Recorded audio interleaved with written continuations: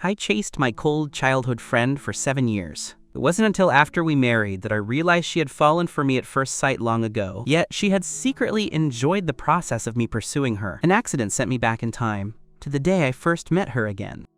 I happened to hear my childhood friend laughing foolishly in front of her close friend. Arata and an arranged marriage? I wouldn't marry him even if I became a nun. Hearing this, the corners of my mouth curled up. This time I decided not to chase her. I'd let her chase me instead. Her best friend spoke up to advise her. Mizuki, don't say that so soon. What if you actually fall for your fiancé? Mizuki immediately laughed. Aren't you tired of thinking so much? Me falling for him? Mizuki laughed loudly again. Do you take me for a fool? It's impossible. Not in this lifetime. Mizuki looked toward the airport gates, her voice impatient. But why hasn't this guy come out yet? Momo chuckled. Why is it impossible? What if Arata is a total hottie? You still won't like him? Mizuki shook her head. He lives in Koga. They say the UV rays there are extremely strong and most people are dark-skinned. No need to think. That kid must be dark and scruffy. A hottie? As if. Don't talk about that, Mizuki said, poking her friend's stomach with her elbow. Hold the sign higher. Let's walk around. Momo nodded and held the sign higher. My name was written clearly on it. My smile grew brighter. This time, I'm not chasing. If I don't make her admit she likes me in front of all 3 billion students at school, I won't give up. So I dragged my luggage and turned away. After I left, Mizuki naturally didn't find me. She's an impatient person. After waiting 10 minutes and seeing no one, she went shopping with her best friend. Meanwhile, I went to the Yukishiro household. It was just as I remembered. Imi, Mizuki's mother, was very enthusiastic. Old Katsura really knows how to raise a child. Look at how handsome our little Arata has become. I smiled gently. You're joking, Auntie. You still look so young. Imi stared at the handsome young man in front of her, genuinely liking him.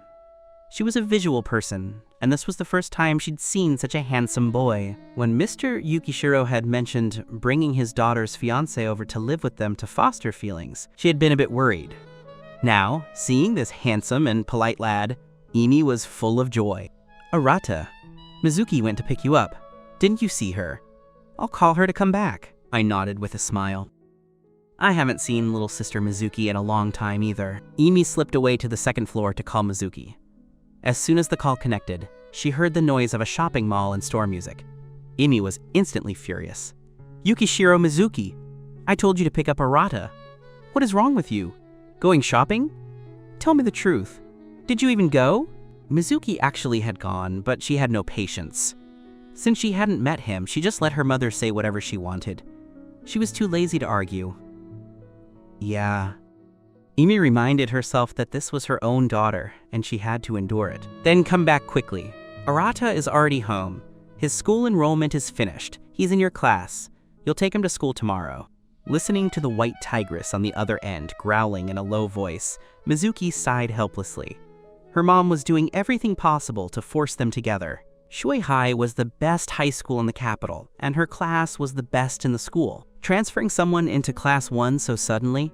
Wasn't her mom afraid he wouldn't keep up? She took 1 second to pity my situation. The next second, she replied ruthlessly, I'm busy, find someone else to take him.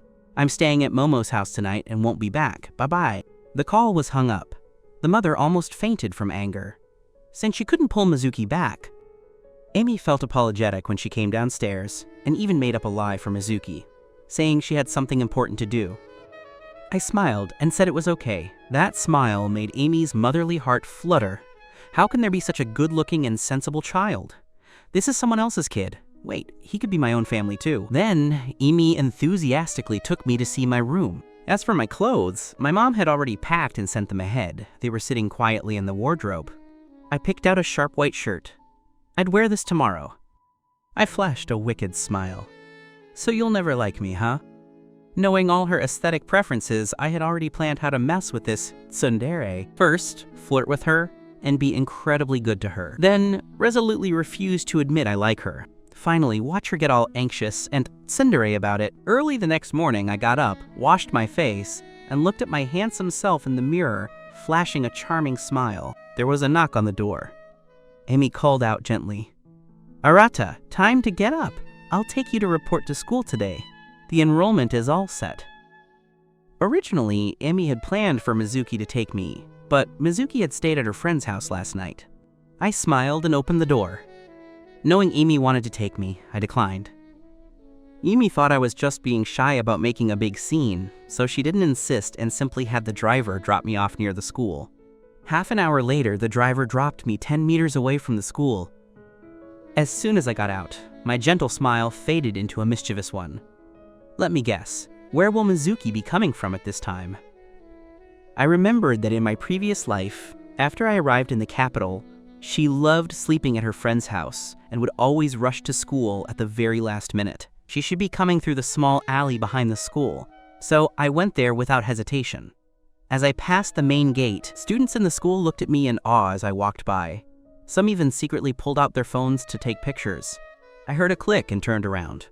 Behind me were 2 female students. One was pointing her phone at me, and my turn happened to capture my face perfectly. The girl with the phone froze. Looking at that handsome face so close by, she blushed instantly. I let out a smile. Taking photos secretly is impolite, you know. The moment I smiled at her, the girl felt like fireworks were exploding in her head. Her face turned bright red, and she held her phone with trembling hands. "Sorry, I'll delete it right away." After I left, the 2 girls looked at each other with hearts in their eyes. "Which school is he from? I really want his contact info." I reached the alley Mizuki frequently passed through and leaned against the wall to wait. The morning air was nice, just like my mood. After about 7 or 8 minutes, rapid footsteps came from around the corner, along with Momo's breathless voice. "Sister Mizuki, wait for me!" My smile deepened as I walked toward the corner. As expected, I heard Mizuki's annoyed voice. "I told you to get up early, but you wouldn't listen." The footsteps got closer. I struck a pose and began to count in my head. Here she comes. I took a small step back. Mizuki was looking back to talk to Momo while rushing forward. As she rounded the corner, she suddenly hit something, and a faint groan reached her ears. She turned her head sharply, but her body lost control, and she began to fall forward. "Careful!" I quickly reached out, catching her by the waist. I thought to myself, okay, perfect. A meeting straight out of an idol drama. Mizuki stared blankly at my flawless, handsome face, too stunned to react. I clearly saw the change in her. Knowing her as I did, this brat had definitely fallen for my looks. It was the first time Mizuki had seen such a handsome guy. Her heart suddenly pounded wildly. She subconsciously swallowed a few times. Momo finally caught up. Seeing Mizuki in my arms, she couldn't help but cry out in surprise. Mizuki snapped out of it and quickly let go of me. Fine beads of sweat were on her beautiful face. "Sorry, I didn't mean to." Regaining her composure, Mizuki returned to her cold goddess persona. Her expression changed so fast that if I hadn't been observing her closely, I wouldn't have noticed the shift. I smiled and shook my head. "It's fine as long as you aren't hurt. Be careful next time." I left behind those gentle words and turned to walk away. Momo stood there dumbfounded. A hottie, such a handsome hottie. She was thirsty for more. Unfortunately, by the time she snapped out of it, I was already gone. "Sister Mizuki, who was that guy?" She shook Mizuki's arm excitedly. Mizuki glanced at my retreating figure. The crisp white shirt was like a gently swaying flower that had just bloomed in her heart. She was suddenly in no hurry. She followed behind me at a leisurely pace, keeping my back in sight. I pulled out my phone, pretending to fix my hair, and saw Mizuki following me step by step. The smile in my eyes overflowed. She fell for me at first sight, uncontrollably. Doing it all over again, it's still the same. When Mizuki saw me enter the gates of Shui High, she felt like fireworks were going off. Is he a transfer student? If someone this handsome was already here, it definitely would have spread by now. Mizuki licked her lips, a slight curve appearing at the corners of her mouth. She tried to stay composed and quickened her pace. At the school gate, the security guard stopped her and Momo. "Students, you're late. Record your class number and names before you go." During those few minutes, I disappeared from Mizuki's sight. She was frantic and found the guard very annoying. She hurriedly wrote her name and class and rushed after me. Momo was about to sign when she saw what Mizuki had written and cried out, The form said, Class 3, Sakura Momo. She cursed her bestie in her head. Under the guard's gaze, Momo wrote down Mizuki's name. They were best friends. Who hasn't thrown the other under the bus? Thanks to the security guard, Mizuki didn't catch up to me. She returned to the classroom with a cold face. She couldn't help but replay that glimpse in the alley. Her face flushed slightly, and her heart skipped beats. If I'd known, I would have asked for his contact info. But would that make me look too forward? Ugh, so annoying. Mizuki slumped onto her desk. Momo, sitting in front of her, suddenly thought of something and turned around. Sister Mizuki, isn't that fiancé of yours transferring to our class today? Mizuki's mind was elsewhere. Hearing the word fiancé made her irritable. She looked up at Momo with displeasure. I told you, that was just a joke by the elders. I don't take it seriously. Why are you joining in the fuss? If you like it so much, you can have him. Wait, Arata is also transferring today. Mizuki suddenly realized something. It wasn't easy to get into Shui High, and there were few transfer students. A hottie who fit her taste perfectly appeared. And that fiancé was also transferring today. Mizuki thought of my skin tone earlier, and immediately shook her head to dismiss the idea. While she was dazed for a few minutes, a few boys in the class gathered their courage to bring her breakfast. Seeing that Mizuki didn't reject it immediately, they ran away excitedly. Mizuki snapped back to reality and found several breakfasts on her desk. Her pretty eyebrows shot up. Who sent these? I appreciate the sentiment, but take them all back. Hearing Mizuki's cold words, the male students dejectedly took them back. On the other side, in the teacher's office, Minami, the homeroom teacher, was flipping through my past grades. Almost all full marks except for Chinese, but those were from an ordinary high school in Koga. Compared to the top-tier Shui High in the capital, there was still a gap, and Class 1 was the highest achieving class. Every year, many students from this class were recommended for top universities. If it weren't for her sister-in-law's special request, she wouldn't have agreed to let this kid into Class 1. Arata, I know why you transferred here, but I am your teacher. I hope you don't think too much about those other things. Your main goal now is studying. If your grades in the monthly exam don't reach my minimum expectation, no matter who you are, you'll have to move to a regular class. You have no objection to that, right? I knew Minami was a tough on the outside, soft on the inside person who was very responsible. I smiled and nodded. Thank you, Teacher Minami. I will work hard and aim for the top 10 in the class. After her lecture, Minami took me to the class. We walked toward the familiar Class 1. Before reaching the door, she stopped. She looked back at my fair, handsome face and said hesitantly, I'll have a student bring you your school uniform later. You must wear it at school from now on. I smiled and nodded. Okay, teacher, I understand. That smile was dazzling. Minami kept a straight face and added, and don't smile so much for no reason. What can I do? Is it my fault I'm handsome? Minami led me into the classroom. The students who were whispering immediately fell silent. The room became pin-drop quiet. Mizuki, sitting in the back row, was stunned. Her beautiful eyes were fixed on me on the podium, and her heart began to race uncontrollably. Minami saw the students' dazed looks and clapped her hands helplessly. I'm introducing a transfer student today. His name is Katsura Arata. From today on, he is a new member of our class. Arata? He's Arata? Mizuki felt like she'd been hit over the head.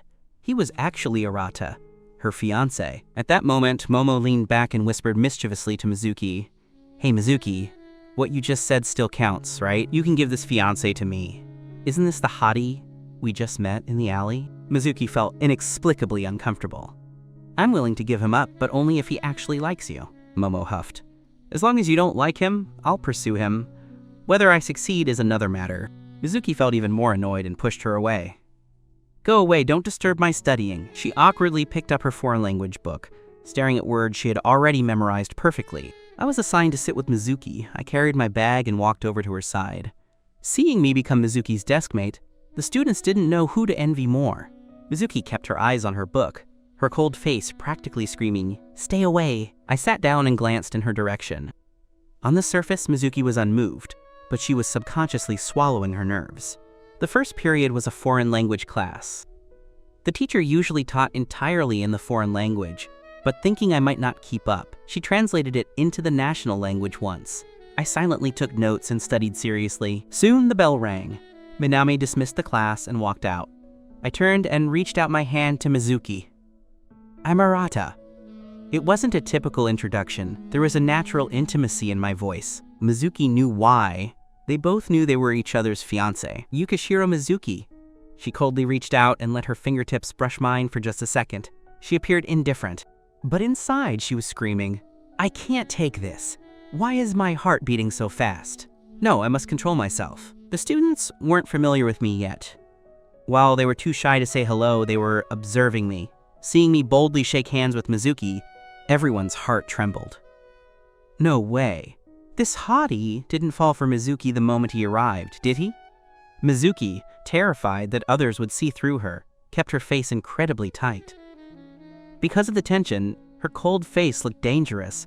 Everyone thought she was angry. Momo felt Mizuki was impatient, and knowing she disliked the fiancé, tried to rescue me. "Hello, student Arata." I smiled slightly at the silly Momo.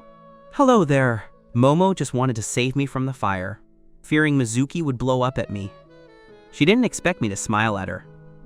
Faced with such a handsome smile, Momo's heart skipped, and she felt like rolling around on the ground like an excited worm. Not knowing what else to say, she blurted out the only info she had. "So, I heard you and Mizuki have an arranged marriage?" On the outside, Mizuki rolled her eyes at Momo, but on the inside, she was secretly pleased. The other students were even more shocked. "Whoa, for real? He's Mizuki's fiancé? Is this the legendary happiness of the rich?" Mizuki was inexplicably nervous. She propped her chin on one hand, showing her beautiful profile while purposely not looking at me. I watched Mizuki's cold expression and thought, this little girl is quite the actress. Then I said with a smile, "That was just a joke by the elders. What era is this? I'm here to study hard and improve myself." A cold arrow pierced Mizuki's heart. Her tense face crumbled, and she felt a bit hurt. But she wouldn't be outdone and said coldly, "It's best that you think that way." As soon as she finished, Momo immediately chimed in. "That's great!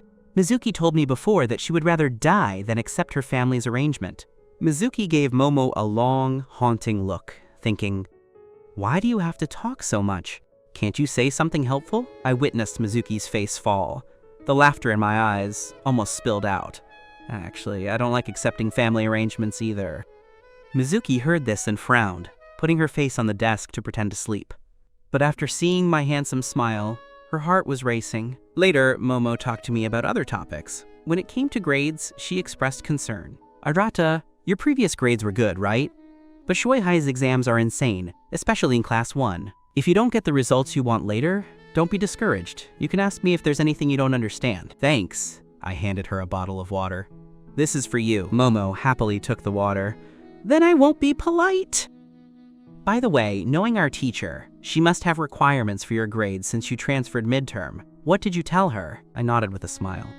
I didn't want to overpromise, so I said I'd try to get into the top 10. I had suffered a lot in my past life, but it wouldn't be so hard this time. After all, I was someone who eventually earned a double doctorate. Momo spat out the water she had just sipped. It looked quite funny. Although Mizuki was pretending to sleep, she wasn't asleep at all and heard our conversation. Mizuki couldn't help but frown. Top 10 in the class? Mizuki was always first in the grade and didn't understand academic pressure, but she knew how terrifying the competition at Shueihai was. Throughout the morning classes, Mizuki saw me taking notes very seriously. She pursed her lips and thought, if he ends up at the bottom, won't he cry? So, out of the kindness of her heart, she gave me her old notes and a collection of key problems. I looked at the notebook in surprise. What's this? When Mizuki met my smiling eyes, she felt like her thoughts were being seen through. She immediately tightened her face and said expressionlessly, "Don't think too much. My mom told me to look after you in your studies. These problems are key types that will be on the exam. If you don't want to be looked down upon, spend more time looking at them yourself. Thanks." Having seen through her heart, I felt a sweetness inside and gave her a handsome smile. Mizuki was dazzled by the smile and turned away awkwardly. However, the news of the arranged marriage between Mizuki and me flew across the school as if it had wings. Mizuki had a good family background, good grades, and was the school's top beauty. a goddess to the boys. Suddenly learning she had a fiancé who was also incredibly handsome made some people unable to sit still. Hiroto from Class 18 brought his lackeys and cornered me in the restroom. Seeing my excessively handsome face, Hiroto couldn't even feel jealous. Damn, we aren't even on the same level. He said fiercely, "So you're a Rata? I don't care what your family's relationship with Mizuki is. Stay away from her, or I'll make you regret it."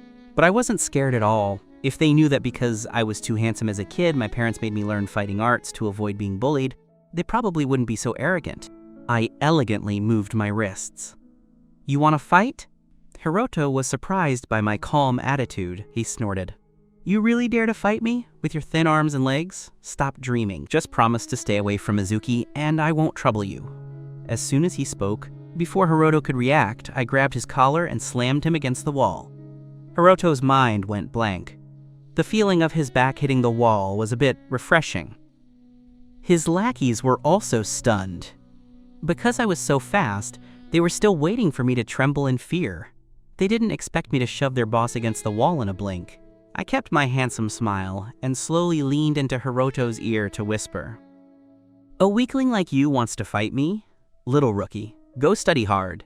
Otherwise, I'll beat you so bad your own mother won't recognize you." Hiroto never expected I could lift him with one hand. Even the lackeys on the side were confused and had no chance to react. Damn, I've hit a hard wall. Hiroto's face turned green. "Let me down!" I patted his cheek. I flashed a devilish smile. "Don't tell anyone about today, otherwise..." I didn't finish, but he understood. Hiroto's mission had failed before it started, and he was ready to run away. I didn't plan on holding a grudge against him, but then something unexpected happened. Momo's voice came from outside. "Holy crap, Mizuki! That's the men's room! This is bad. A total disaster. How can I let her see my unhuggable side before she falls for me so hard she's slamming her head against a wall?" I spun around abruptly, grabbed Hiroto's hand, forced it to clutch my own collar, and then started stamping my feet and looking up helplessly. Mizuki burst in to see exactly that scene, and a sudden fire of rage erupted in her heart. "Hiroto, let go of him right now!" Wow, a hero saving the beauty. I was moved to tears. Turns out this girl really did care about me from the very start. Hiroto was so startled he let go instantly. Losing my support, I slid down the wall, my legs going weak as if I were about to collapse. Mizuki rushed over to support me. "Are you okay?" Her voice carried an unconscious tension.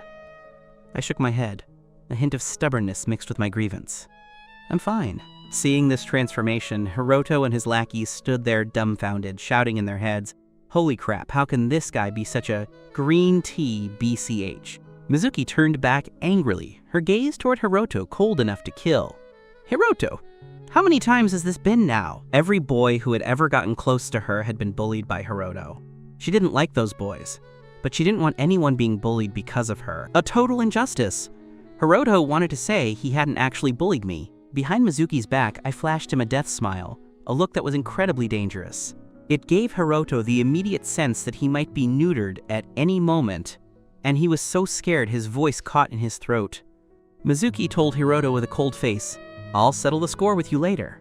Hiroto wanted to explain, but he had too much of a track record, and his original intention had been to teach me a lesson. He also didn't know how to explain. Was he supposed to say he didn't realize he couldn't win the fight? That would be even more embarrassing. "I'll take you back to class," Mizuki said, still cold-faced. Fearing I'd get the wrong idea, she added, "Don't misunderstand. My mom told me to take good care of you. If I didn't know her so well, I would have been fooled." I nodded obediently, the corners of my mouth curling up slightly. "Don't worry, I won't misunderstand." Mizuki was losing it internally. She felt that when I smiled, she actually got nervous. Specifically, her heart started racing like a stray dog, and her face began to heat up. She let go of my hand and made me walk on my own. I looked back and waved goodbye to Hiroto. I wasn't going to pity him for the lecture he was about to get from Mizuki, who told him to skip his studies and focus on bullying people instead. Hiroto watched me walk away and turned to his lackeys in disbelief. Was I just provoked? All the lackeys nodded in unison. "You sure were." Mizuki, Momo, and I walked back to the classroom together. On the way, Momo kindly asked if I had been bullied and so on. I answered flawlessly so they wouldn't worry, while also highlighting Hiroto's bad behavior. He definitely needed a lesson, but it seemed inconvenient for me to be the one to do it. Back in the classroom, Mizuki kept her face tight, annoyed at her own emotional fluctuations. This young mistress never took back her words once they were out. She couldn't have too much contact with this boy, or she'd be teased to death by her social circle. Whatever, there are plenty of hotties. She didn't need this one childhood fiancé. She finished her mental pep talk. Suddenly sensing someone looking at her, she turned around coldly. I looked at her with my handsome face and asked gently, "I don't have a car, Mizuki. Can we go home together later?" Saying that in a gentle voice made me shiver inside. To flirt with this dog thing, I was really going all out. Mizuki looked at me expressionlessly, not saying a word, her dark eyes filled with indifference. Looking at her like this, I felt pity for my past self and those 5 years of foolishly chasing her. This girl acts so cold. No wonder I couldn't tell she fell for me at first sight back then. What girl pulls a long face at a guy she's crushing on? When Mizuki didn't speak for a long time, I let out a sigh. Time for the big guns. Using the come hither eyes I'd practiced in the mirror for a whole day, I smiled and said, "If you think it's a hassle or you don't want to, then forget it." Mizuki, who had just finished her mental pep talk, faced with my handsome and moving self, felt her heart race like a stray dog again. She even got a bit flustered. "That, we'll go back together." "Great," I replied, flashing her a brilliant smile. Then I pulled out my math book and started reviewing seriously. Even though it was content I'd learned before, I'd forgotten most of it after so much time. While Mizuki was dazed by my stunning smile, her head was also filled with question marks. She felt like she was being played. Momo, sitting in the front row, overheard the whole conversation and pulled out her phone with a mischievous grin. In a group chat called Rich Heiress Besties, she spread the news everywhere, leaking that Mizuki had agreed to take me home. The girls started betting on when Mizuki would completely eat her words. After class, Mizuki turned her volume up. Hearing the constant ding-ding-ding from her phone, she finally couldn't take it and took a look. One look, and Mizuki felt like hitting someone. With a tight face, her fingers flew across the screen as she typed a string of words. "Who's eating their words? Don't listen to Momo's nonsense. I don't like him. I don't. Do you hear me? I'm only looking after him because his grandfather and my grandfather are best friends." All 3 girls in the group replied with a simple, "Oh." Mizuki was infuriated by the synchronized O's and was about to argue to save her dignity. The next second, Momo invited me to the group chat. The moment Mizuki looked up, she saw me joining the group. Her pupils dilated and her hand shook, sending the draft she was editing. "Are you guys done? Am I short on men to like me? Why should I accept an arrangement? I'm putting it out there. It's impossible in this lifetime. If I ever fall for him, I'll run around the school track, naked." I couldn't see the messages sent before I joined, so against the blank white background, Mizuki's long paragraph was especially jarring. And her 3 toxic friends deliberately didn't send any new messages to bury it. They stayed quiet, not even sending an emoji, making it look like Mizuki was the only one in the group. Mizuki was completely stunned. She swallowed hard. Out of the corner of her eye, she saw me, her deskmate, pull out my phone. She felt an inexplicable guilt and a sense of embarrassment. She was even a little panicked, but she wouldn't show it. She straightened her back, acting as if she didn't care at all. I held my phone, carefully digesting every word. "Girl, so you're not short on guys who like you? Deep breaths. Just wait until she's so in love she's slamming her head against a wall, then I'll pin her to that wall and mess with her." Mizuki used her peripheral vision to peek at me and saw that I wasn't angry at all. In fact, I looked quite happy. I sent a message to the group. "Hello everyone. Mizuki, don't worry. I really just came to the capital to study. That was just a joke from our elders. You don't need to take it to heart." Mizuki was used to talking big with her besties and didn't hold back. How was she supposed to know Momo would invite me in? However, since she'd just talked tough in front of her friends, how could she soften up now? She replied coldly, "Good that you know." I smiled at Mizuki, continuing the group chat conversation in real life. My features were exactly her type, looking at my handsome smile. Mizuki was lost for a moment. By the time she snapped out of it, the next lesson had begun. I listened to the lecture and took notes diligently. I looked like a model student. Mizuki thought to herself, "There are so many handsome guys in this world. It's not like I can't find another one who's my type. Since she'd already said those things to my face, she decided to suppress that initial spark of attraction. She wasn't the type to die for love. It was just a crush. It's easy to move on. Yeah, that's decided. We'll just be friends from now on. Until the bell rang for the end of school. The homeroom teacher, Minami, felt a bit more relieved seeing my serious attitude. I packed my things to head back. Mizuki had promised to go back with me today. A slight curve appeared on my lips. Let's walk home. That handsome smile hit Mizuki right in the soul. Damn, why does he have to smile so beautifully? She turned her face away, almost in a panic, acting impatient. Hurry up, I don't have the patience to wait for you. Looking at her bright red ears, I gave a satisfied smile.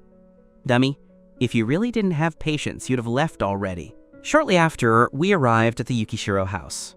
Mizuki's parents were away on a business trip, so only the two of us and the servants were home. Besides studying, my best skill was cooking. Knowing all of Mizuki's preferences, I decided to play dirty. While Mizuki was upstairs playing games with Momo, she was suddenly drawn by a faint aroma. She sniffed the air. What's that smell? Did Auntie Liu make something delicious today? Just then, the opposing team surrendered. Mizuki threw her phone on the table and got ready to go down and check. It was about dinner time anyway. When she opened the door, the aroma grew stronger. Mizuki couldn't help but take a deep breath, her eyes lighting up. Smells amazing! Dinner was already set on the table. Warner saw Mizuki coming down and said with a smile, Miss, you're down. I was just about to call you for dinner. Mizuki walked over to the table. These were all dishes she'd had before, nothing special. Yet the aroma was still wafting out from the kitchen. Mizuki raised an eyebrow. Who's in the kitchen cooking? It's Master Arata. He said it's his first time in the capital and he's not used to the food here yet, so he's making his own. The food I made smelled so good I could barely resist it myself. As they were talking, I came out with the dishes. I sat right across from her and happily started eating my freshly made meal. After a while, Mizuki quietly looked up and saw that all the dishes I'd made were in my own bowl, and one was eating with gusto. I noticed her looking up several times and could barely hold back my laughter. Finally, Mizuki couldn't help herself. You only made one serving of this. I looked up. Auntie Liu said you don't like spicy food, so I didn't make a portion for you. At home, Mizuki indeed didn't like things too spicy. But that didn't include dishes that smelled this good. The food in my bowl looked delicious. Vibrant colors, rich sauce, and that amazing smell. How bad could it be?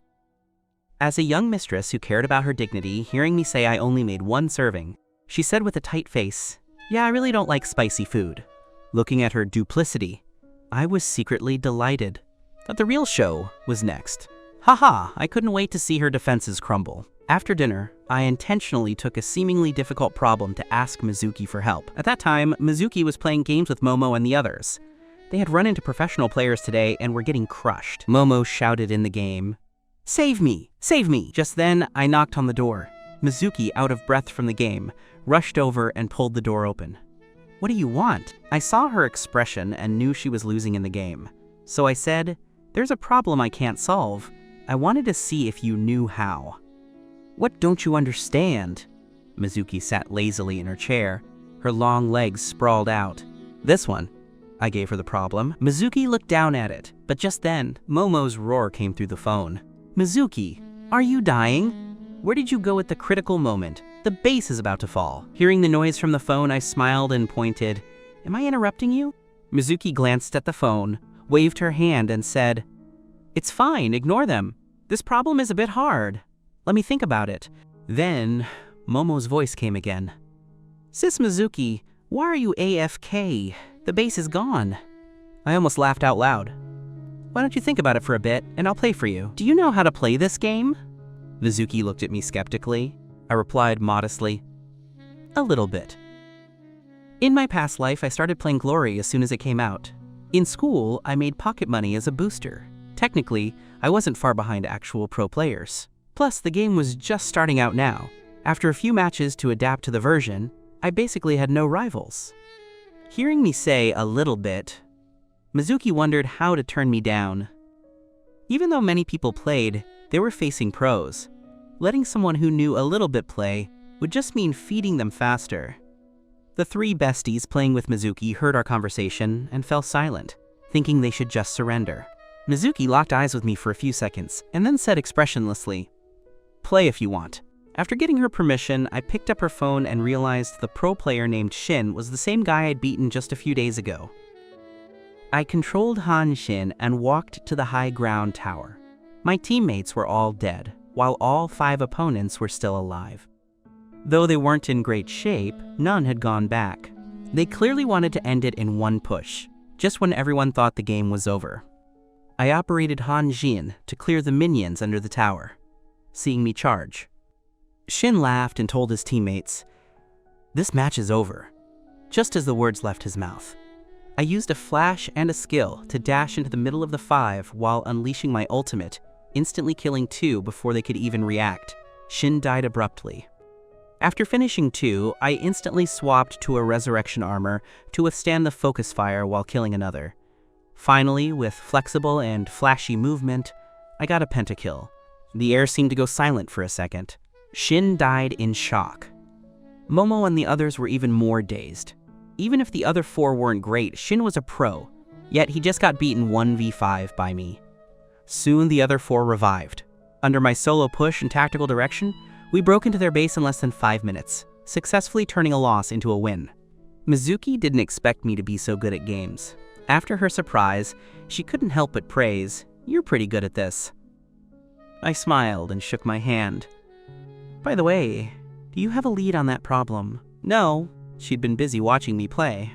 "I'll look again." She quickly looked back at the problem. It was a difficult question that required a lot of effort. It was a competition-level problem. Fearing I wouldn't understand, Mizuki wrote out the process in great detail, covering 2 whole pages of scratch paper. I looked up and flashed her a brilliant smile. "Thanks." With that, I left. Seeing that handsome smile, Mizuki's heart lost its rhythm again, her inner deer crashing about. Later, Mizuki lay in bed, listening to Momo and the others talking through the computer. "Sis Mizuki, is Arata gone?" Mizuki thought about that handsome smile I gave before leaving and was a bit distracted. Momo laughed. I really didn't expect him to be so good at games. "Sis Mizuki, tell him tomorrow to carry us. We'll have exactly 5 people. "No," Mizuki refused without a second thought. "Why not?" Momo felt like she'd lost her true love. I said no. Mizuki exited the game. She pulled out a competition practice book to do problems and worked until midnight. The next day, Mizuki got up early to have breakfast. She didn't see me coming down and was about to ask Auntie Liu to call me when she heard footsteps on the stairs. Mizuki looked up toward the sound, her heart racing wildly. Damn it, why does he look more and more handsome the more I look at him? I sat down across from her. Little Mizuki. She finally snapped out of it, realizing she'd been staring. She lowered her head and took a big bite of bread, mumbling, "Morning." Noticing her reaction, I was secretly delighted. Can't handle it already? I haven't even used any of my big moves yet. I haven't even spoiled her into a tsundere little princess yet. I'm really looking forward to seeing her face get swollen from eating her own words. Mizuki didn't wait for me to leave. She intentionally avoided me, afraid of falling too deep. She left for school as soon as she finished eating. She made the driver take me while she rode her bicycle. I figured she was trying to distance herself to avoid falling for me. But how could I let her have her way? I gave a wicked smile. 20 minutes later, I reached the classroom. I pulled out my Chinese book for morning reading like everyone else. Including morning reading, there were 5 classes in the morning, and I spent almost all of them reading. Even during breaks, my study attitude was frighteningly serious. Seeing this, Mizuki believed what I said. I didn't come to the capital to foster feelings with her, but to improve myself. Throughout the day, I barely said a word to her in class. Mizuki instantly grew more firm in her thoughts. He only wants to study and doesn't care about the arrangement at all. Then I shouldn't care too much either. Once she figured it out, her heart rate seemed to return to normal. She suddenly thought of Rainy's suggestion. Since she decided not to fall for me but couldn't avoid me, they should just be friends. She definitely wouldn't have other feelings for a friend. Do you have time after school? You've been studying all day, which is actually pretty tiring. You should relax properly. Why not come play games with me? What do you think? I pondered Mizuki's little scheme while staring at her seriously. That blunt, focused gaze. was hard for Mizuki not to notice. What is it? If you don't want to go, then forget it. She got up to leave. I'll go. I closed my math book. You're right. I should balance work and rest. But I still have some problems I don't understand. Can you teach me when we get home after the games? I've specifically picked out some hard ones.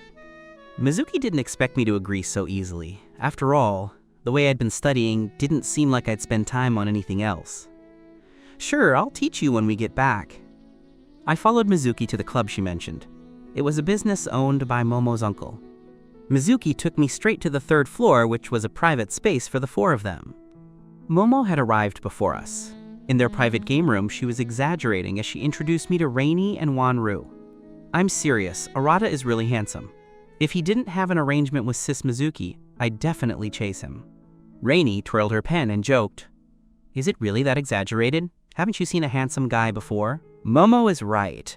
Plus, he said in the group he just wants to study. Why does it sound like he's the one who likes Mizuki in your version? Wanru looked up briefly from her phone. Momo looked at her two friends and felt like the only sober person in the room. She swore on her woman's sixth sense that Arata definitely liked Mizuki. A person's eyes can't lie. When Mizuki and I reached the door, we happened to hear them. Mizuki was instantly embarrassed.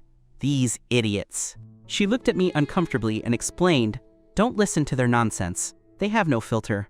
The corners of my mouth curved. It's fine. I don't mind. Mizuki's eyes uncontrollably stared at me for a second before she snapped out of it, saying distantly, Good that you don't mind. After opening the door, the conversation inside stopped abruptly. I sat down next to Mizuki. When Rainy and Wanru looked over, they froze for a short moment. It took a while to snap out of it. Rainy licked her lips. She realized this was indeed the hottie Momo described. Wanru was the first to snap out of it. So this is Arata? Mizuki felt her friends were being embarrassing. What are you doing? Haven't you seen a handsome guy? Yet she completely forgot she had also frozen when she first saw me. I was actually very familiar with all three of them from my past life. I waved generously to them. Hi, I'm Arata. Wanru smiled warmly. Hi, I'm Wanru. Rainy liked the hottie at first sight, but noticing the way I looked at Mizuki, she could only grit her teeth inwardly. Momo was right. There was no chance. After the introductions, they got straight to business, playing games. From my side view, I could see Mizuki's profile and couldn't help thinking, she's really beautiful. Sensing something, Mizuki turned her head toward me. My reaction was quick. As she turned, I leaned back to pretend to tie my shoe. Because of the movement, my collar shifted, revealing my chest muscles and a hint of my abs. I only did it so she wouldn't catch me staring, but it turned out to be an accidental success. It hooked Mizuki's heart. She stared for 2 seconds, and when she looked away, her face was red enough to bleed. She clutched her wildly beating heart. Mizuki secretly scolded herself. Useless. We agreed to just be friends. Why is my heart pounding? Then she quickly tightened her face, looking incredibly cold. The game had started. Seeing I hadn't moved from the base, Momo shouted, The game started! Oh, coming. I picked up my phone and entered the game. I realized I'd run into pro players again, the same team Shin was on. Last time I used Mizuki's account to get a 1v5 pentakill, and now I'd run into them again. The other side was eager. They kept chasing Mizuki. Right at the start, she died twice. From the bottom lane, I heard Momo shouting, Sis Mizuki, go! What's happening? They actually got 2 kills on you. Rainy and Wanru were also surprised. They knew Mizuki's skill level. Even against pros, she shouldn't have died twice so quickly. I also felt something was wrong and was about to ask Mizuki what was up. The other side started talking trash. Someone with the ID Strongest Assassin typed, This is the so-called expert? Shin said he got 1v 5 feet D by this. Xiao Shui, last time. You sure? So weak. I can beat her effortlessly. Shin, you sure you aren't joking? Shin was also confused. Did they change players? Strongest Assassin, continued mocking. No wonder, I was saying, how could such a noob beat Shin? Momo was furious. What the hell? Calling her a noob, Sis Mizuki, go! However, Mizuki was expressionless, her left hand on the screen curling slightly. She looked down at her hand, 3 of her 5 fingers were swollen.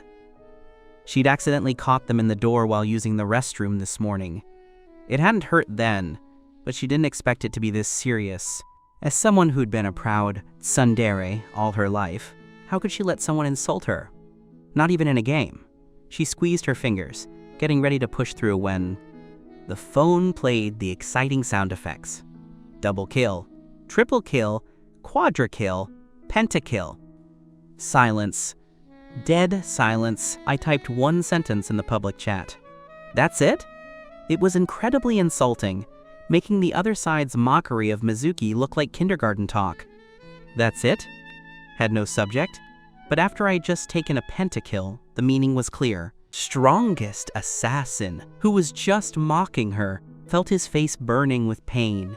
In the face of absolute strength, any shouting was hollow. Even though 3 of the 5 pros were subs, they'd just been killed by an amateur. What a humiliation. Momo and the others finally snapped out of it. Their initial disbelief and shock were replaced by a surge of heartfelt ecstasy. Mizuki was standing closest to me. She stared in disbelief at my calm profile. He's actually standing up for me? The young mistress was the type to pick a fight with the whole world. Yet here she was, holding her breath. Usually, she was the one sticking her neck out for others. No one had ever stood up for her like this. She gazed at me, dazed.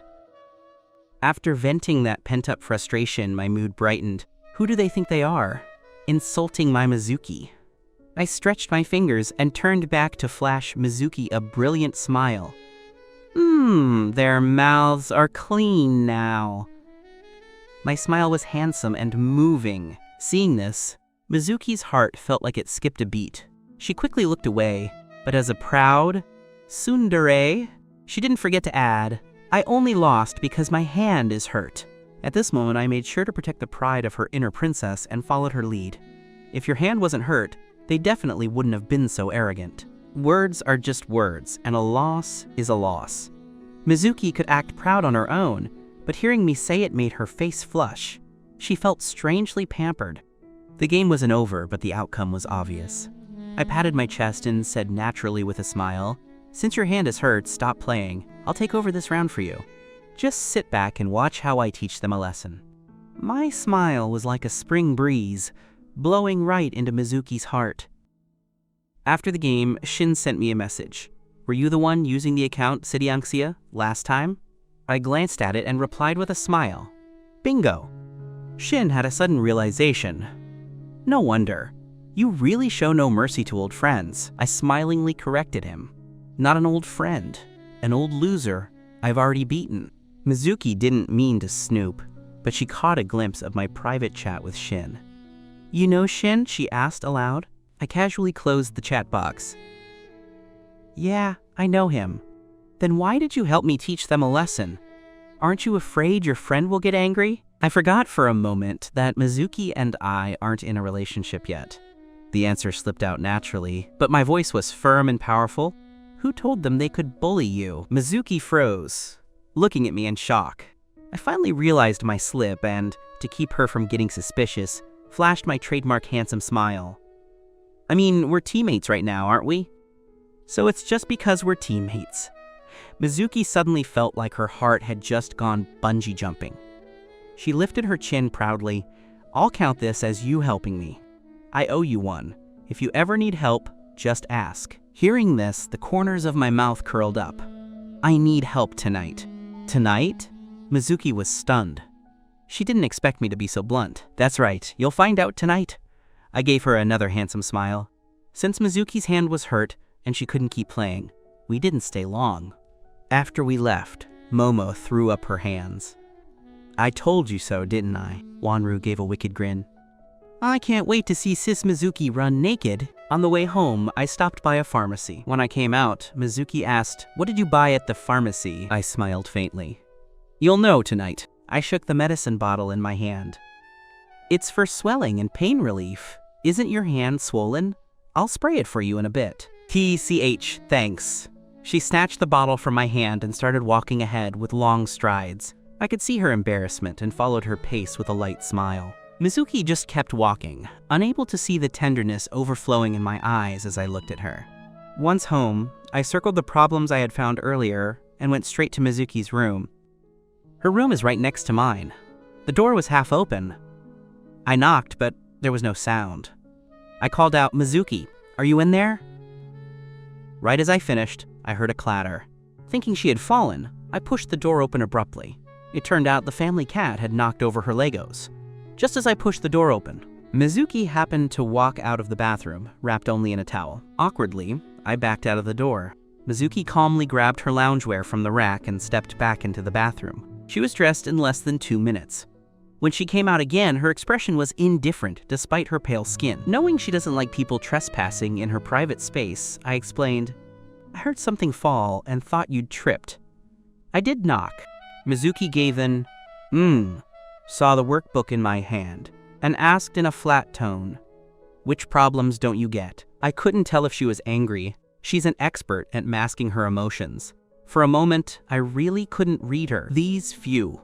I spread the workbook out on her desk. Mizuki pulled out a chair and sat down, focusing on the problems. Since she'd just showered, she smelled fresh like clean body wash. I sat beside her. She looked at the problems, but I looked at her, my gaze direct and unmasked. I muttered to myself, "She's such a good actress." I'd already explained why I burst in, yet she was still pulling a long face, because my stare was so blatant. It was hard for Mizuki to ignore. Her long, beautiful fingers gripped the pen tightly. Her right ear turned incredibly red. She couldn't focus on the problems at all. Finally, she couldn't take it. She turned to me. "Have you looked enough?" She finally had another reaction. From her tone, I deduced she wasn't actually angry. My joy was plain to see. I laughed and waved my hand. "Mizuki, I just realized you're really pretty." Hearing this, something seemed to explode in Mizuki's heart. She hurriedly looked away, and in her flustered state, she spoke against her heart. "I remember you said you just wanted to study hard and improve yourself. Don't go falling for me, that's right. But that doesn't stop me from admiring your looks. Don't worry, it's just admiration, not love." I even gave her shoulder a reassuring pat. My confession sent Mizuki's jumping heart straight to the floor. She felt off, so she pushed all those feelings back down. Mizuki thought seriously about my questions. I have to say, the problems I asked her were always difficult, making her suspect that I might actually be quite good at studying. Last time she wrote out the whole process. This time she only wrote the key steps. I only needed to review the concepts. These problems weren't actually hard for me. After writing the steps, Mizuki asked, "Can you understand this?" Her hair was still damp from the shower, smelling of shampoo. I didn't take the paper. Instead, I leaned in closer to her. Her whole right side went stiff, but I acted as if I didn't notice, concentrating on her logic. I asked gently, "Is this how it's understood?" Hearing my gentle voice, Mizuki marveled at my intelligence, while also feeling her ears burn. "Too close?" she said, her voice rising a notch. "Sorry," I apologized calmly. I seemed very interested in the problem. Despite the apology, I leaned in a bit more. She'd already warned me once and was too embarrassed to do it again. She could only keep solving problems to numb her thoughts. Seeing her left hand was still swollen, I got up to get the medicine I'd bought on the way. After a while, she finished the problems. This time, I didn't analyze the logic quickly, letting her explain them to me one by one. "Did you get it? If not, I can go into more detail." I shook my head. "No need, I got it." Mizuki coughed. "So, is there anything else?" The subtext was, "Why haven't you left yet?" I caught the hint and laughed inwardly. If she weren't so pretty, this Ice Queen personality would definitely keep her single forever. One more important thing. Mizuki was confused. What could be so important? Right as the thought finished, I grabbed her hand. At that moment, Mizuki's heart nearly stopped. Even her voice was tight. "What are you doing?" I pulled her left hand over and shook the medicine bottle in my right. "Applying your medicine. You haven't used it yet, have you?" "Oh, just medicine." Mizuki breathed a sigh of relief. Seeing her overtension, I deliberately leaned in and smiled. "What did you think I was going to do?" I beamed at her. Mizuki's heart rate peaked at my smile. She thought I must not know how good I look when I smile. Afraid I'd hear her heart pounding. She backed away coldly. "I can do it myself." I wouldn't let her. If you could do it yourself, you wouldn't have waited until now without spraying it. Mizuki tried to glare at me with her cold eyes. Usually, people were afraid of her when she looked like that, but all she saw was the top of my head. I kept my head down as I sprayed the medicine on her fingers and then gently massaged the swollen area. Mizuki was speechless, her thoughts like a roller coaster. Then, I let go of her hand. Gurgle. Her stomach made an ill-timed sound. Her face turned red instantly from embarrassment, but she didn't say a word, trying to use her coldness to hide it. I chuckled. Are you hungry? Mizuki looked annoyed. She calmly brushed back her hair. I'm on a diet. I'm going back. Thank you for today. I got up and left her room without a trace of lingering. Mizuki sat there with a wooden face, hand over her stomach. But since she'd said it, she wouldn't let Auntie Liu make her a late-night snack for anything tonight. She pulled out a test paper and started working. On the other side, I left her room and went straight downstairs. In my past life, I tried everything to chase her. Even the way to her heart is through her stomach trick. My cooking is excellent. I can make a bowl of noodles taste like fine dining. Luckily, the fridge was fully stocked. I patiently made a bowl of rich, savory noodles topped with green scallions. I spent an hour just on the broth. It looked simple, but the scent was enough to drive anyone's appetite wild. When Mizuki heard the knock, she could already smell it. Her eyes flickered with a suspicion that was confirmed when she opened the door. It was me. I stood there holding a bowl of noodles and smiled naturally. Eat? No long explanation, just a simple question. But the inner princess had just said she was on a diet. How could she lose face by saying yes? She was about to refuse. When I held the bowl out, I spent an hour on these. Young mistress, give me some face and eat a little. I gave her the perfect excuse and a way out. Mizuki felt like refusing again would be ungrateful. She took the bowl without a word. When she turned around, her smile betrayed her good mood. Seeing her still being so proud, I was both amused and helpless. I started showering her with praise. Actually, you don't need a diet. Your figure is already so good. Being told her figure is good by the boy who gave her her first heart flutter, Mizuki's ears perked up. It's called pursuing perfection. You wouldn't understand, she said stubbornly. Then she took a bite. The noodles looked ordinary, but the essence was in the pale broth. Her eyes lit up instantly. Every strand was coated in the rich soup. The savory flavor filled her mouth. It was the best bowl of noodles she'd ever had. Did you really make this? She asked in disbelief. I threw up my hands. Who else? Is it good? Mizuki couldn't lie to her conscience. She hummed with her head down and finished the noodles and the soup in no time. Having eaten his food, she couldn't be quite as proud. She glanced at me and saw my handsome smile. Her heart rate went irregular again. It wasn't that boys hadn't been nice to her before, but I was the first to be this meticulous while respecting her pride. This is in return for the tutoring. Oh, just a thank you. Mizuki's face fell. I had stirred the waters of her heart, then waved my sleeve and left without taking a single cloud. Waking up the next day, Mizuki finished breakfast quickly to head to school. As usual, she wanted the driver to take me while she biked. I called her back. Wait a second. What? She turned back guardedly. I beamed at her. Your bike has a back seat. Can I give you a ride to school? My gentle voice and handsome smile hit her right in the heart. She admitted she couldn't say no to such a face. So she agreed.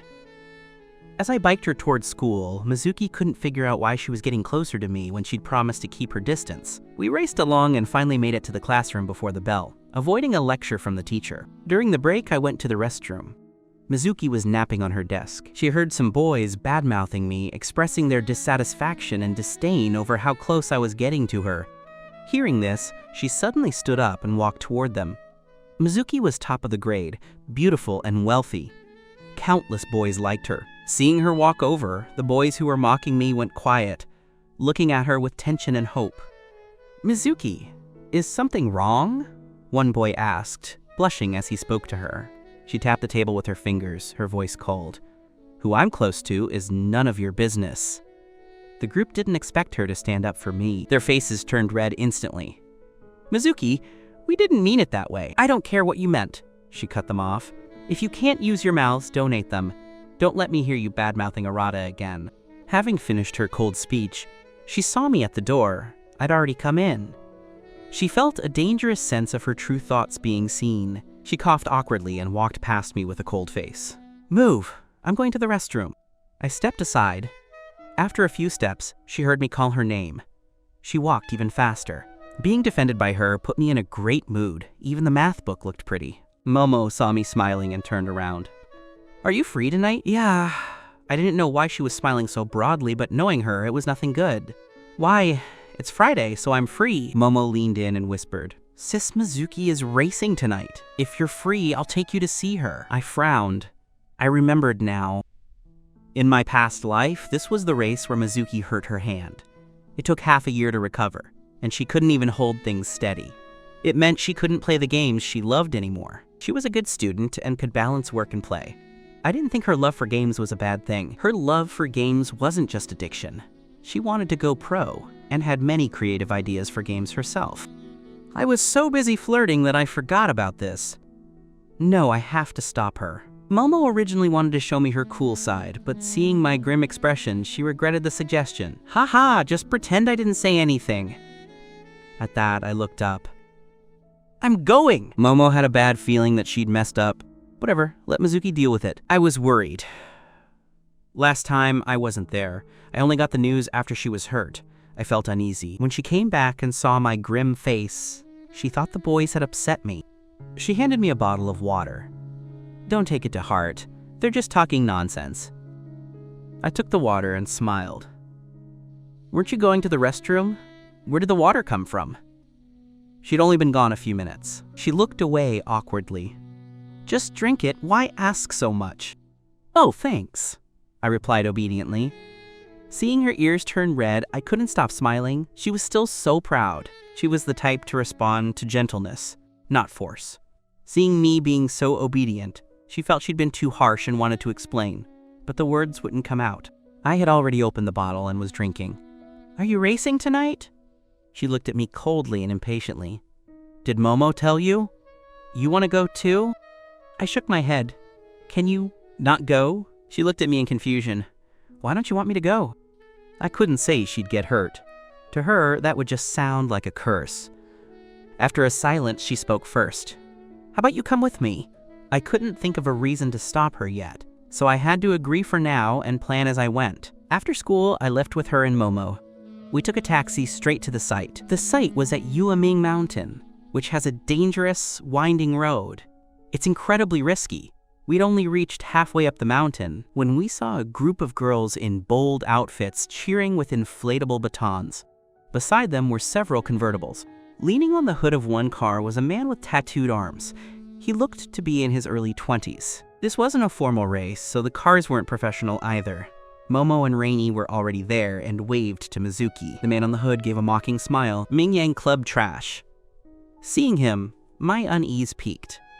I understood why she couldn't avoid this race. This was the person who'd sabotaged several of the club's racers, causing them to be disqualified forever. Not only that, Rainy had also been hurt by him during a race.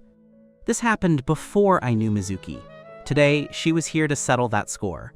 I took a deep breath and got out of the car after her. Everyone saw her open the door. The man on the car mocked her immediately.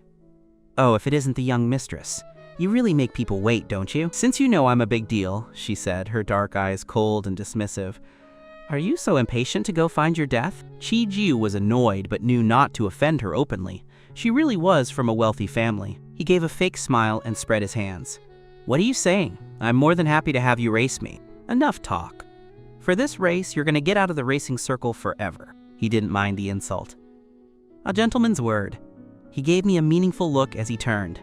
I gave him a perfect smile. I wanted to hit him. I just didn't know if he could take it. Mizuki turned and saw my smile, her brows furrowing. "Why do you smile so nicely at everyone?" "Chi-Jiu is a snake. Be careful he doesn't bully you." Her tone was harsh, but she was clearly concerned. I smiled with crescent eyes. "But I have you here. Who could bully me?" She was pleased by my trust and coughed. "True.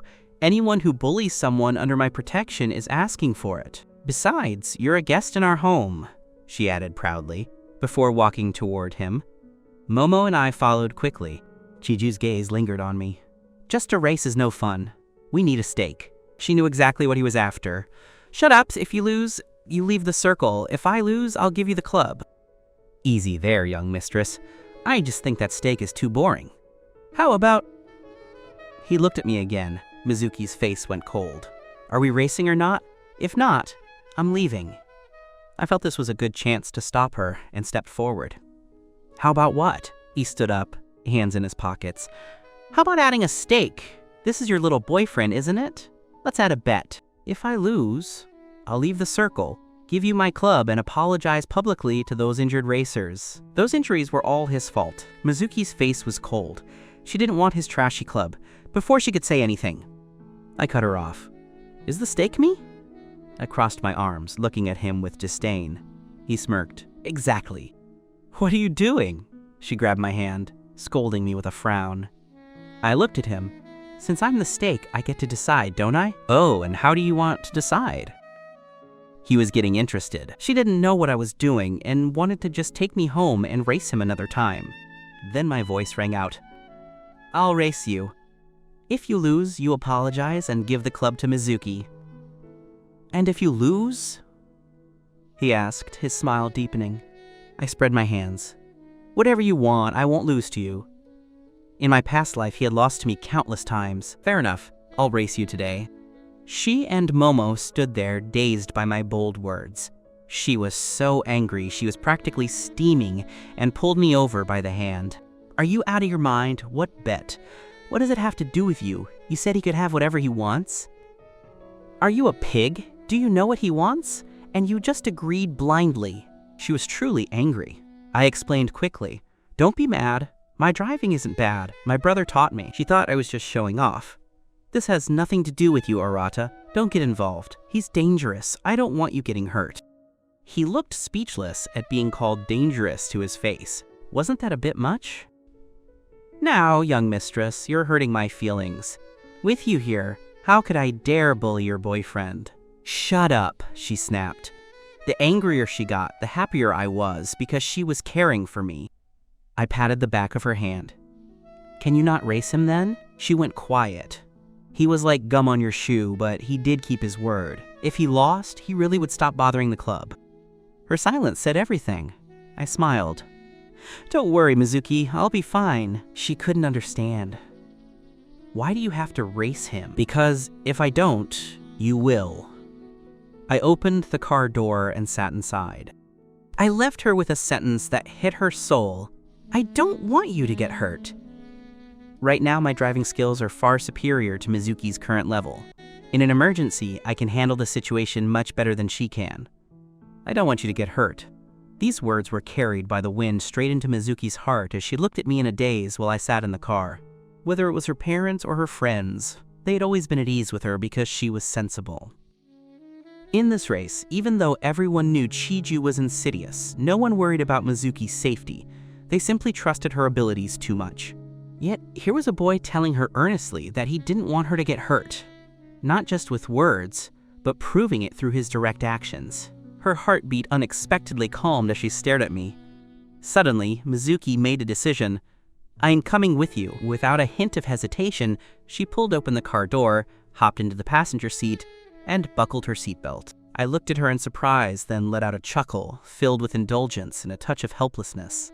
Mizuki wasn't sure if she had seen it correctly, but her face turned red. To hide her embarrassment, she roared furiously at Chiju. Are we racing or not? Get in the car already. Chiju was naturally displeased that Mizuki had humiliated him in front of so many people and let out a cold laugh. To ensure the race was fair, Chiju and I drove the same model, 2 open-top sports cars. The moment the blue flag hit the ground, my car shot out like an arrow from a bow, reacting even faster than Chiju. Standing on the sidelines, Momo watched the red sports car, absolutely dumbfounded. Rainy and Wanru were also taken aback. Seeing me race in Mizuki's place, they were certain I would lose. To their surprise, I wasn't losing to Chiju at all. It was a classic case of a newborn calf not fearing the tiger. No one was more shocked than Mizuki in the passenger seat. Once she snapped out of her fright, she looked at me with a completely bewildered expression. She saw me with one hand on the steering wheel and the other on the gear shifter, my face calm and my reactions flexible despite the terrifying speed.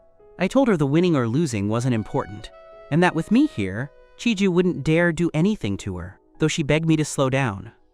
Mizuki felt like a country bumpkin in a car for the first time because the situation exceeded her recognition. She wondered why such a quiet-looking boy was driving so aggressively. It felt like the wind was about to peel the skin off her face while I kept blocking Chiju's path.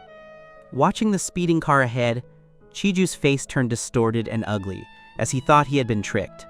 I saw Chiju's car following closely in the rearview mirror and guessed he was losing his mind, causing me to smirk. I wasn't just racing, I wanted Mizuki to be safe, not to get into an accident alongside her. That wicked smirk caught Mizuki's eye. It was very alluring. Her heart started pounding like a frantic deer, and she subconsciously covered her chest and warned me that Chiju might play dirty. Knowing she was concerned, I gave her a gentle smile and told her not to worry. Mizuki's heart went out of control again, thumping wildly as she looked out the window. Chiju just couldn't catch me, as I held the road and gave him zero chance to overtake. Thinking about the bet they had made, Chiju's expression became sinister as he decided to be merciless. He was extremely familiar with this route and planned something for the upcoming sharp turn. I had already noticed the road sign for the sharp turn ahead and remained calm. Mizuki noticed Chiju closing in and warned me to be careful. Chiju bet that I would slow down at the turn, allowing him to ram into my car's rear. He immediately accelerated as the curve approached, a smile of success on his face. Suddenly, my car performed a beautiful tail flick drift, dodging the impact without slowing down. Chiju hit nothing but air, crashing into the stone barrier at the roadside with a loud thud and stalling his engine. Beautiful! That was amazing! Mizuki couldn't help but cheer for me. Seeing Chiju's embarrassment in the rearview mirror, I let out a crisp, cheerful laugh. Mizuki's eyes were filled with a strange surge of emotion at how calm, daring, and meticulous I was. With his car stalled, Chiju was left far behind. At the finish line, everyone was waiting expectantly. When they recognized my license plate, the whole place erupted in cheers. Momo was dumbstruck that Arata won. When the car stopped, I was successfully surrounded by the sound of cheering. 2 minutes later, Chiju's car appeared, his eyes full of hatred. Catching sight of Mizuki by the roadside, he narrowed his eyes and suddenly drove toward her. My heart jumped into my throat as I grabbed her hand and yanked her toward me, accidentally cutting her lip with my teeth in the process. Mizuki landed on some beer bottles left by the cheerleaders, injuring her waist. I was worried sick and asked her how she was. She endured the pain and squeezed out a smile, asking if I was hurt. I shook my head and told her I was fine.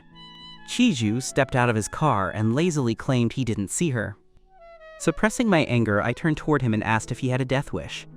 Chiju's face went cold as he glared at me. Momo and the others started cursing him for daring to hit Mizuki. Momo stepped forward with her hands on her hips, while Rainy and Wanru flanked her, demanding an explanation. Chiju gave a fake smile, claiming his eyes weren't great, and he wouldn't dare hit the young mistress of the Su family. I walked toward Chiju with a cold face and let out a soft laugh before punching him in the face. I grabbed him by the collar and slammed him against his car door, whispering threats into his ear. I told him if there was a next time I would take his life, and not to think he could be lawless just because of the favor Mizuki owed his sister. Chiju's eyes trembled with resentment because he knew he had to bow his head. I let go of his collar and disgustedly patted my hands, as no one else heard our exchange. The race was over, and Chiju had to honor the bet. He gave the club to Mizuki and retired from racing forever. Mizuki's back was sore for a while, but she felt better after resting. On the way back, Momo and Rainy wouldn't stop praising my driving skills and courage. Wanru gave Mizuki a meaningful look through the rearview mirror as I felt embarrassed by the praise. Mizuki decided it was time to settle the score and warned me not to do it again. Her warning was actually concern, and I smiled at her with eyes filled only with her. In the car, Momo and Rainy felt like they had just eaten tons of dog food. When we got home, Mizuki stopped before entering and asked why I was so worried about her getting hurt. I looked at her, smiled, and shook my head. As she was about to press for an answer, I told her that her mother had told me to look after her. I opened my door and went inside without hesitation. Mizuki's face fell, as she had been floating on air for hours. She let out a long breath of frustration and forced a laugh. She grumbled to herself that she wasn't moved at all as she went to her room. While showering, her head was full of my words about her mother. After coming out, she saw her swollen lower lip in the mirror and turned red. Recalling how it happened, she realized her first kiss had been taken by me during the rescue. She tried to tell herself it was just an accident. Still unable to be honest with herself, she called her mother and confirmed that she had indeed asked me to look after her. Mizuki got angry and covered her head with a blanket, not knowing why she was mad. Grumpy and unable to sleep, she saw a post I had made on social media 10 minutes prior featuring a game video. She recognized the IDs of the pro player Shen and myself, with the caption simply being Shin. She was shocked that I was playing games with a pro player this late instead of studying. She wondered if the caption had an ambiguous meaning. At that moment, I was chatting with Shin, refusing his invitation to join his team. We played a game, and since he performed well, I shared the video.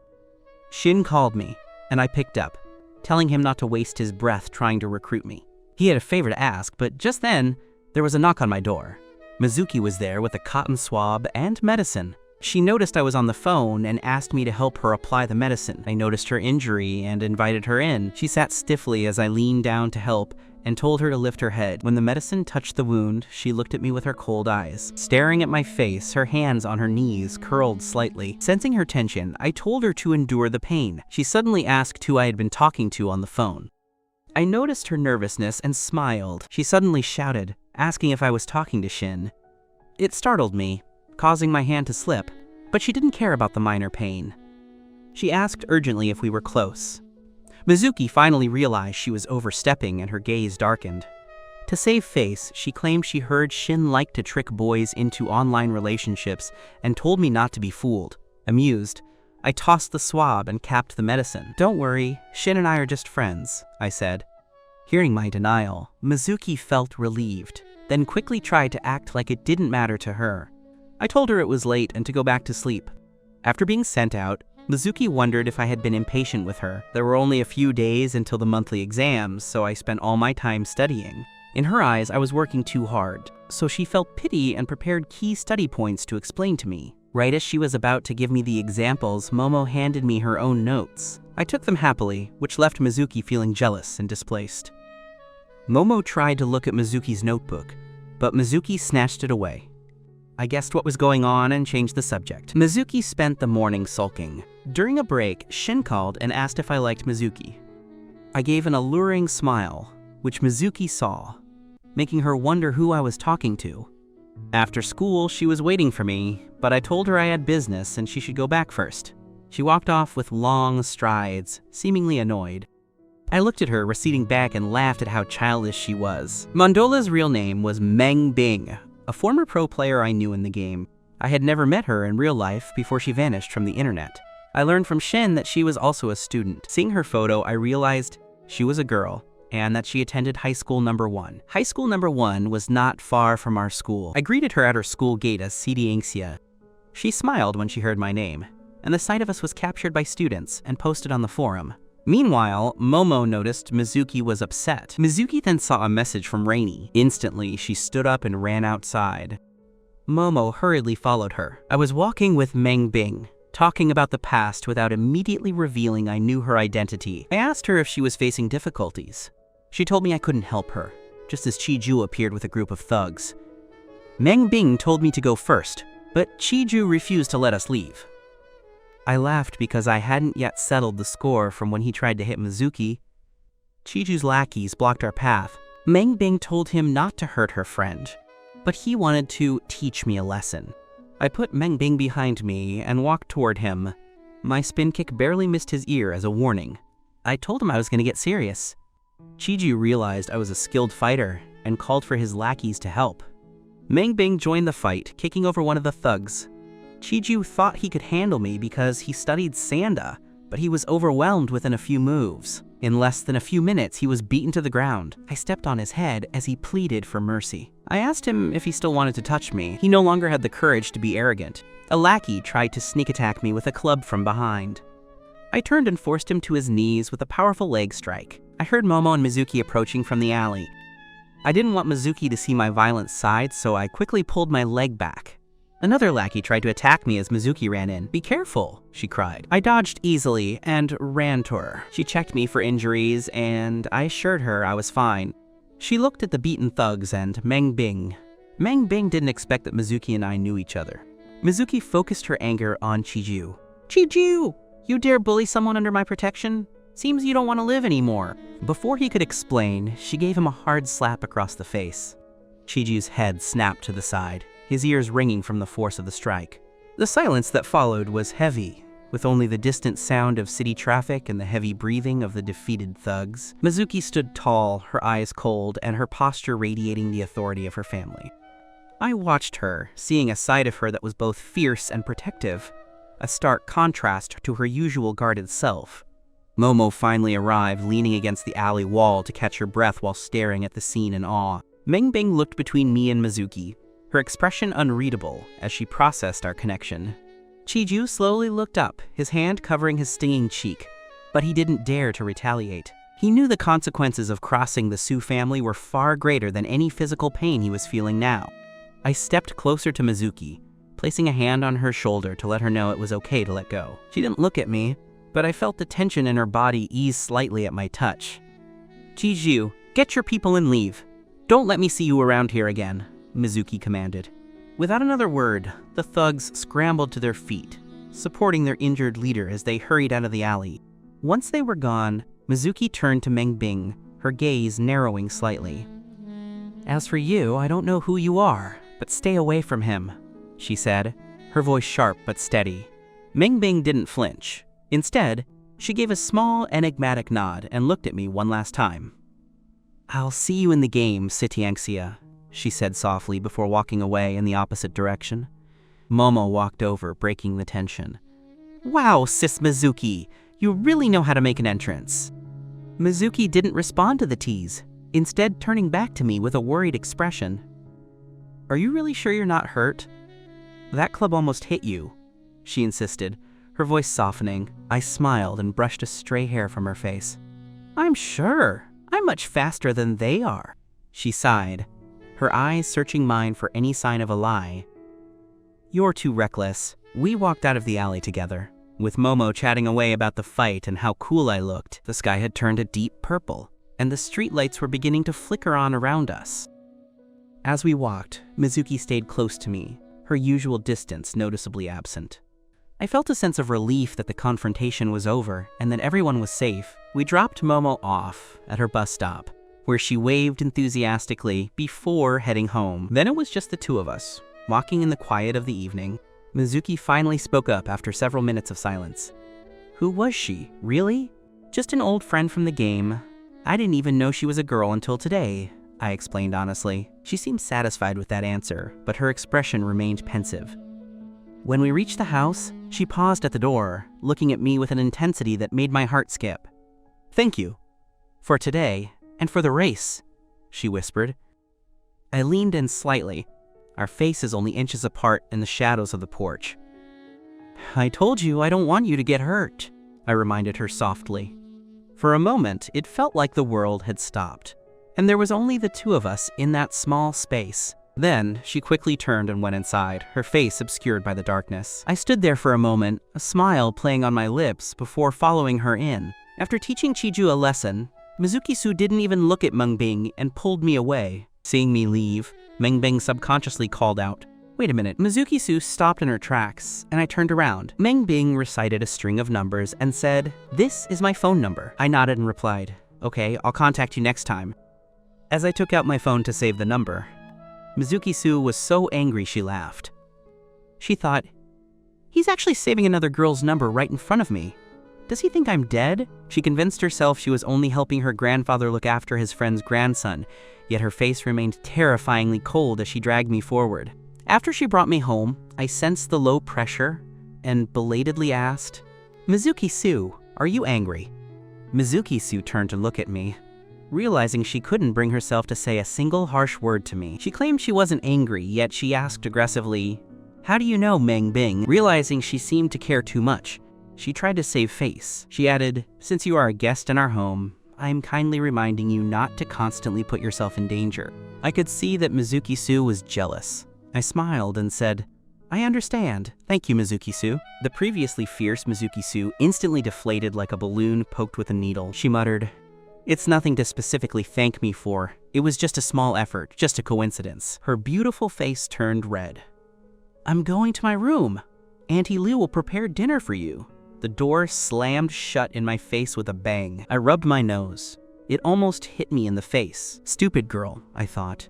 If you care about someone, just say so. Why act so tsundere? I went to my room to get some ointment. Mizuki-Su had a scratch on her neck where my fingernail had accidentally grazed her when I pulled her to the ground earlier. Mizuki-Su came out of the shower and paused when she heard a knock. Thinking it might be me, her mouth curled up unconsciously, and she walked quickly to open the door. She coughed awkwardly and asked, "What are you doing here?" I bypassed her and walked into the room. She followed, and suddenly I turned around and took a step toward her. Mizuki-Su stepped back, and I pressed my hands on her shoulders to make her sit down on the bed. She leaned back with her hands on the quilt, her voice tightening as she asked, "What exactly do you want to do?" I looked down at her, leaning close to her face, and said in a deep voice, "What do you think?" She was so nervous, her whole body was stiff, and her palms were sweating. A smile played on my lips.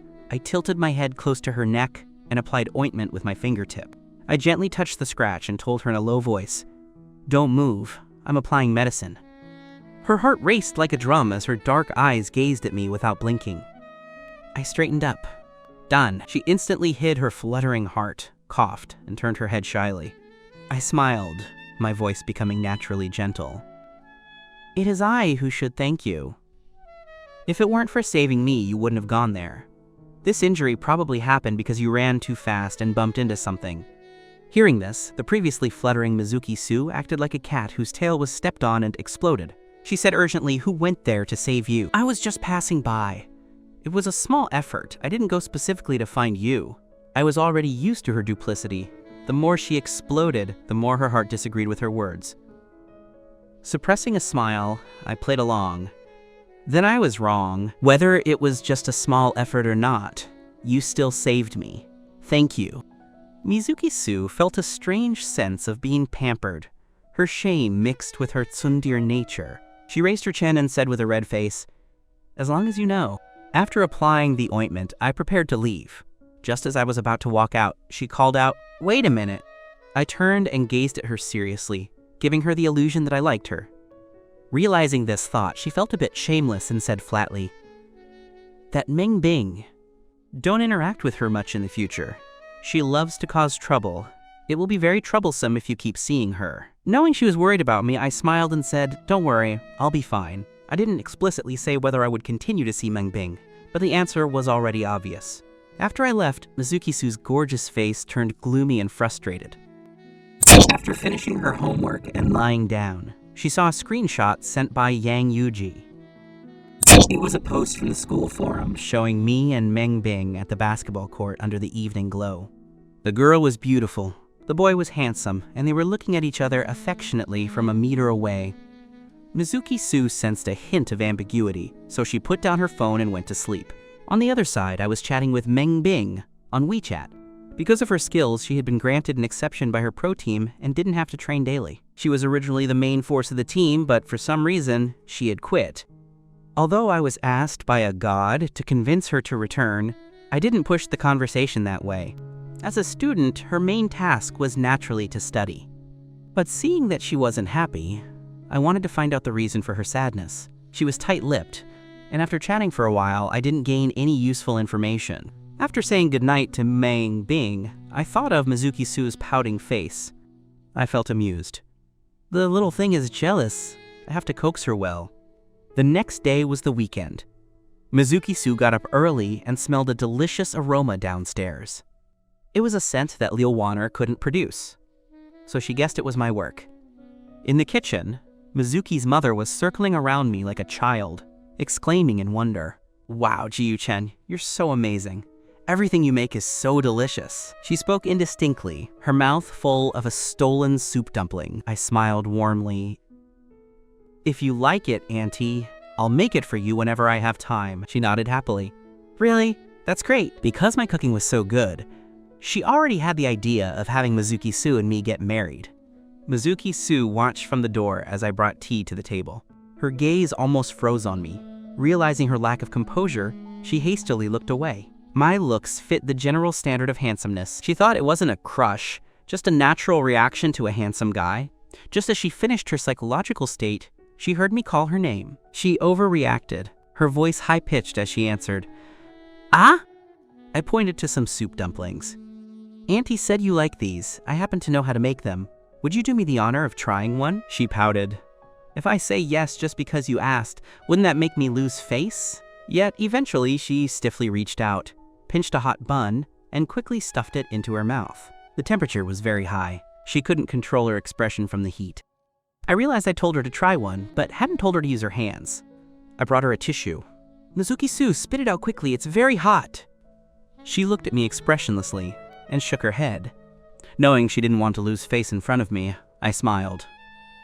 "I'll turn around." "Hurry and spit it out. Don't burn your mouth." I turned my back to her. She spat the bun into the trash and desperately fanned her mouth. During the meal, I used serving chopsticks to give her food. "Mizuki, try this." Her ears turned red, and she could only keep her head down and eat. Her mother watched with a beaming smile. "Oh my, there's hope for the childhood betrothal." After breakfast, I was going to my room to study when my phone vibrated. It was a message from a group named Beautiful Girls. Song Meng Meng tagged everyone, "Sisters, the haunted house at Kaiyang Amusement Park recently added scarier elements. Does everyone want to go play?" Yang Yuji agreed first since she was nearby with Gong Wanru. I had a feeling they forgot I was also in the group. Just then, Song Meng Meng called me out. "Hey Ji Chen, come along with Mizuki-Su." Thinking it was boring to stay home, I agreed. I went to knock on Mizuki-Su's door. Her body stiffened at the sound. Seeing her open the door with red ears, I smiled. "Let's go, Mizuki-Su, let's go out and play." As we walked into the amusement park, we attracted many gazes from passers-by. Song Meng Meng and Yang Yuji had arrived early. I waved to them. Song Meng Meng suggested we ride the roller coaster before the haunted house. I subconsciously looked at Mizuki-Su, remembering she was afraid of heights. Her heart skipped a beat at the suggestion, but noticing my gaze, she said coldly, "You don't think I'm afraid, do you?" I raised an eyebrow. This little thing really suffers just to save face. I figured her friends didn't know she was afraid, because she was too good at pretending. I smiled. "How could I think that? It's just that I'm a little scared." Hearing this, she seemed to have found an excuse, and was about to say she would stay with me. But Song Meng Meng jumped in. "It's okay, Ji Chen. Sit next to me and I'll give you courage." Seeing Mizuki-Su's face drop, I couldn't help but laugh out loud. She was momentarily dazed, then realized I might have seen through her fear. She straightened her back, glared at Song Meng Meng, and said, "If you want to play, hurry up." She walked with long, composed, yet fast strides. I couldn't stop her before she went to buy the tickets, so I followed quickly. To prove she wasn't scared, she specifically sat in the first row and pulled me along. The others sat in the middle. She awkwardly held out her hand to me. "If you're scared, you can hold it." I placed my hand in her palm. "Okay, thank you." Feeling the warmth, she was stunned, then slowly closed her fingers around my hand. She even comforted me. "If you're scared later, just close your eyes and hold my hand." I saw the sweat on the side of her face and knew she was terrified. My heart felt incredibly soft. She was scared to death, yet pretending to be strong to comfort me. I thought this was why I loved her and never regretted it, even if she was incredibly tsundere. She would never admit to being good to me, yet her actions always were. She pursed her lips, her ears burning as she said, "It's nothing, just a small effort." Sitting in the middle, the three friends felt like they'd eaten tons of dog food. Yang Yuji smiled mischievously. "Mizuki is definitely far gone." The others agreed. It was obvious. They had never seen her be this good to any boy. As the roller coaster started, her heart tightened and she gripped my hand instantly. She shut her eyes tight and covered her mouth to keep from screaming. I loved thrillers and wasn't afraid at all. I turned to look at her as the wind whizzed by. She kept her eyes shut and her lips pressed together, so I held her hand tighter. Every time the ride dropped from a height, her heart was in her throat. When it ended, she was completely exhausted. Her legs were like jelly. Only her willpower kept her from kneeling on the ground. She was still holding my hand, her face pale. The others wanted to go again because they hadn't had enough. She didn't want to go, but didn't want to look cowardly. I gently told the others, "I'm a little scared, I won't play anymore." She immediately regained her spirit.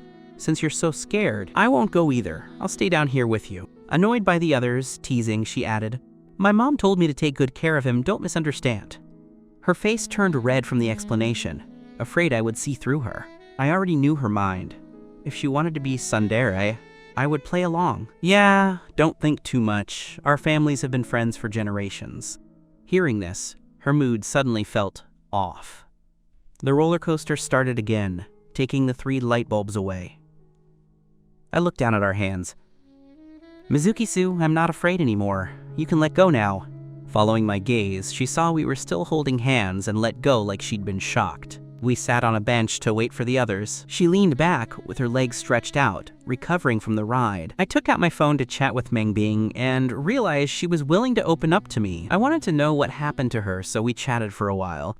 Mizuki-su was resting but felt I was too quiet and glanced at me. Unfortunately, she saw the name Mengbing on my screen. She sat up straight, her eyebrows furrowed. Ji-Yu Chen! I turned to look at her. She said, Don't you think you're being very impolite? I was puzzled and looked confused. Meeting my eyes, her heart felt a spark, and she looked away quickly. She said gloomily, I'm sitting right next to you. At the very least, we are friends. Is it polite to ignore your friend and just chat on your phone? I felt wronged. I was only chatting because the wait was boring, but I didn't forget my goal. To pamper her. I wanted to see how long she could stay tsundere before admitting she liked me, so I put the phone away. I'm sorry, it won't happen again, I said sincerely. She was stunned and silent. I touched her head and asked, Are you angry? Unable to handle my gaze, she coughed and said, The roller coaster stopped. Let's go to the haunted house. Before entering, I pretended to be scared. Mizuki-su, I'm actually afraid of ghosts. She almost suggested not going, but I added that I really wanted to play. She tentatively held out her hand. I'll let you hold it. Goal achieved. I smiled and took her hand. Thank you, Mizuki-su. Her heart began to race uncontrollably again. The others went in first because they couldn't stand being near our public displays of affection. Gong Wanru was at the back, but she soon disappeared too. It was pitch black inside. Suddenly, there was a movement behind us. My instinct was to spin and kick. Realizing it was a haunted house and likely a staff member, I suppressed the urge. Instead, I screamed and hugged Mizuki-su. She froze when I hugged her. Then realized she should comfort me. She stiffly patted my shoulder, her voice much gentler than usual. Don't be afraid, I'm here. I smiled to myself and tightened my hug. It's so scary. I'm glad you're here. She told me to stay close behind her. I held her hand with our fingers intertwined and continued. Because my acting was so good, she proactively hugged me whenever a ghost appeared. When we came out, I saw her face was unnaturally red. Our friends were waiting at the exit and laughed when they saw her. Song Mengmeng pointed at her. Why is your face so red? 2 days later, during PE class, she sat by the flower bed, glancing at the boys playing basketball. She still couldn't look me in the eye because of what happened at the haunted house. When she had been teased then, she had exploded. She had shouted, "Who's blushing because of Ji-Yu Chen?" It was just a hug.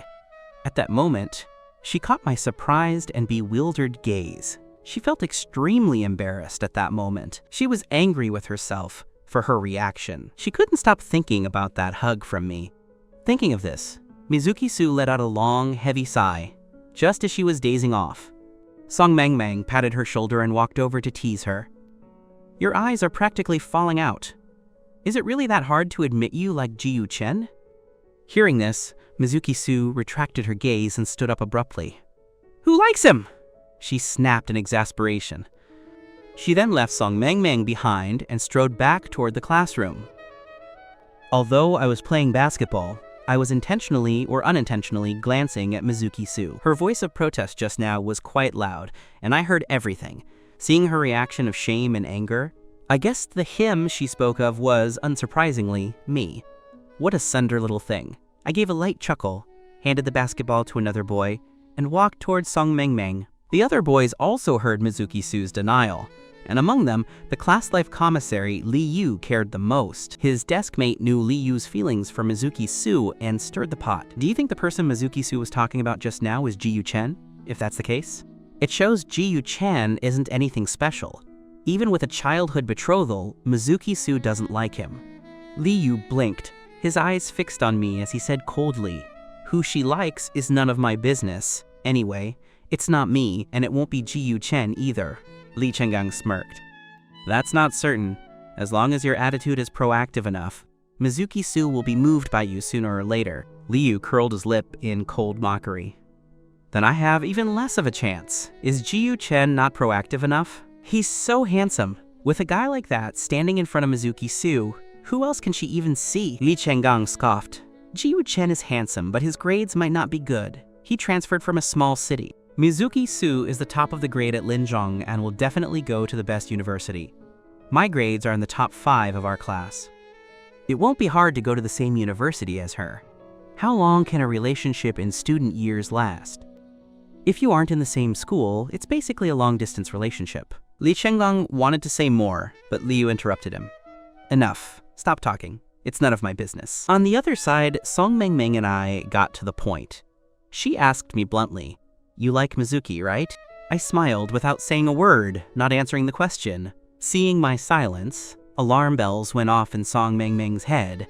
Hey, you aren't playing with Mizuki, are you? Wake up, she can't handle being played with. Her expression of extreme nervousness made me laugh out loud. Amidst the laughter, Song Mengmeng heard my definite answer. Playing my foot. I like her. Song Mengmeng was stunned. At this time, Mizuki-su was standing by the classroom corridor, hands gripping the railing. Her eyes were fixed on my smiling face, her lips pressed tight. She found my smile incredibly annoying to the eye. I admitted it to Song Mengmeng because I was afraid she would misunderstand and find ways to block me from winning Mizuki-su over. But I didn't want Mizuki-su to know I liked her yet. After finally stopping my laughter, I put on a serious expression and said to Song Mengmeng earnestly, "I'm telling you this, but you must help me keep it a secret." Song Mengmeng generously extended her fist and bumped mine. "Don't worry." On the corridor, the girl's slender hands gripped the railing tightly, a chest full of frustration building up.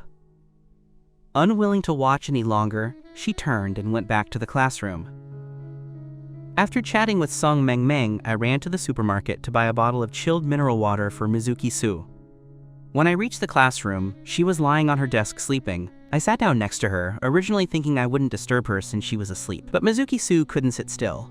Knowing I had entered the classroom, she became mysteriously nervous. I lightly shook the mineral water bottle in front of her. Grew stronger. Even her eyelashes couldn't help but tremble. My eyes were focused on her as I spoke. I happened to see it and got the urge instantly blushed her. Though the corners of her mouth couldn't the water bottle against she took the water, said, Mizuki-su's burning face received a jolt from the ice, and then turned her face away to take a sip. She slowly opened her eyes. She handed me a notebook. Putting on a dazed and startled look. It was her summarized collection of key problem types. She said in a soft voice.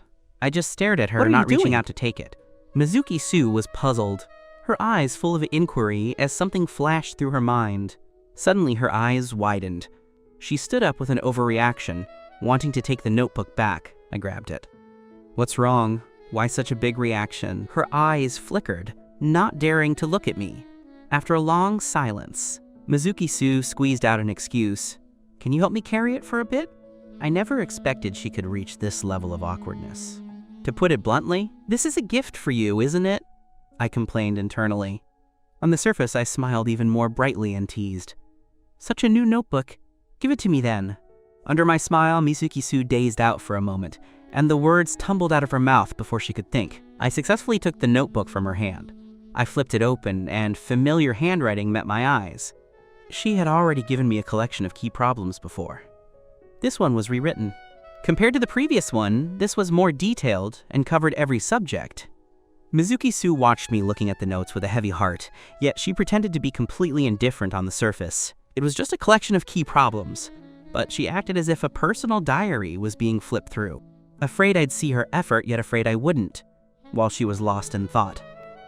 I said in a deep voice, "Thank you, Mizuki-su."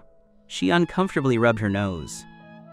Lacking confidence, she said no need for special thanks. It was originally going to be thrown away. I don't need it, so if you want it, you can have it. It might be useful to you. Spend more time reading it. It's best to read more books and chat less with others. Seeing her uncomfortable look, I wanted to tease her even more. I slowly leaned closer to her. Sensing my approach, her heart raced with nervousness. She immediately sat upright, looking straight ahead, not daring to turn her head to look at me. I saw her nervously swallow and couldn't help but curl my lips. Her hands gripped tight. I leaned toward her ear and said hoarsely, "Mizuki-su, these problems are a big help to me. Thank you. You're really a good person." She suddenly pulled away from me and said stutteringly, "As long as it's useful, no need to thank me. It's stuff I didn't want anyway." After saying that, she took a deep breath. "Move aside. I'm going to the bathroom." I made room for her and watched with a smile as she left in a panic. The next day, the monthly exam arrived as scheduled. Because she felt guilty, Mizuki Sue went to school early by herself. I rode my bike to school and encountered Lin Heoshin on the way, the boy who once blocked me in the bathroom because of Mizuki Sue wanting to teach me a lesson. I didn't know what she did to him, only that he never bothered me again. At this moment, he was blocked in an alley by a few people. The man in the lead was a familiar face. Chi-ju. I blinked and stopped my bike. Lin Heoshin hugged his school bag to his chest, looking at Chi-ju warily. Because of fear, his legs wouldn't stop shaking. "Brother Ju, could you please let me go?" Chi-ju sneered. "Let you go? Who's gonna pay me back? I see you don't want to die either. In that case, come with me. As long as your sister has a conscience, she will naturally come for you." Lin Heoshin pleaded with a crying face and a trembling body. "Brother Ju, please spare me. I really don't know where my sister is." These words seemed to anger Che-ju. His face turned sinister as he threw his cigarette on the ground. "Seems you prefer the hard way." He raised his hand, about to order his underlings to take him away. I spoke up playfully. "Haven't seen you for a few days, Chi-ju. Your skills have grown." To Chi-ju, this voice was like a demon song. His eyes widened instantly. Where did this godlike person come from? The terrifying experience of being beaten to a pulp last time still gave him psychological shadows. Lin Heoshin looked at me with a face full of pleasant surprise. He remembered I had good moves and acted like I was a lifesaver. "Ji-yu-chen, save me quickly." He thought there would be a fierce battle, but the result was beyond his expectations. Chi-ju turned around and shouted flatteringly, "Brother Ji-yu-chen, so it's you. Is this your classmate? Misunderstanding. Misunderstanding. We're leaving right now. Right now." Lin Heoshin was dumbfounded. Holy cow, that's it? Chi-ju actually knows Ji-yu-chen? He's actually afraid of him. He even called him Brother Ji-yu-shin. Heavens, what kind of powerful person did I death-defyingly offend before? No one cared about his shock. Chi-ju wretchedly shuffled his steps, intending to pass by me. I reached out and blocked him. He looked at me miserably. "Brother Ji-yu-chen, I was really wrong. Please spare me." In terms of skill, he was no match for me. In terms of power, how could he compare to my little girlfriend, Mizuki Sue? I consoled him, "Don't worry. I won't hit you this time." Chi-ju was instantly revived, a joyful grin spreading. Before his flattery could come out, he heard me say, "Just go to the police station obediently with the officers. I just called the police." If I didn't want him to leave, he naturally couldn't escape. After the police took Lin Heoshin, Chi-ju, and the others away, I hurried to school. For the first subject, Chinese, more than half the time had passed. Fortunately, it was just a monthly school exam. Although I was very late, the teacher didn't make it hard for me. My answering speed was fast, but even fast has its limits. When time was up, I had only just written the title of the essay. The content below was still a complete blank. Although it was a monthly exam, Linzong was always strict, and students from each class were separated. Therefore, Mizuki Sue and I weren't in the same classroom, so she didn't know I was late. After the exam, I went to the bathroom. While washing my hands, I met Shu Chenggang and Li Yu from class, who were discussing the exam questions. Out of politeness, I smiled and greeted them. I liked spinning pens, so my hands were covered in ink marks. After the greeting, I lowered my head to seriously scrub the marks. My head was slightly lowered, and my messy hair swayed lightly in front of my eyes. Shu Chenggang and Li Yu subconsciously sized me up. I was named the new school hunk as soon as I entered Linsong. My handsomeness was undeniably flawless. It could instantly grab anyone's eye, without doing anything, just standing there. It would make other males feel inferior, to the point they couldn't even feel jealous. Mizuki Sue had good grades, a good family, and was pretty. It wasn't just Li Chenggang who liked her. Li Yu was no exception, but Li Chenggang hit it deeper. He intentionally or unintentionally brought up a topic. The teachers. Questions this time were insane. There are so many I couldn't do. Li Yu didn't know what he was planning and followed along. It really was quite difficult. Li Chenggang asked gossiping. By the way, Ji Chen, how did you do? I finally washed the marks off my hands, showing a relieved smile as I turned to look at him. What did you just say? Li Chenggang repeated uncomfortably. The exam was quite hard. Just curious how you did. I replied politely. It was okay. I just worry about the 2 basic questions. For someone like me with dual PhDs, the difficulty of the questions was only average. I was just classmates with them and didn't have much of a relationship, so I left after a few words. Once I was far away, Li Chenggang said indifferently, I wonder if that okay is really okay. Li Yu shrugged. The learning pace at Linzong is hard for other schools to match. Even if Ji Chen really isn't up to it, it's nothing to be surprised about. Environment is very important. If you had stayed in a remote, small city school since you were young, you wouldn't necessarily keep up with Linzong's pace either. Even if his grades aren't good, you don't need to feel superior. The starting points are different. This sentence left Li Chenggang looking embarrassed. After the exams, we had a break. Song Mengmeng and Mizuki Su asked me to play games, and there was no reason for me to refuse. It was still the 3 of us. But this time, Gong Wanru had an upset stomach. Although she went, she didn't play and rested in the lounge. Being 1 person short, I saw a message from Meng Bing and asked Mizuki Su with a smile, "Can I invite a friend?" She thought I was going to call A God and was about to refuse when Song Mengmeng spoke up. Ji Chen's friend must be very good too. Call them together. So I invited the person in. Mizuki Su looked speechless. Throughout the whole process, it was as if I was transparent. I was communicating with Song Mengmeng right through her. She couldn't help but think of the scene when I was chatting with Song Mengmeng the other day. Her small face was tense, surrounded by a low pressure. However, no one noticed. After the game started, the gloom in her heart grew stronger for no other reason. I was on voice chat with the other person, and it was Meng Bing. Our coordination was perfect, as if we had partnered countless times. She couldn't help but remember me saying my gaming skills were taught by 1 person. She suspected it was Meng Bing. Mizuki Su had a sour face the whole time, going all out. By the end of the game, she successfully took the MVP. Not bad, Mizuki. You played well today. Song Mengmeng took off her headphones and suggested, let's go eat barbecue. Yang Yuji thought it was a good idea, but she guessed a certain someone wasn't in the mood. I was still talking to Meng Bing, though I don't know what she was saying. Mizuki Su's ears were filled with my magnetic laughter. She felt inexplicably irritable and didn't want to hear us chatting anymore. She stood up abruptly, ready to leave. Her movement was so loud. It was hard not to notice. I looked up at her in confusion. Mizuki Su, where are you going? Being stared at by those affectionate eyes, how could she not get the illusion that Ji Chen liked her? But the damn fact wasn't like that at all. A surge of grievance rose in her heart for no reason as she looked down at me. Song Mengmeng said to go eat barbecue. Are you going or not? I gave a hum and turned to speak to Meng Bing. Mizuki Su almost died of anger. Fortunately, my next words calmed her in a second. Meng Bing, I have some things to do. Let's stop here. After hanging up, I asked her, do you want to go? She glared at me. I'm asking you! Why are you asking me? I answered as if it were natural, because if you go, I'll go. If you go, I'll go. She was slightly stunned, her lips parted and her eyes full of obvious surprise.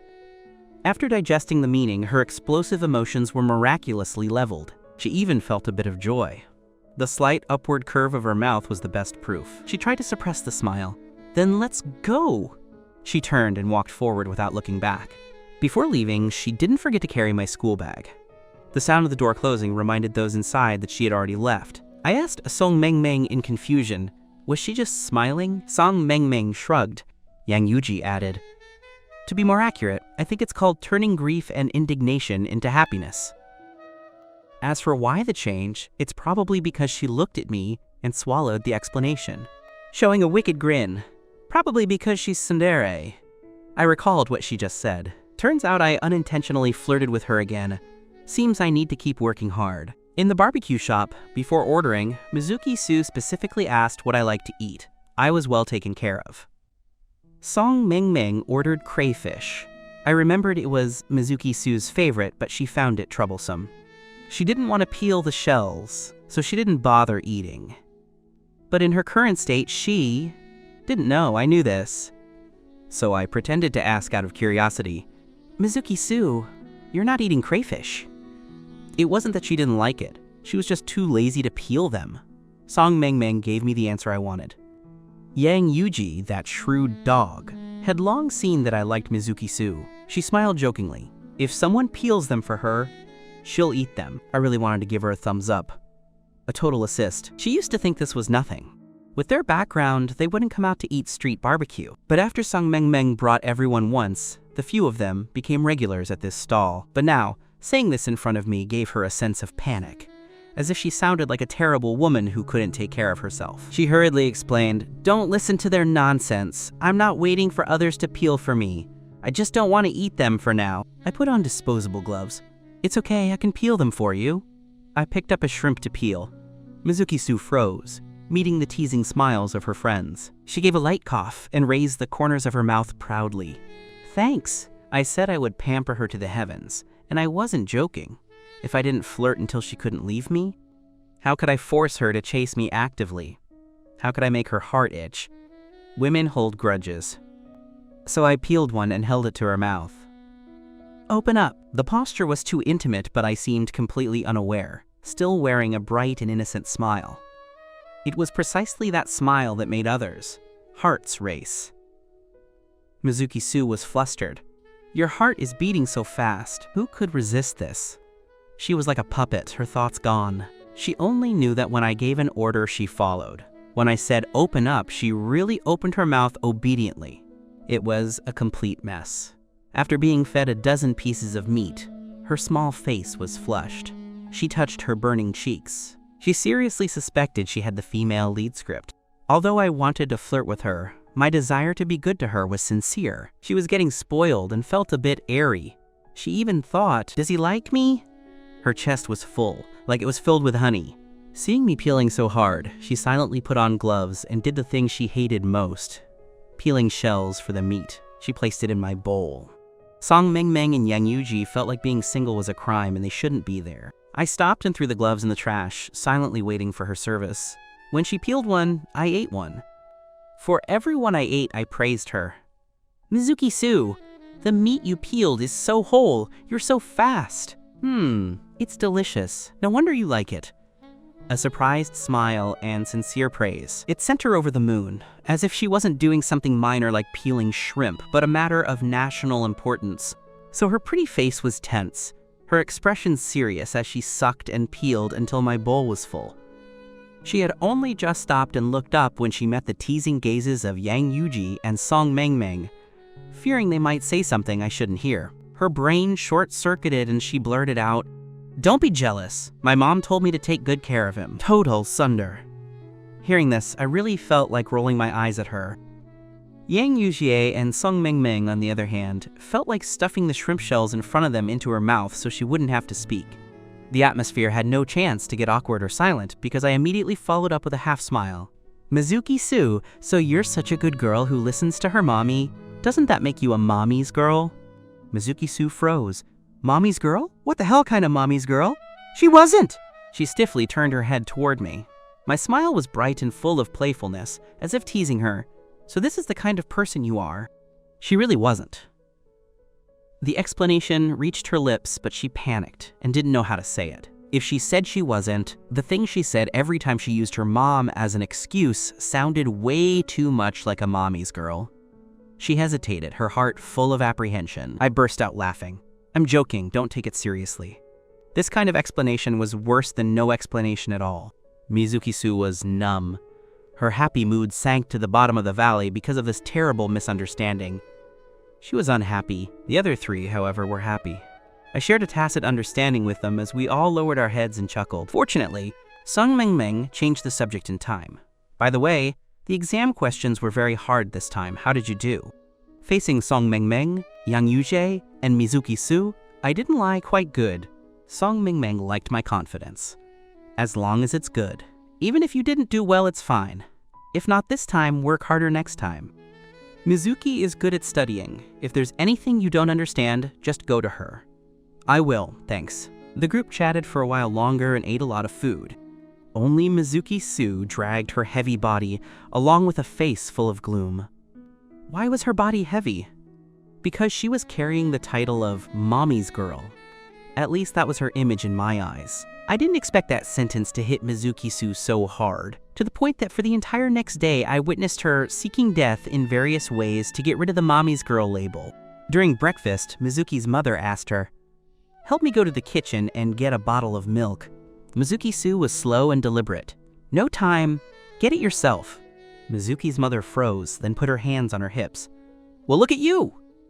I raised you all this way, and now your neck is stiff and you're disobedient, right?" After breakfast, Mizuki's mother prepared to go out. "Do you think I look good in this skirt?" Mizuki-su criticized her expressionlessly. "It's ugly as hell." Mizuki's mother was hit hard. She bent down, took off her shoe, and threw it at the back of Mizuki-su's head. How did I give birth to such a blockhead? After a facial spa with friends, Mizuki's mother returned home with a rosy, radiant complexion and asked Mizuki-su, "Xiaoshui, don't you think Mom is even prettier?" Mizuki-su lowered her head and leaned close to her mother, squinting her eyes to reach a conclusion. "Mom, you have crow's feet. Mizuki-su!" Mizuki's mother roared. When Mizuki's father returned, the mother leaned into his arms to complain. The father's face darkened, radiating the pressure of someone in high authority. He said calmly, "Mizuki-su, go kneel in the courtyard." Mizuki-su's face remained calm.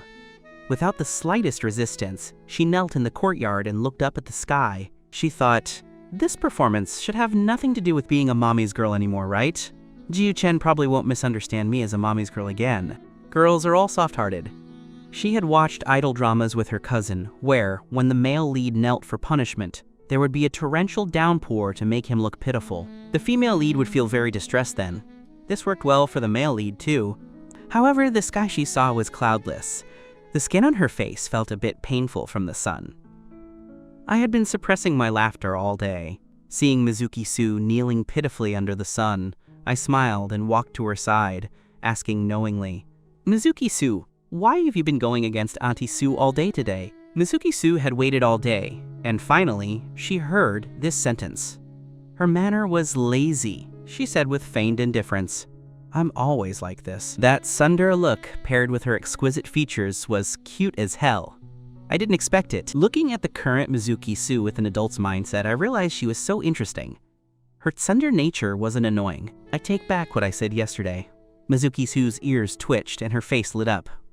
What words? I walked from her side to stand directly in front of her, leaning down to face her. "I said you look like a mommy's girl yesterday. Sorry." Finally, things had turned around. Mizuki-su tried to suppress the joy in her heart. "Oh, it's actually nothing.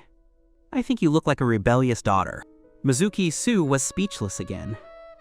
It was like a bolt from the blue, leaving her burnt inside and out. Her expression was so stiff, it was nearly distorted. In my deep black eyes, she saw her own distorted face and mouth. She was numb. After suffering through a day of disdain and running around for hours, Mizuki-su's face was very hot. Waking up the next day, she was surprised to find that not only had her skin darkened several shades in the mirror, it was also peeling. Her beauty was no more. Mizuki-su covered her face in horror. "It's over!" Returning from my morning run, I suddenly noticed an intense gaze. I turned to look and saw a figure on the sofa. A young girl dressed in black clothes and pants, wearing a black mask and sunglasses, was sunk into the black sofa, almost blending in. I called out hesitantly, "Mizuki-su?" I walked toward her. "What's wrong with you?"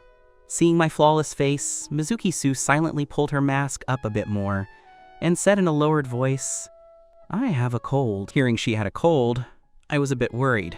I came to her side and reached out to feel her forehead. Mizuki-su was quick. She swiftly grabbed my wrist. "What are you doing?" "Checking to see if you have a fever."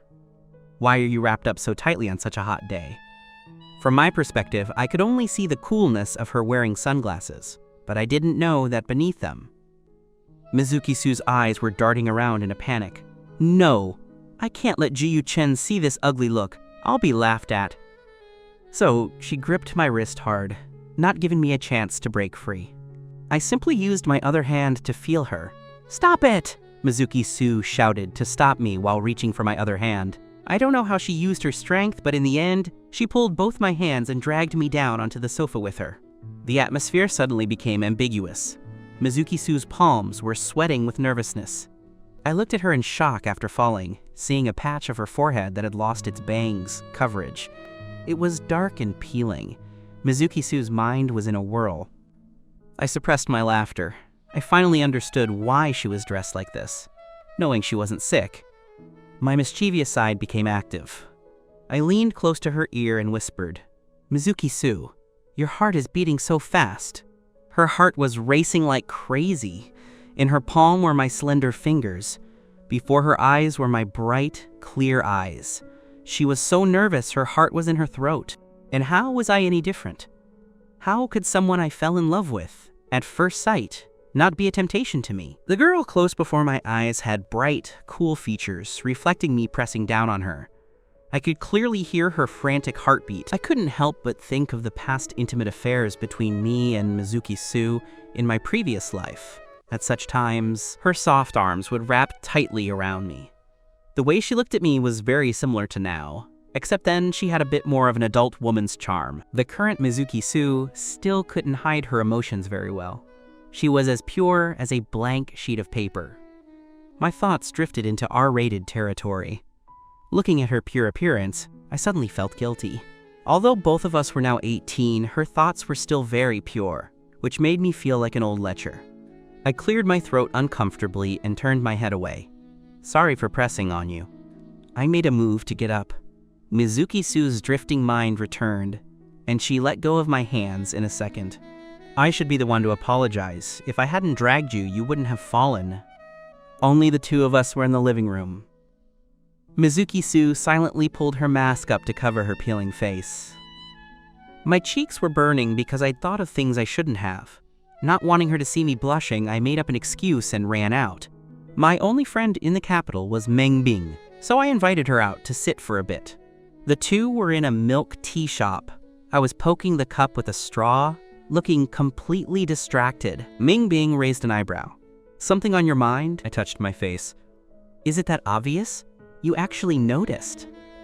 Meng Bing leaned back in the chair with a cup of coffee and nodded as if it were a fact. "It's practically written on your face." I scratched my hair uncomfortably. "It's not exactly something on my mind. It's just that some things happened, and I found out I actually lust after her body." Meng Bing spat out the coffee in her mouth. "Are you okay?" I quickly pulled out a tissue to help wipe her clothes. I knew Meng Bing was a boy, but because he looked too beautiful, he was often mistaken for a girl. I didn't think much of it, and Meng Bing certainly wouldn't, but bystanders would. Li Yu and Li Chenggang stood at the milk tea shop entrance, staring in shock. A handsome boy and a beautiful girl in a close posture. Li Chenggang asked Li Yu hesitantly. "With that handsome face of Ji-Yu Chen's, it's not easy to find a look-alike. If it's not him, who is it?" Li Yu frowned. "Doesn't he like Mizuki Su? He gets so close to her, so what is he doing now?" Meng Bing was wearing a white t-shirt. After I wiped it, there were still obvious marks. I felt a bit apologetic. "Looks like I'll have to accompany you to buy clothes." Meng Bing didn't care much. "No need. I have a lot of clothes. I'll just go back and change." He was more concerned about what I'd said before. Who was she? He asked me bluntly, "Who did you just say you were craving?" Since the topic was brought up again, I didn't mind sharing. I narrowed my eyes with a smile and whispered to him, "It's Mizuki Su. But she's still too pure now. I just feel like it's a bit wrong to be thinking of her that way at this time." Meng Bing knew who she was. From the way she defended me that day, anyone could see she liked me. His eyes were full of smiles. It was the teasing of a good friend. Only when he was with me would he smile more. He even had the mood to joke my honor. The mutual appreciation between the two boys took on different colors in others' eyes. Li Chenggang looked at the photo on his phone and said mockingly, "Being handsome sure is an advantage." Not only does he have Mizuki Su wrapped around his finger, but he's also playing hot and cold with #1 middle school's beauty. Li Yu saw him take the photo, but didn't stop him. His love for Mizuki Su was a secret crush hidden in his heart. He didn't want her to be deceived. While Mizuki Su was still daydreaming about the ambiguity in the living room, she received a message from Song Meng Meng. There were only 2 photos. One was of Meng Bing whispering in my ear while I was beaming. The other was the reverse. Me whispering in Meng Bing's ear, with his mouth curled in a slight smile and joy overflowing from his eyes. In either photo, the intimacy between the two was clear. These weren't perspective tricks, because Meng Bing's hand was on my shoulder. Mizuki Su's eyes were dark as she stared at the photos. She closed her phone without a word. The photos were from Li Chenggang's social feed, seemingly without malice. Number 1 school bully versus Linzong beauty. What a match! Song Meng Meng saw it and conveniently saved and sent them to Mizuki Su. Returning to the villa area where the Su family lived, I saw Mizuki Su covered in sweat.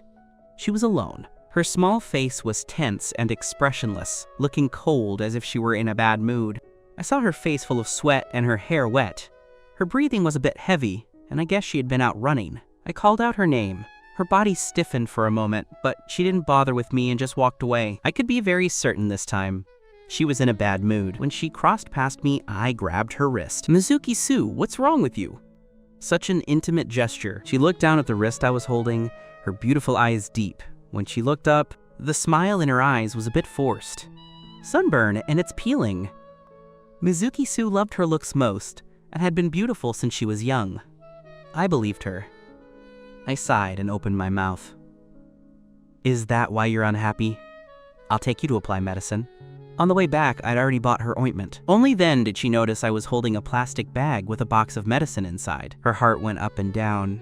Her voice was low and hoarse.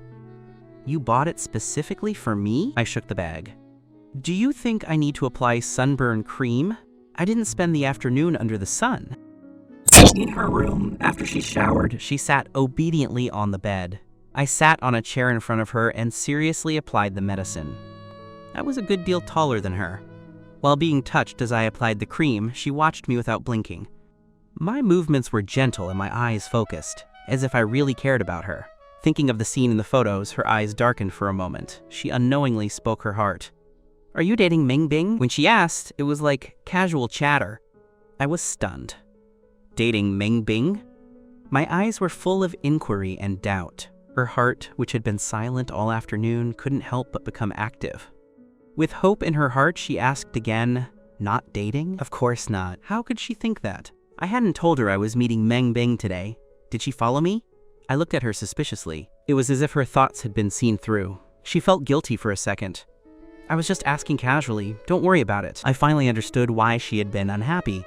It was because she'd misunderstood me and Meng Bing. She was jealous. I lowered my head to hide the rising smile at the corners of my mouth and gave her some reassurance. "Meng Bing and I are just friends. We will never become boyfriend and girlfriend." I teased and flirted with her, but I didn't want her to be unhappy, much less sad. That phrase, "never become boyfriend and girlfriend," completely cleared the gloom from her mood. With such an accurate definition, he definitely didn't like Meng Bing. She suddenly felt enlightened, and the smile in her eyes couldn't be hidden. Not wanting to show it, she gave a light cough and tried to steady the corners of her mouth. She said flatly, "Oh, I saw that Meng Bing is quite pretty. Why will you never be boyfriend and girlfriend?" Clearly, she was being duplicitous.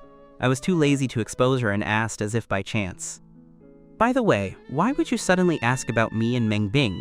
Did someone say something to you?" She didn't hide it and said Song Meng Meng had sent her photos. I asked her to give me the photos. Seeing the intimate pictures again, she was gloomy again. It was all from others, gossip, and she didn't want to keep those 2 photos at all. I looked at the photos.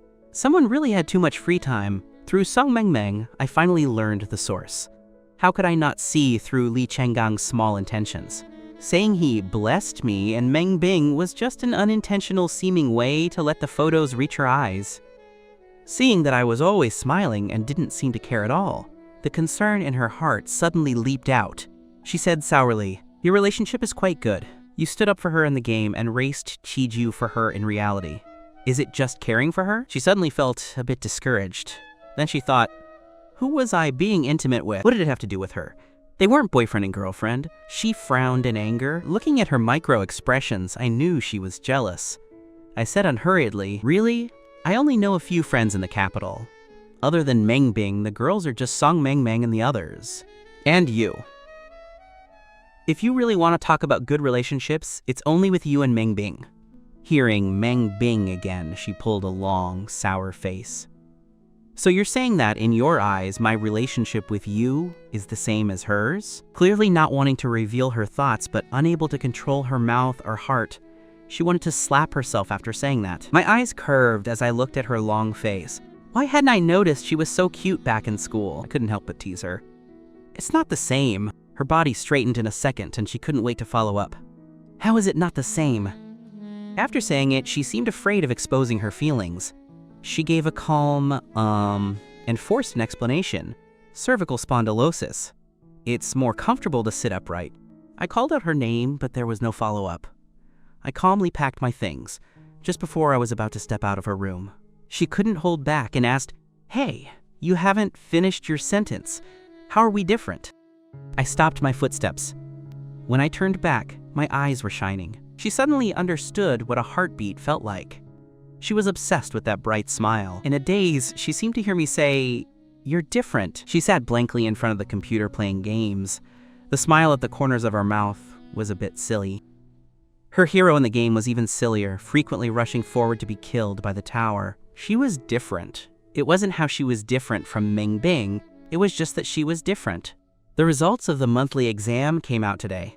Fearing I hadn't made the top 10, she comforted me all the way, seeing me not speaking. She couldn't help but look at me. "Ji Chen, did you hear all those things I said?" I spoke softly. She felt like whenever I spoke to her, there was always a sense of indulgence. Her ear tips couldn't help but turn red. "Don't just keep saying, heard it. Take it to heart. When the results come out later, you're not allowed to cry or be sad." I whispered, "So bossy." The smile in her eyes couldn't be hidden, but her mouth was like a dead duck's. "You already treat me as a friend. It's normal for a friend to care about a friend. How is that bossy?" Having finished speaking, we arrived at school. She parked her bike. I'd bought breakfast. I peeled a tea egg and held it to her mouth. "For you." This was an excessively intimate gesture. She tried desperately to suppress the smile at the corners of her mouth, but it wouldn't listen. It climbed up frantically, trying to catch the sun. Miss Sue smiled awkwardly as she went to take the tea egg, yet her mouth said, "I don't usually eat tea eggs." I was speechless. "Still tsundere? Then I'll give it to Song Mengmeng." Watching the egg being moved away from her, and fearing I'd really give it to Song Mengmeng, she opened her mouth and bit the tea egg in my hand. With a forceful suck, she took the whole egg into her mouth. She chewed hard and swallowed quickly, so fast that she started rolling her eyes from choking. She didn't forget to save face. I forgot. A while ago, I suddenly took a liking to the taste of tea eggs. It had only been a few seconds since the egg was almost taken away. I was stunned by her actions. Seeing her choking, I quickly handed her my water bottle. "Drink some water first." She really was choking, so she didn't care about anything else. She quickly took the bottle and took several gulps. After drinking, she realized she was using the bottle I usually used, and on the way here, I'd also drank from it. So, was this an indirect kiss? Her gaze couldn't help but fall on my lips.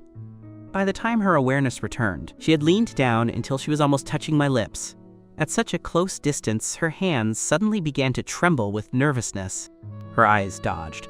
She wanted to say something, but she couldn't say anything at all. She could only swallow mechanically and nervously. She knew she was moved, and she knew her current posture was too ambiguous, too suspicious.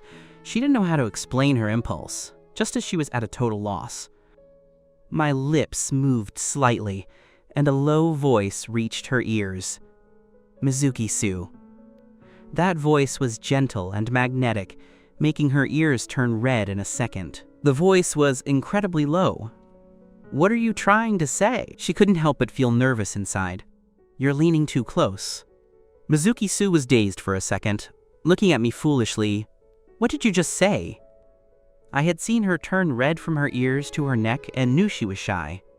A strong arm reached out, placing a palm on her shoulder, then pushed her away bit by bit while saying in a low voice, "You're leaning too close." After pushing her away, I brushed past her and walked toward the school, leaving her standing there foolishly by herself. The girl had a slender waist and long legs, carrying an air of nobility, but right now she looked like the silly daughter of a landlord, unable to say a single word. After being dazed for about a few minutes, Mizuki-su finally snapped out of it. Ashamed of her impulse, she ran as if a ghost were chasing her. She strode toward the classroom, putting on her mask as she ran. Recalling my behavior, her heart raced and her face flushed. She was agonizingly conflicted. What exactly did Ji-Yu Chen mean? Did he really not notice her feelings? Or did he find out and was just pretending not to know? She and I entered the classroom one after the other. The boys in class greeted me with smiles, and I responded politely to each one. Because I was handsome, I was bound to be the most eye-catching presence in the crowd at school. Thus, Li Chenggang saw me the moment I came in. After I sat down, he came over to collect homework and struck up a conversation with feigned heartiness. Ji-Yu Chen, I saw you with the #1 middle school beauty at the milk tea shop the other day. You two make quite a pair. When he said this, Mizuki-su happened to walk into the classroom. Tall, with long legs and wearing a mask, she looked even colder than usual. I glanced at her as she walked in. Then, looking at Li Chenggang's gossipy expression, I suddenly laughed and looked at him. Li Chenggang, I heard from Song Mengmeng that you took photos of me and Meng Bing and posted them to your social feed without my consent. Do you know that by doing this, you've already violated my portrait rights? If I decide to pursue this, you will be held responsible. I was still smiling as I spoke, and my voice was very calm.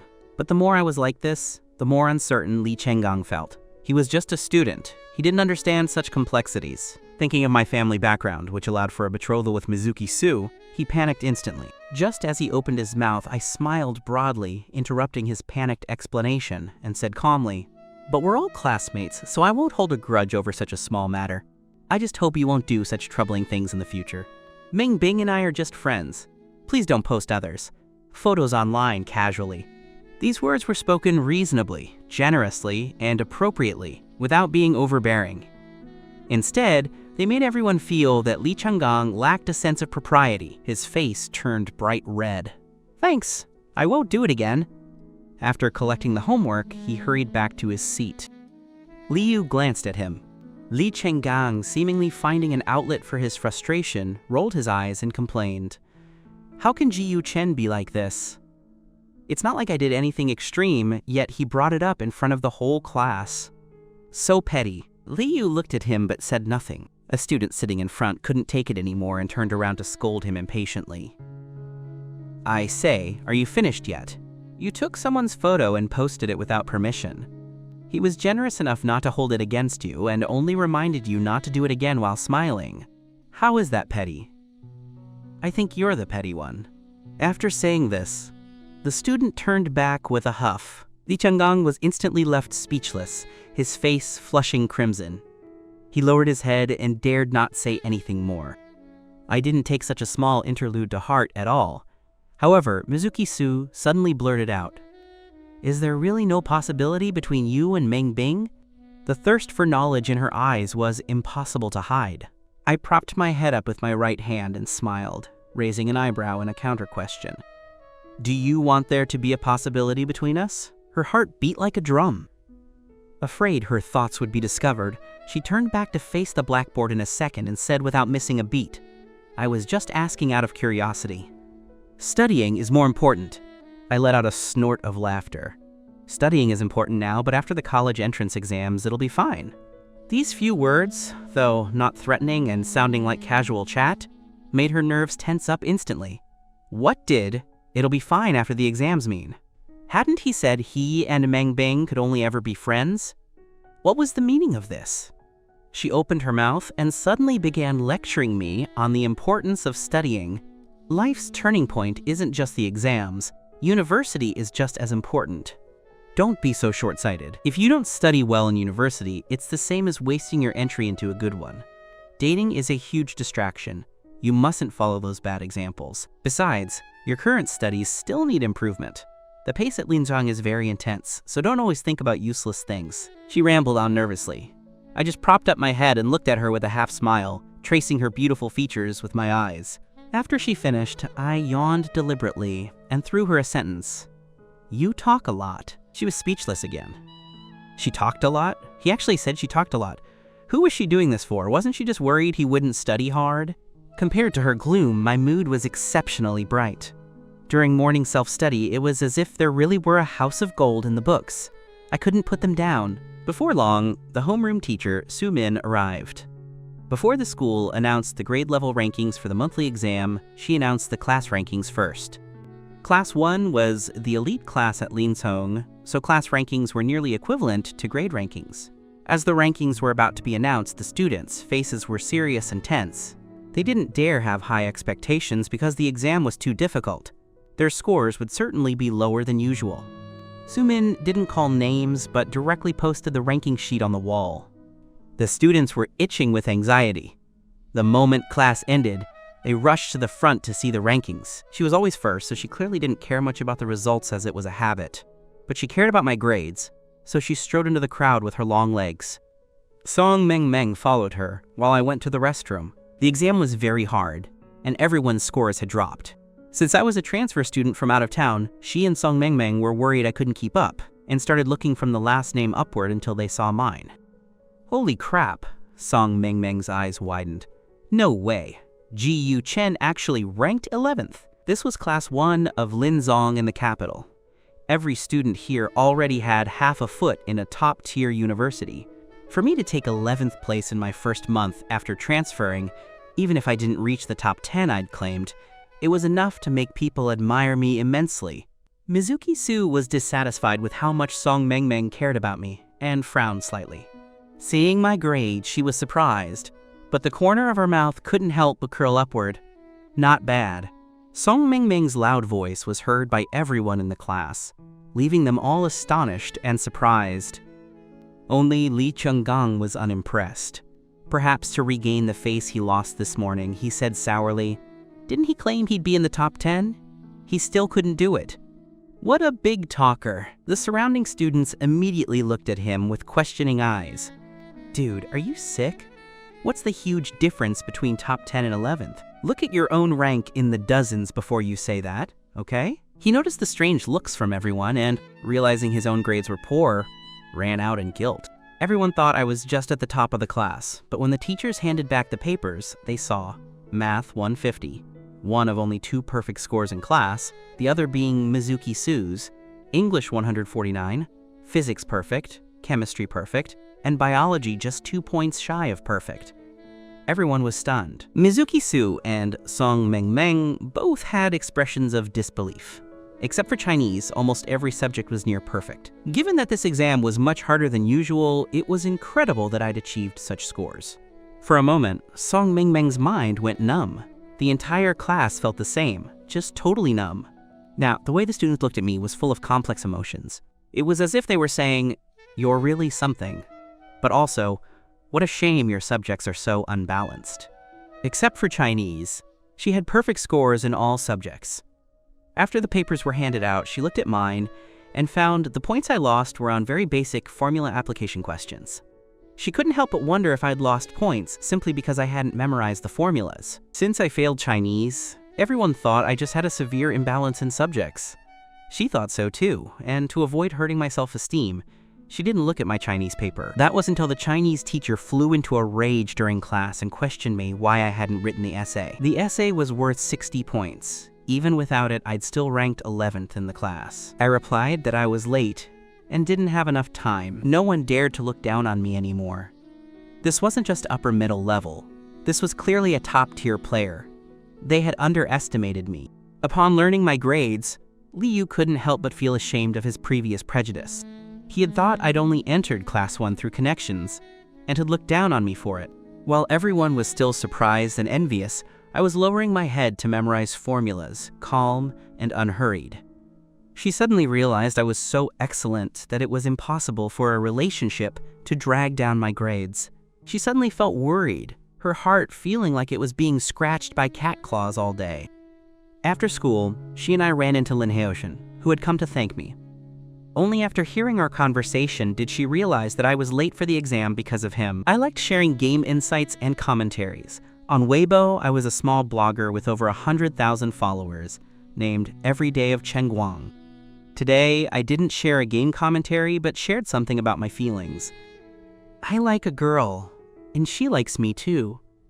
But she's so tsundere and refuses to admit it. She had always felt that every day of Chen Guang's insights coincided with hers and gave her a lot of inspiration. So she had set me as a special follow. Seeing the post, she gave a light snort. They would chat privately about game innovations and had some acquaintance. So she sent a private message to every day of Chen Guang. This kind of girl is just a jerk. Don't take it too seriously.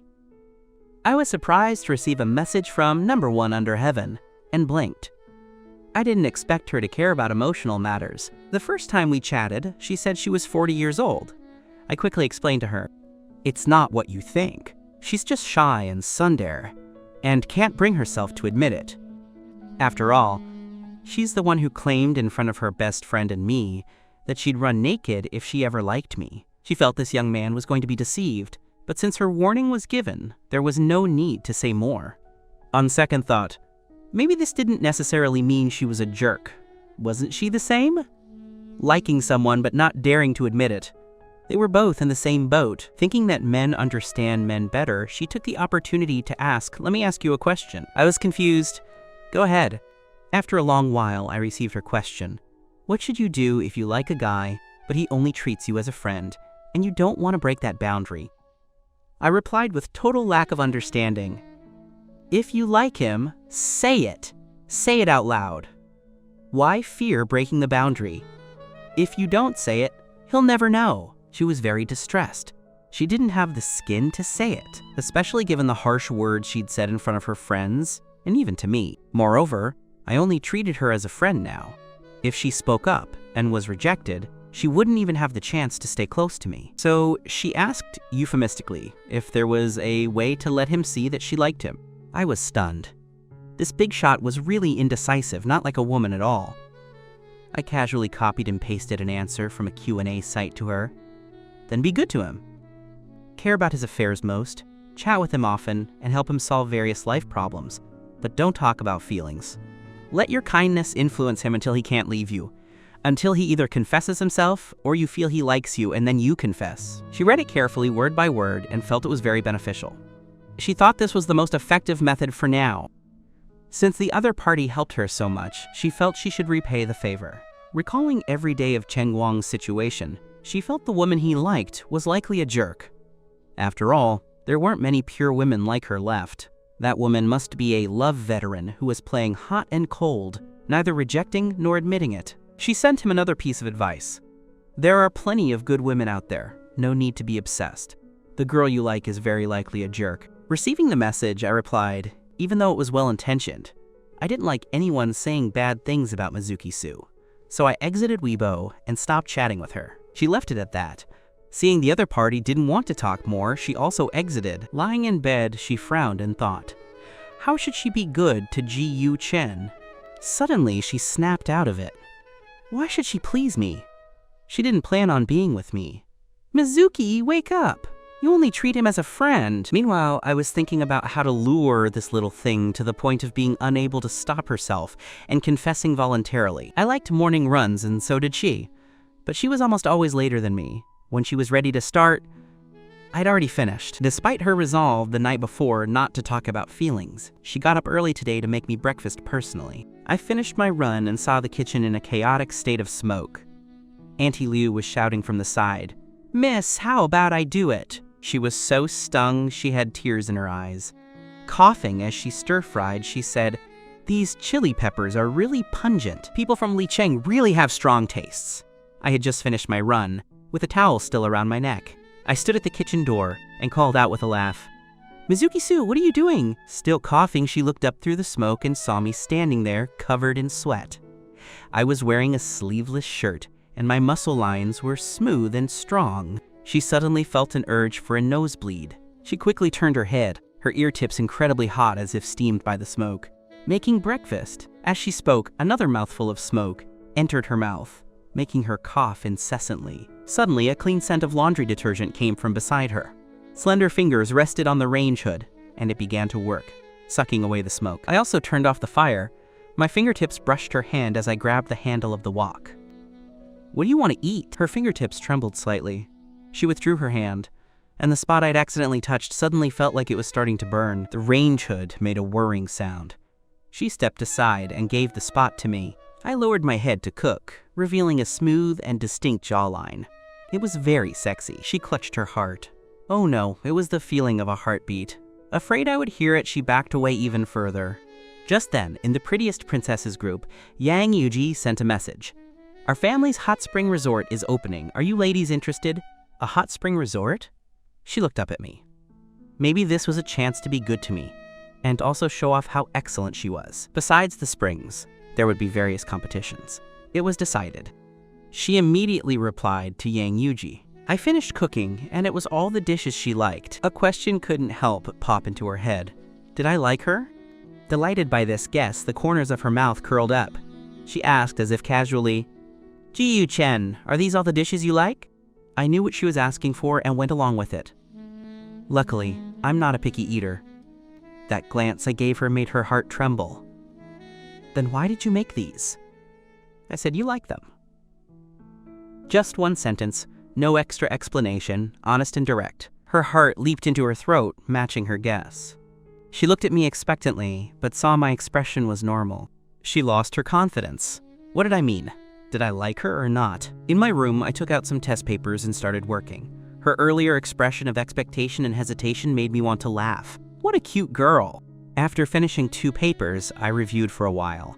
In my free time, I took out my phone to play a game, and a WeChat message popped up. Yang Yuji's call in the group was answered by the other 3. She only then realized she'd said ladies, and quickly tagged me. Of course I would go. The weekend arrived in a flash. She wore a long white dress, which added a touch of youthfulness to her elegance. She was waiting for me in the living room on the first floor. How could there only be one boy? Yang Yuji and Gong Wanru both brought their boyfriends, and Song Mingming dragged Li Yu along.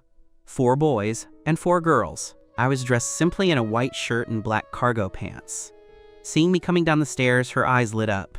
She couldn't help but ask, "You're going like that? Is it not appropriate?"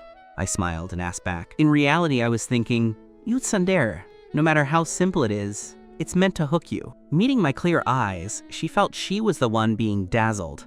She quickly looked away, avoiding my muscle lines. Then let's set off.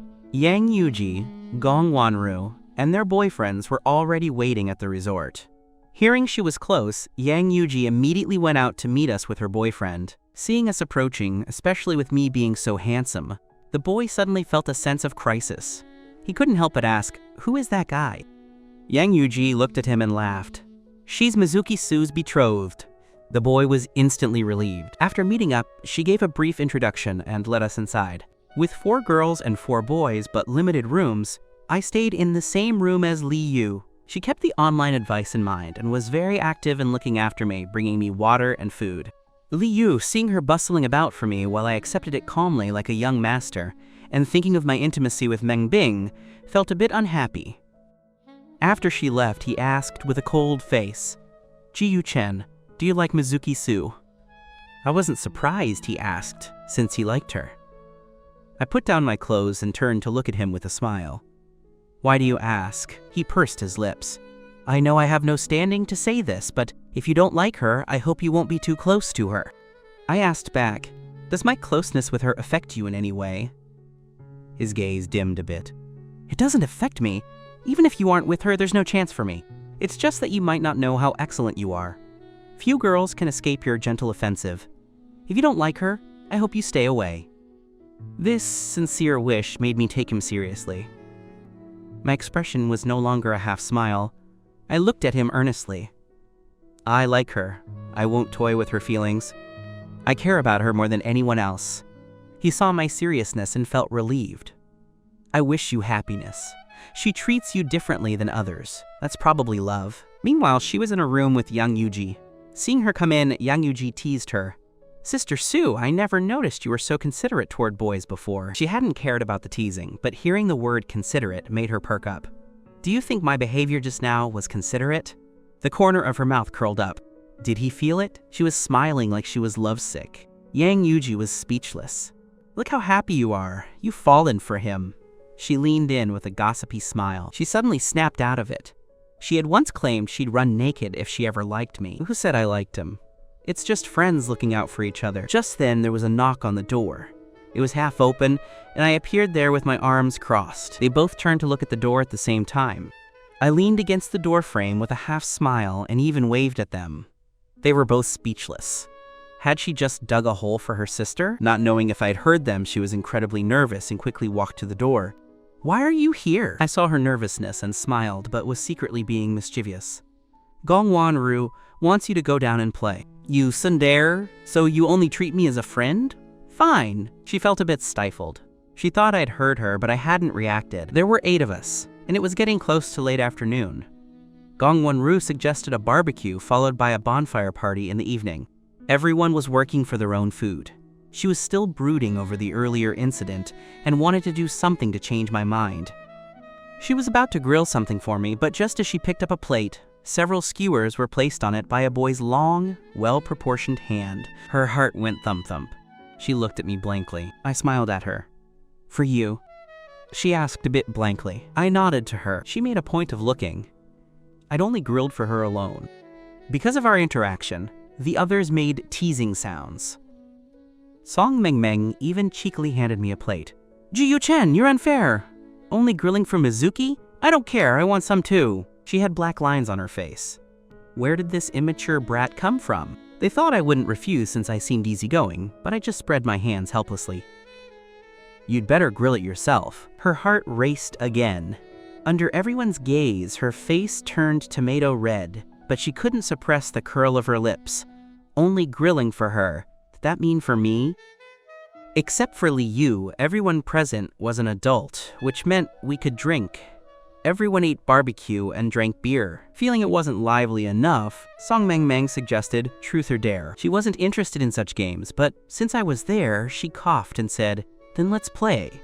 So they began the childish game of spinning the bottle. The first target was Yang Yujie. She spread her hands. "There, come on." Song Mengmeng pointed at a group of boys nearby and said, "Go run over to them and say, 'I'm a big idiot.'" Everyone was speechless. No one expected such a mean trick. Yang Yuji was unwilling to do such a stupid thing and chose to drink 3 rounds as a penalty to avoid it. Others were targeted, and soon it was her turn. Seeing the bottle pointing at her, she was stunned for a second and looked up at Song Mengmeng. Song Mengmeng, intentionally creating a chance for her, asked with a smile, "Truth or dare?" Being someone who loved her pride, she would never do a stupid dare. Who knew what trick Song Mengmeng had up her sleeve? Truth. Seeing her looking as if she were facing a great enemy, I laughed secretly. Sure enough, Song Mengmeng's question was very pointed. "Is there a boy here that you like?" She glared at her with wide eyes. What a crappy question. The only ones she knew here were me and Li Yu. She was in the same class as Li Yu but hadn't spoken to him much. Wasn't this directly admitting she liked me? Song Mengmeng wasn't afraid of her getting angry and said before she could speak, "Hey, let's agree first. You can't choose to drink for a truth. You must answer." She was speechless. She turned her head, not daring to look at me, and said in a low voice, except for me, who was right beside her, no one else heard. Everyone was dissatisfied. "Louder! Haven't you eaten?" Like a child having her secret stolen, hearing the doubt made her turn around and shout at everyone, "None!" After that, she looked straight ahead, not daring to look at me. This answer was truly unexpected. Song Mengmeng, who wanted to help, was dazed. She never expected her to beat Sunder to this extent. "No way, sister, you won't catch your god like this." After her turn, the game continued, but her face was completely red. Just when she felt her cheeks were too hot to bear, a cold sensation suddenly touched her face. She was startled for a second and looked at me with wide, innocent eyes like a stray kitten. I was amused by the comparison and tried to distract her. "Want a drink?" She got lost in my gentle smile and said foolishly. Then she took the wine bottle and took a huge gulp. However, she choked on it and started coughing incessantly. Song Mengmeng erupted in a startled cry. "Whoa, Ji Yu Chen, you've been hit!" She turned to look at me sharply. I met Song Mengmeng's gaze, realizing she did this on purpose. I gave a helpless smile and chose truth. Mizuki-su kept her head lowered in silence, acting as if she didn't care. Only she knew she was holding her breath, terrified of missing a single word. Just as Song Mengmeng was about to ask, Yang Yuji leaned in to whisper in her ear, and Gong Wanru joined in with ideas. Finally, Yang Yuji posed the question, "Is there a girl you like?" This question made me realize they were setting a trap for Mizuki Su. I didn't hide my feelings for her at all, and these sharp girls had seen through it long ago. Asking this without asking who it was. Wasn't that just intended to make Mizuki Su anxious? Except for Mizuki Su, everyone else was staring at me. The two other uninformed boys brought by Yang Yuji and Gong Wanru couldn't help but feel curious. A guy this excellent surely wouldn't lack pursuers. Did he actually have someone he liked? Under everyone's expectant and curious eyes, I chuckled softly. Yes, the answer was as expected. Everyone let out an "oh," while only Mizuki Su froze for a few seconds. Yes. Ji Yu Chen said yes. He has a girl he likes. Who is it? Mizuki Su felt as if her heart were being scratched by 1,000 kittens. Yet after that, no one asked me who I liked. The group just continued eating and drinking. Finally, night fell. There was a bonfire party where guests could sign up to perform or simply enjoy the shows prepared by the staff. During the third performance, I headed toward the backstage area, carrying a bag. Song Mengmeng asked curiously, "Ji Yu Chen, where are you going?" I gave a mysterious smile. "I'm going to perform for you all," she said in surprise. "You signed up? What kind of performance?" I replied. "You'll find out in a bit. I'm off." Mizuki Su acted more relaxed, but her heart was dying of curiosity. My performance was the drums. After the third act ended, the host announced enthusiastically, "Next, let's welcome a guest at our resort, Ji Yu Chen, performing the drum solo, Mountain Spirit."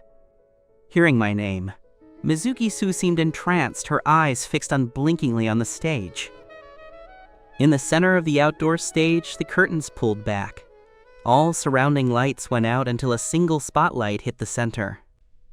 The youth sat there with a dashing posture, holding his drumsticks and looking down, focused on counting the beat. Suddenly, the youth looked up.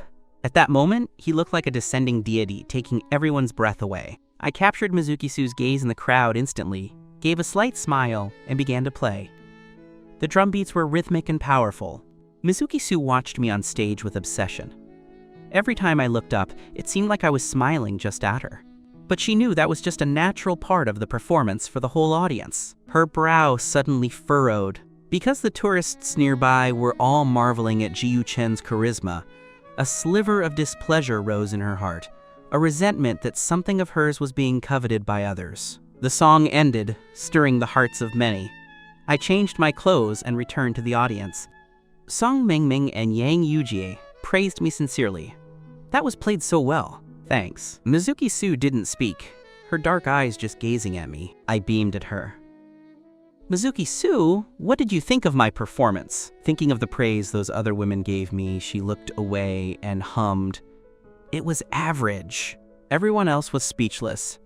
"You call that average?" I didn't mind, and we all continued watching the show. I hadn't originally intended to drink beer, but thinking of Mizuki Su's sunder face, I had an idea to tease her and purposely toasted with Song Mengmeng and Yang Yuji. Mizuki Su wanted to stop me, but then thought a few beers would be fine.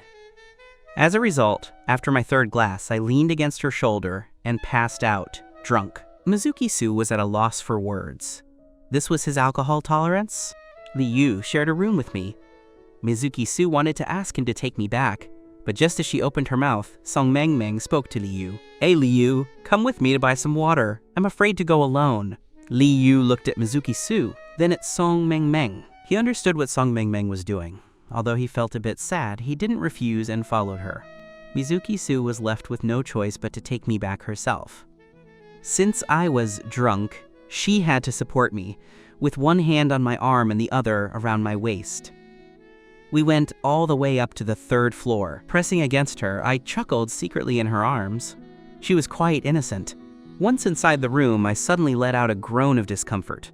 With the boy she liked right beside her, Mizuki Su was sweating from nervousness. Hearing my groan, she panicked. "What's wrong? Are you uncomfortable?" I didn't answer, but mumbled and turned in her arms. Originally, she was supporting me from the side, but now she was facing me directly while my hands were wrapped around her waist. It was a compromising position. Mizuki Su's heart was racing like it was on a rocket. My head tilted, resting on her shoulder as I complained, Uncomfortable. Her back was pressed against the wall, her body as stiff as iron. Where is it uncomfortable? Drunkenly, I lowered my head, glanced at her, and leaned in close. Her breath hitched in nervousness. I didn't kiss her. I just pressed a finger against her lips. Mizuki-Sue, why are your lips so swollen? The moment I got close, she stopped breathing. She looked at my handsome face, flushed from the alcohol, and felt completely overwhelmed. I kept my finger on her lips. Seeing her frozen in nerves, I leaned down further and whispered huskily into her ear, Mizuki-Sue, I'm hot. She couldn't imagine how someone could tug at her heartstrings like this at any moment. She nearly lost her footing, her face turning red enough to drip blood. With her hands hovering at my waist and her back against the cold wall, she thought back to what I'd said during the game and felt a knot in her heart.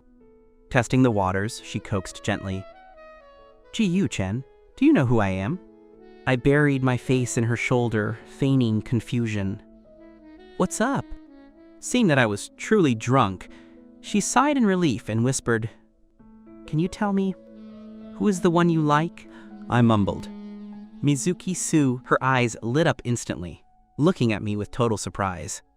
The next second, I deliberately added, Mizuki-Sue, where are you? Teach me how to solve this problem. Her expression of joy froze. She looked at me with uncertainty, her excitement vanishing like air from a punctured balloon. She asked tentatively, What did you say? I gave a muffled hum and said nothing more. In truth, I was trying my best not to laugh so I wouldn't be caught. Feeling utterly dejected, she helped me lie down on the bed. I was a bit surprised myself, but since I was drunk, I couldn't react.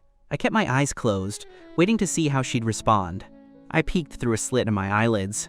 She looked dazed, staring at me blankly. After a while, her face turned crimson, even her neck. Her beautiful eyes were wide and round, staring at me as her dark lashes trembled. Suddenly, she stomped her foot, stood up, and ran out. Realizing she was shy, I couldn't help but laugh out loud. I was in a great mood. Not long after, I actually fell asleep. Meanwhile, the Mizuki-Sue who ran out. The next day, our group agreed to go play a shooting game. When I saw her again, she had returned to her cold and haughty persona. Her beauty and superior figure were attracting plenty of attention. While waiting in the lobby, several guys had already come over to strike up a conversation. Every time someone approached her, she would frown and instinctively glance at me. Seeing that my expression didn't change, not a hint of jealousy, she became agitated and coldly rejected the men. Those guys followed her gaze, saw my strikingly handsome appearance, and immediately lost their will to compete and retreated. After they left, Gong Wanru and Song Mengmeng finally arrived.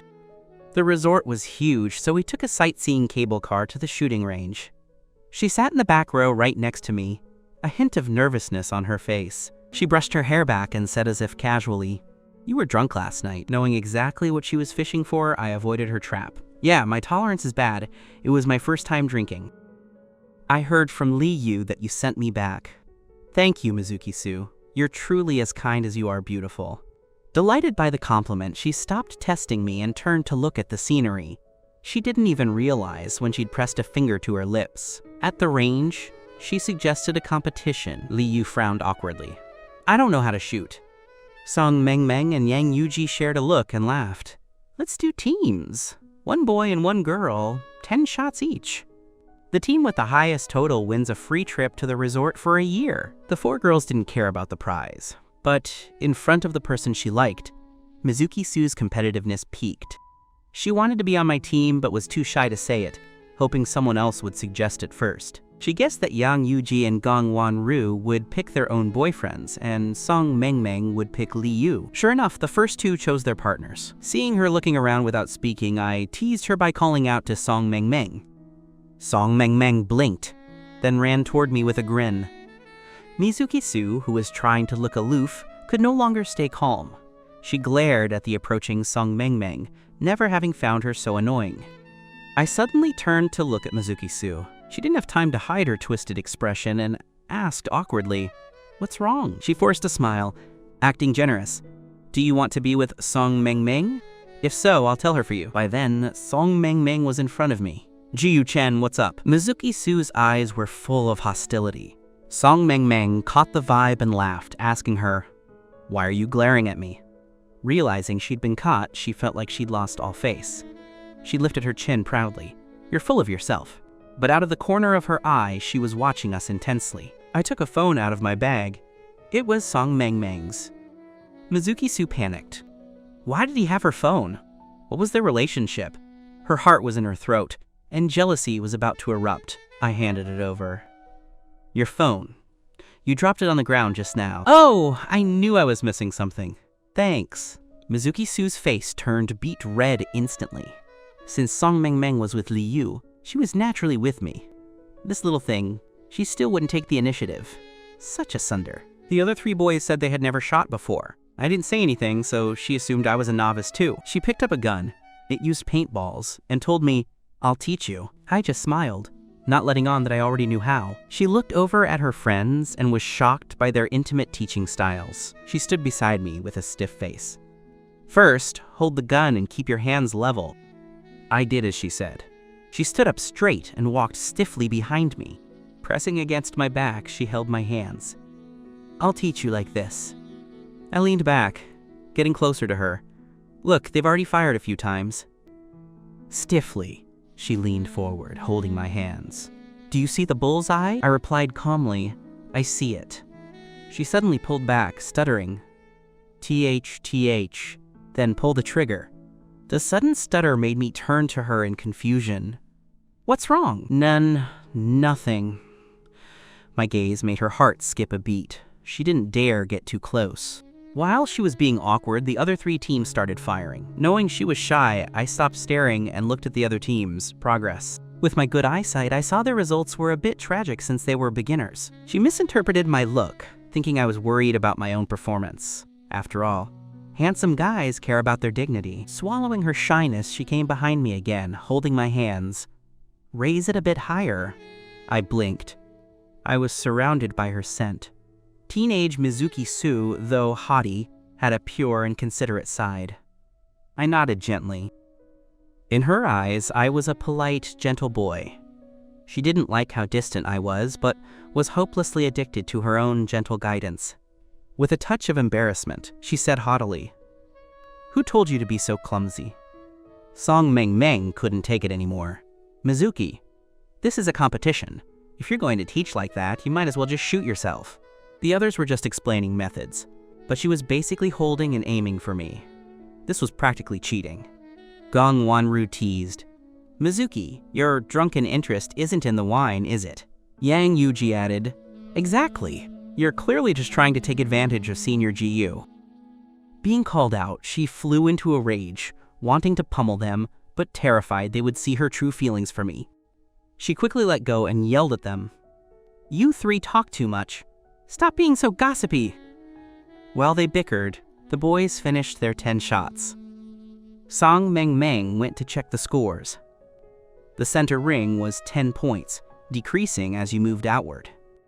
Li Yu was slightly higher with 30 points, having only missed the target twice. The other 2 boys were a mess, missing at least 6 shots and hitting only the outer rings. One got 3 points, the other 10. Yang Yuji covered her face in shame at the results. The boys felt embarrassed, too.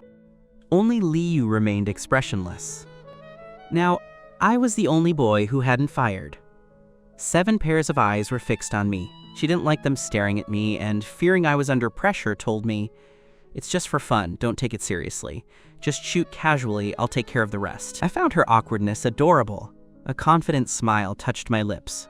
Don't worry. I raised my hands and aimed. Seeing my perfect form, the 4 girls were stunned. 10 shots, fired in quick succession. Every single one hit the center. The operation was so smooth and certain that everyone was left speechless for quite a while. Song Mengmeng finally screamed, Jiyu Chen, you're incredible! A perfect score! Yang Yuji and Gong Wanru were shocked. This was too impressive. Even they couldn't hit a perfect score every time, yet I did it on my first try. Yang Yuji looked at me, then at the dazed Mizuki Su. Was it her imagination? Or was it that whatever Mizuki liked, Jiyu Chen was even better at?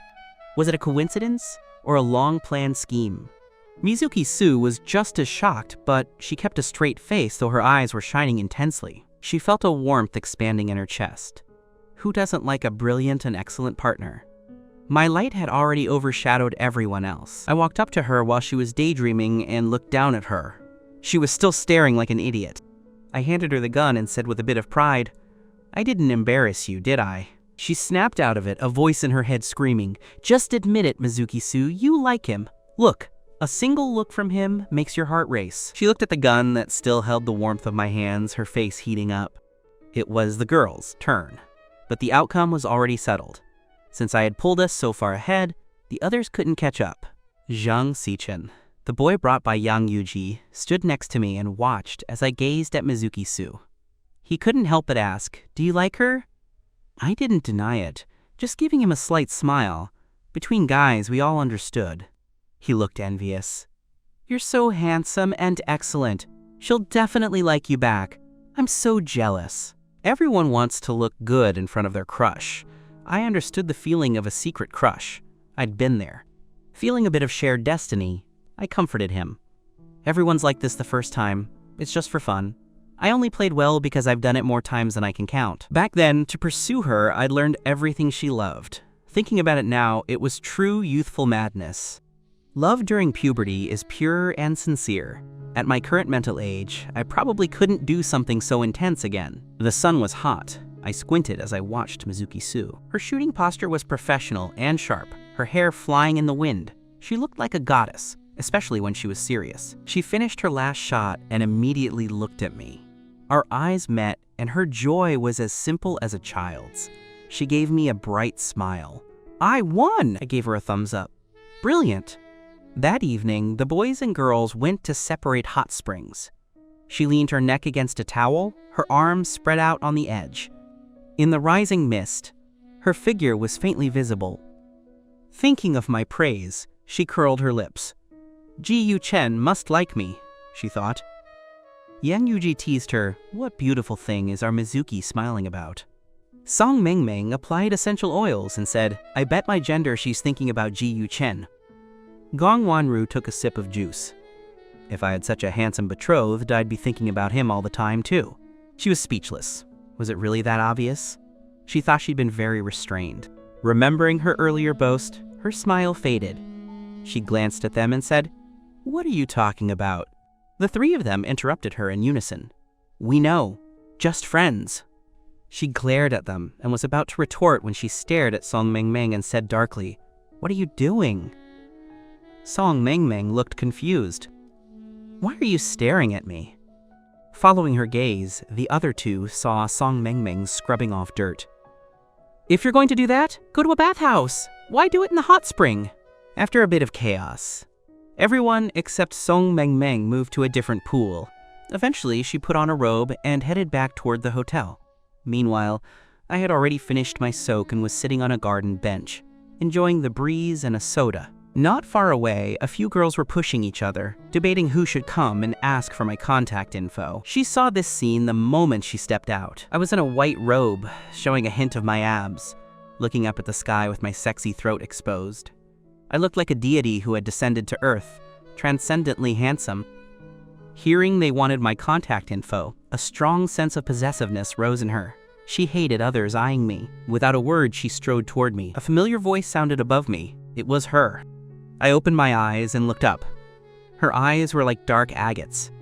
Even from this death angle, she was still beautiful. For some reason, her earlier suspicion flashed through her mind. He obviously knew how to shoot, yet he lied and waited for her to teach him. Why? Was it what she thought? Without thinking, she asked, "Why did you lie to me just now? You clearly know how to shoot. Why did you pretend you didn't?" I blinked.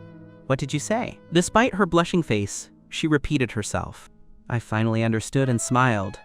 When did I ever say I didn't know how to shoot? I was perfectly calm, with no hint of being caught in a lie, which made her uncertain.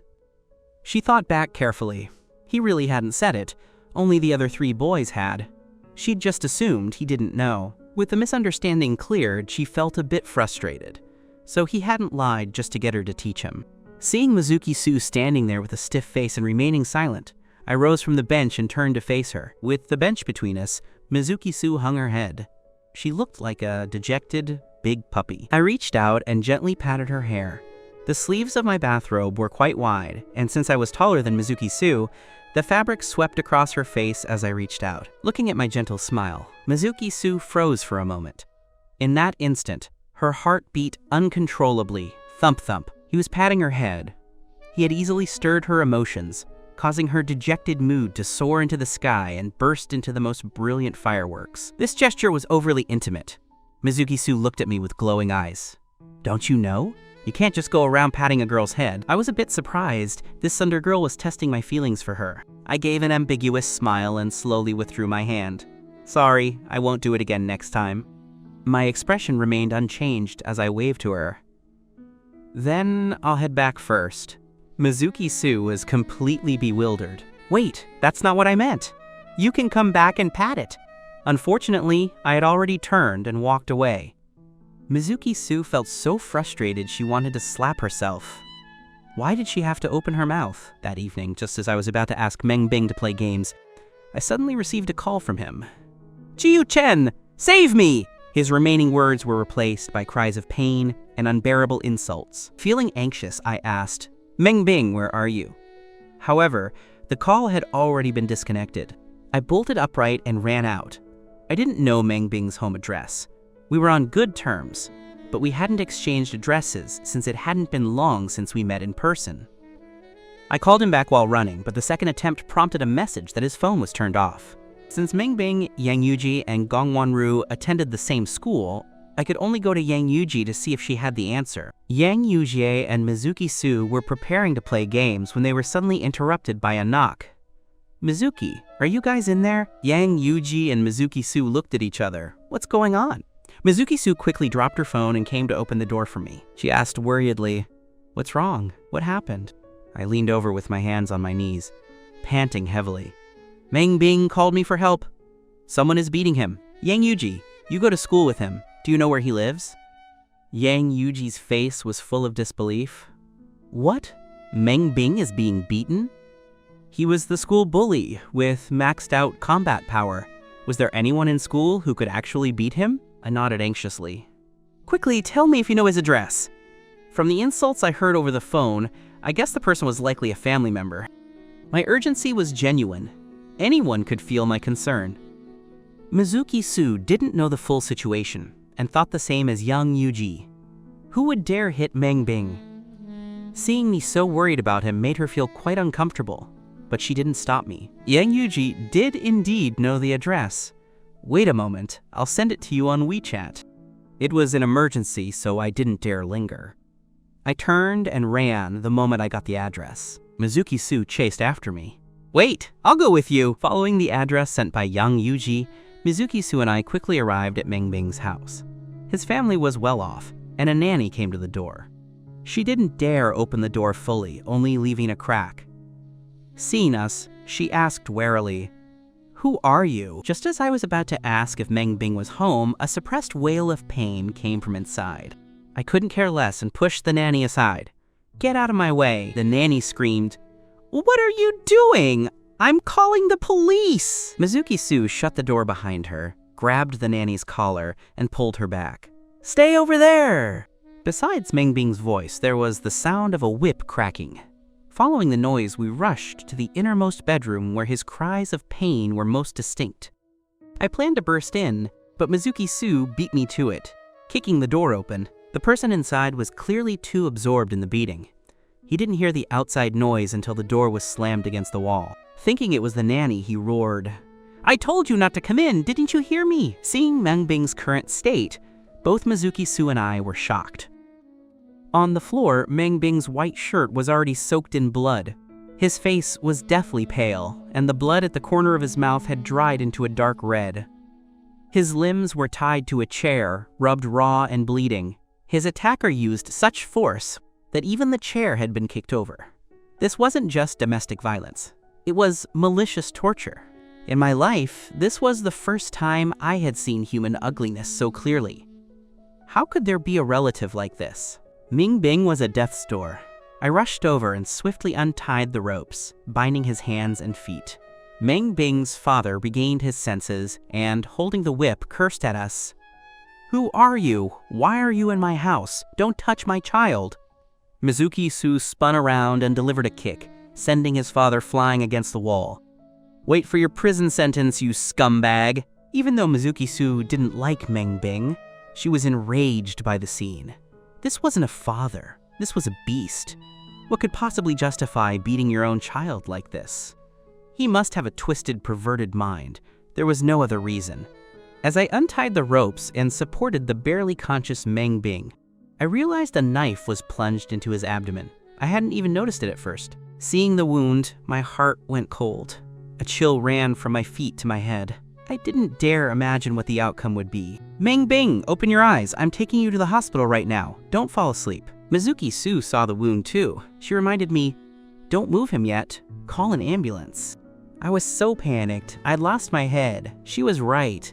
I wasn't a doctor and didn't dare move him recklessly. I quickly took out my phone to call an ambulance and the police. Meng Bing's father was still shouting until I punched him in the face, silencing him completely. Though quiet, his hateful eyes were full of malice. The house was close to the hospital, so the ambulance arrived quickly. Concerned for his condition, I followed him into the ambulance, my eyes filled with anxiety. Mizuki-su stayed near his father, but ultimately said nothing. She understood priorities. Though my concern for him made her uncomfortable, she didn't cause trouble and waited for the police to take the father away. Outside the operating room, I watched the flashing lights anxiously. Remembering Mizuki-su was still at the house, I quickly gave her a call. By then, she was at the police station. Having just finished reporting the father's crimes, a smile broke across her tense face when she saw my call, her dark eyes lighting up like stars. "Ji-Yu-chen, how is it on your end?" Her pretty voice carried undisguised joy. My tone softened. "Meng Bing is still in surgery. How are things with you?" She told me that both the father and the nanny had been brought in for questioning, and she had finished her statement. "I'll come find you now." I didn't refuse and sent her the address. The surgery didn't last long, and the doctor soon emerged. I immediately stepped forward. "Doctor, how is he? Is he okay?" The doctor looked kind. The surgery was a success. Fortunately, the knife wasn't deep and didn't hit any vital organs. Hearing he was okay, my heart finally settled. Thank goodness. When Meng Bing was wheeled out, he was deathly pale with his eyes tightly shut. Although he wasn't in critical danger, he had just finished surgery and was placed in the ICU for observation until he regained consciousness. When Mizuki-su arrived to pick me up, I was standing outside the ICU with a pitying gaze. Coming to my side and following my gaze, she saw the pale Meng Bing lying on the bed. As if something was suddenly beyond her control, she managed to ask, "Is she okay?" I nodded. The doctor said he's fine for now. Let's go back first. Mizuki-su could see I was distracted. Distracted because of another person, another girl, or so she thought. Her thin lips pulled into a straight line, clearly in a bad mood. Meng Bing woke up soon and was moved to a general ward.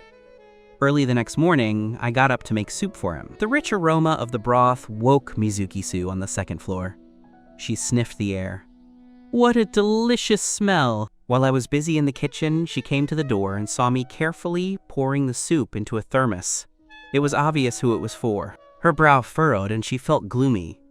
He really isn't just nice to me. I looked up and saw her, greeting her with a smile. Mizuki, you're up? There's still soup in the pot. You can have some later. Having just woken up, her pretty features showed a trace of tiredness, and her messy, fluffy hair gave her a more innocent look. As I walked to the entrance to change my shoes, she hesitated.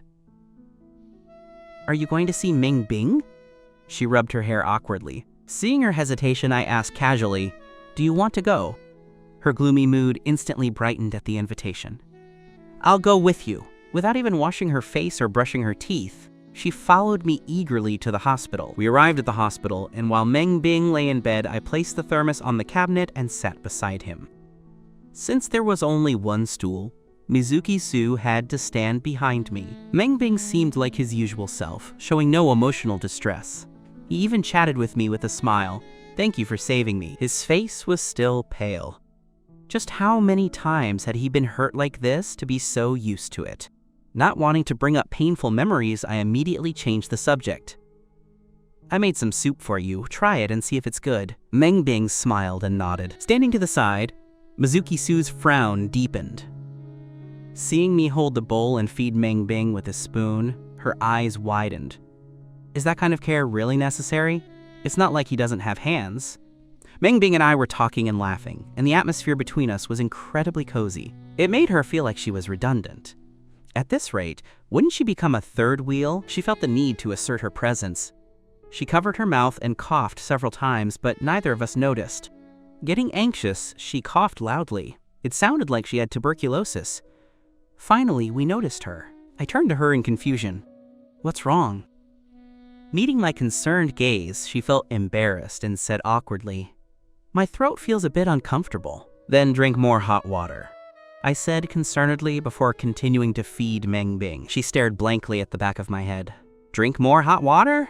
Such a perfunctory answer compared to my care for Mengbing was like night and day. She suddenly found him very annoying. Sensing her intense gaze, Mengbing looked up and met her fiery eyes. Realizing something, a mischievous smile touched his lips, and he lowered his voice tenderly. Mizuki Su's eyes widened. Actually, I looked at Mengbing in confusion. "What's up?" Mengbing leaned in and whispered in my ear. "Mizuki Su is jealous. She's glaring at me." I paused, and the next second my arm was pulled back. Mizuki Su took my place and said fiercely, "The bowl is too hot!" She pulled me off the stool without a word, grabbed the bowl, and shoved it toward Mengbing's mouth. Mengbing said distantly, "I'm full, thanks," as he pushed away the bowl she was trying to stuff into his mouth. Standing behind her, I couldn't stop smiling. "This is actually quite nice." 107. Seeing my obvious smile, Mizuki Su felt a pang of frustration. He smiles so happily whenever Mengbing is mentioned. What's so good about Mengbing?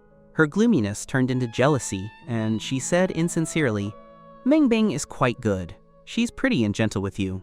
You guys make a good match." "Not a match at all." As she spoke, her gaze drifted toward me to observe my reaction. The sourness in her tone was about to overflow. I couldn't hold it back anymore, and let out a low laugh. In the empty street, the sound was exceptionally clear and sharp, making her chest feel tight. Is he really that happy talking about Mengbing? She felt annoyed at herself for being so talkative. He won't take it seriously, will he? He wouldn't actually consider being with him? She was torn, her brow furrowed. Suddenly, a warm, soft touch hit the space between her eyebrows. She looked up in confusion to find me standing before her, my finger poking her brow. With gentle eyes and a slight smile, I said, "I told you, Mengbing and I will only ever be friends." "Just friends?" She stared at me, dumbfounded. Forgetting to hide her true feelings, the corners of her mouth curled up uncontrollably. This was undoubtedly a reassurance for her. The next second, her mouth pulled into a straight line, and her face flushed as she looked away. "What? Reassurance? I'm not worried. You can be with whoever you want. It's none of my business. I'm just worried you'll neglect your studies. I'm reminding you out of kindness." Having said that, she walked forward haughtily. Because she was in a hurry, she didn't see the stone bollards and bumped her knee, nearly falling. I laughed at her stubbornness. I'd finally seen what it meant to be dead but still having a hard beak. Stubborn. She was clearly dying of jealousy, yet she insisted she didn't care. A few days later, firm evidence of Mengbing's abuse was obtained. It turned out his mother had an affair and ran away. His father's mind became twisted, and he often beat him. He even installed cameras in the room where he beat Mengbing and sent the videos to the mother. Unfortunately, a woman who could abandon her husband and child wouldn't care about her son. When the father sent those videos, she only thought he was a pervert and didn't dare return. The reason Mengbing never reported it wasn't fear, but a final shred of hope for his father, who had once cherished him, until this time when he almost killed him. With the evidence solid, the father couldn't escape the law. Hearing this, I felt a wave of sorrow and pitied him even more. The hospital discovered he was a boy, but his ID still listed him as female.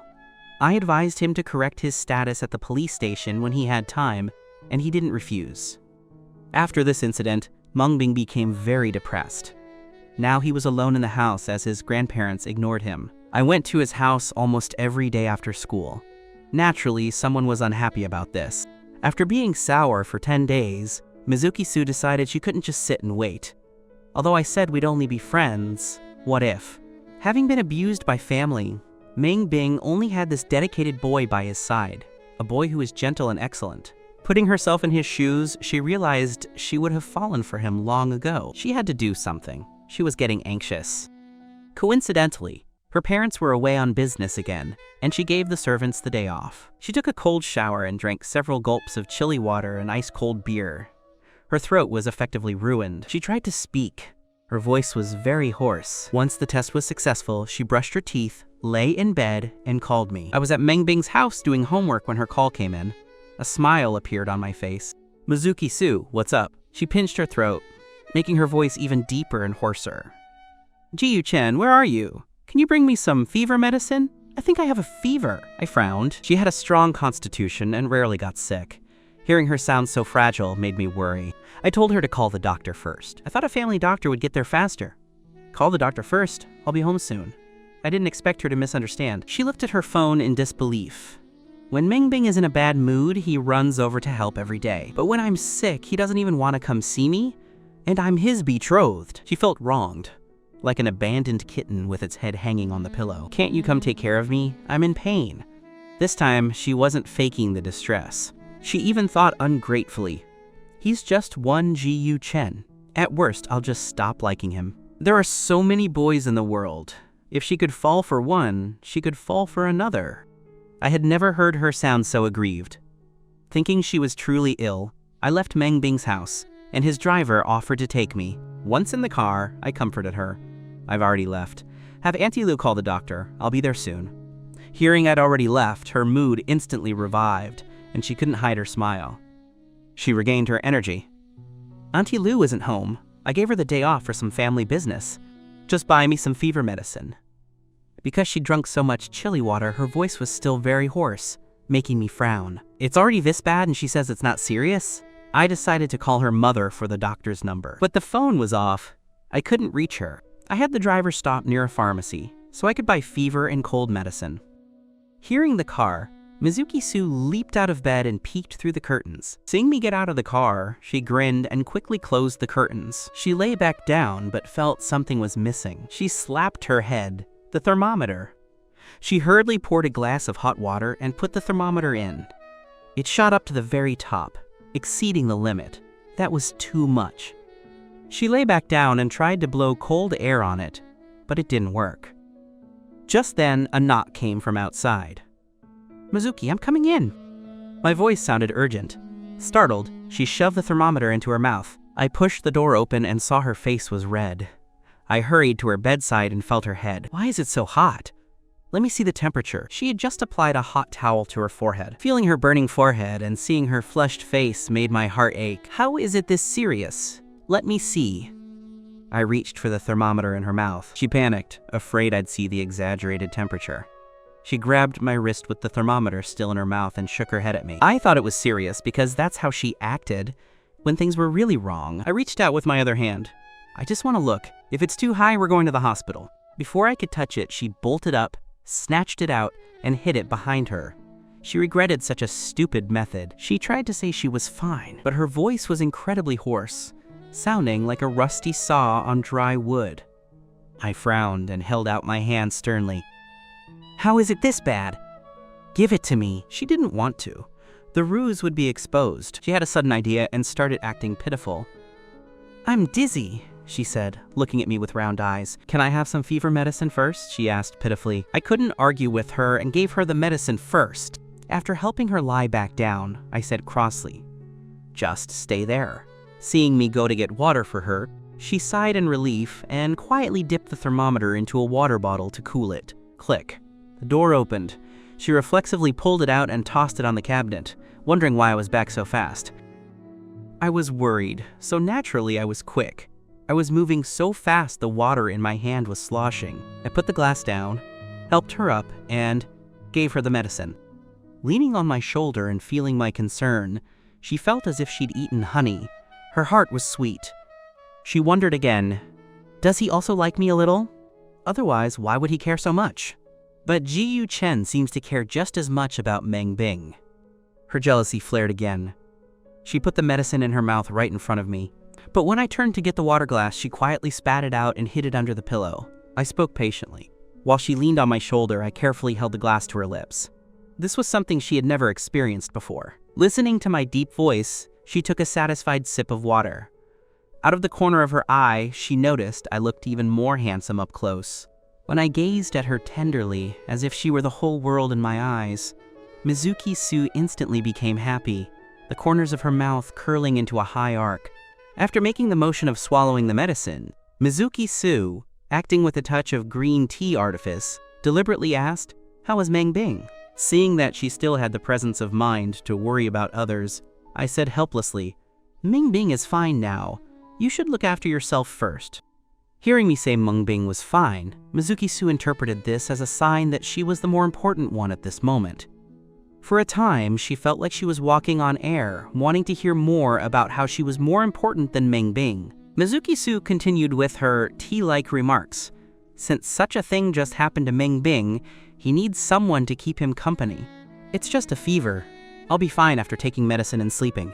You should go accompany him. When she spoke these words, her voice was hoarse. Mizuki Su knew it didn't sound good, but she knew it would make me feel sorry for her. I looked down at her. I knew Mizuki Su too well. How could I not hear the T in her words? I found it amusing in my heart.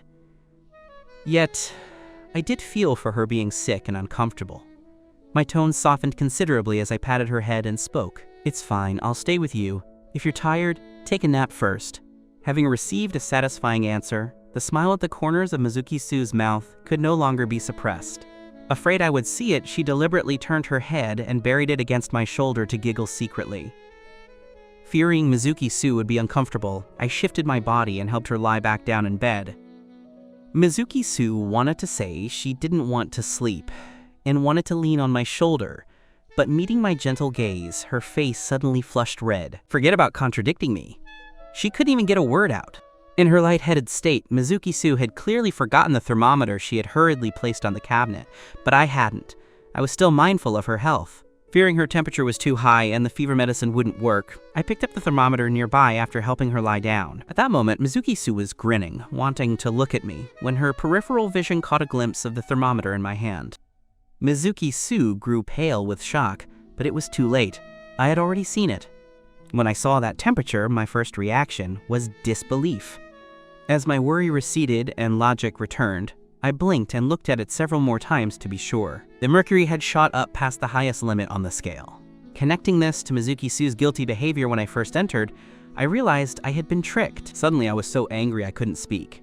Mizuki Su was actually faking it, deliberately pretending to be sick to deceive me. Hearing she had a fever, I was so worried and concerned that I rushed back, only for Mizuki Su to be putting on an act. Looking at my stiff back, Mizuki Su knew the game was up. Seeing me remain silent, she felt extremely guilty. She cautiously reached out and tugged at the hem of my clothes. Ji-Yu Chen. After calling out dryly, Mizuki Su didn't know how to explain herself, feeling vexed for a moment at her own clumsiness. I turned my head to look at her, and this glance caught the pills by the pillow. What were they if not the fever medicine I had just bought? My smile is usually very bright, but when I don't smile, I appear very cold. At this moment, I not only said nothing, but my gaze was also extremely cold. Looking at me like this, Mizuki Su's heart skipped a beat. Sensing I was very angry, she was just about to apologize when she heard my cold interrogation. With a temperature this high, how have you not burned your brain into stupidity yet? Mizuki Su's expression froze for an instant as she reached out to take the thermometer away. The girl's face was flushed, her head hanging low. Even the bangs on her forehead seemed to have become pitiful, drooping obediently. I was originally very angry. Angry that she didn't realize how much it hurt me to see her this sick. But looking at her pitiful state, I couldn't bring myself to lose my temper with her. After suppressing that flare of anger, I also understood why Mizuki Su had faked the illness. She likely got jealous seeing me run to Meng Bing's place every day. I decided to force the truth out of her, so I asked coldly, "Why did you lie to me about being sick?" Unexpectedly, as soon as I spoke, Mizuki Su seemed to think of something difficult to voice, her face turning a deep crimson. This was a different kind of red than before. I glanced at her and saw that even her neck had turned red. My anger completely vanished. However, since Mizuki Su had made me worry for nothing, I couldn't just let her off the hook so easily.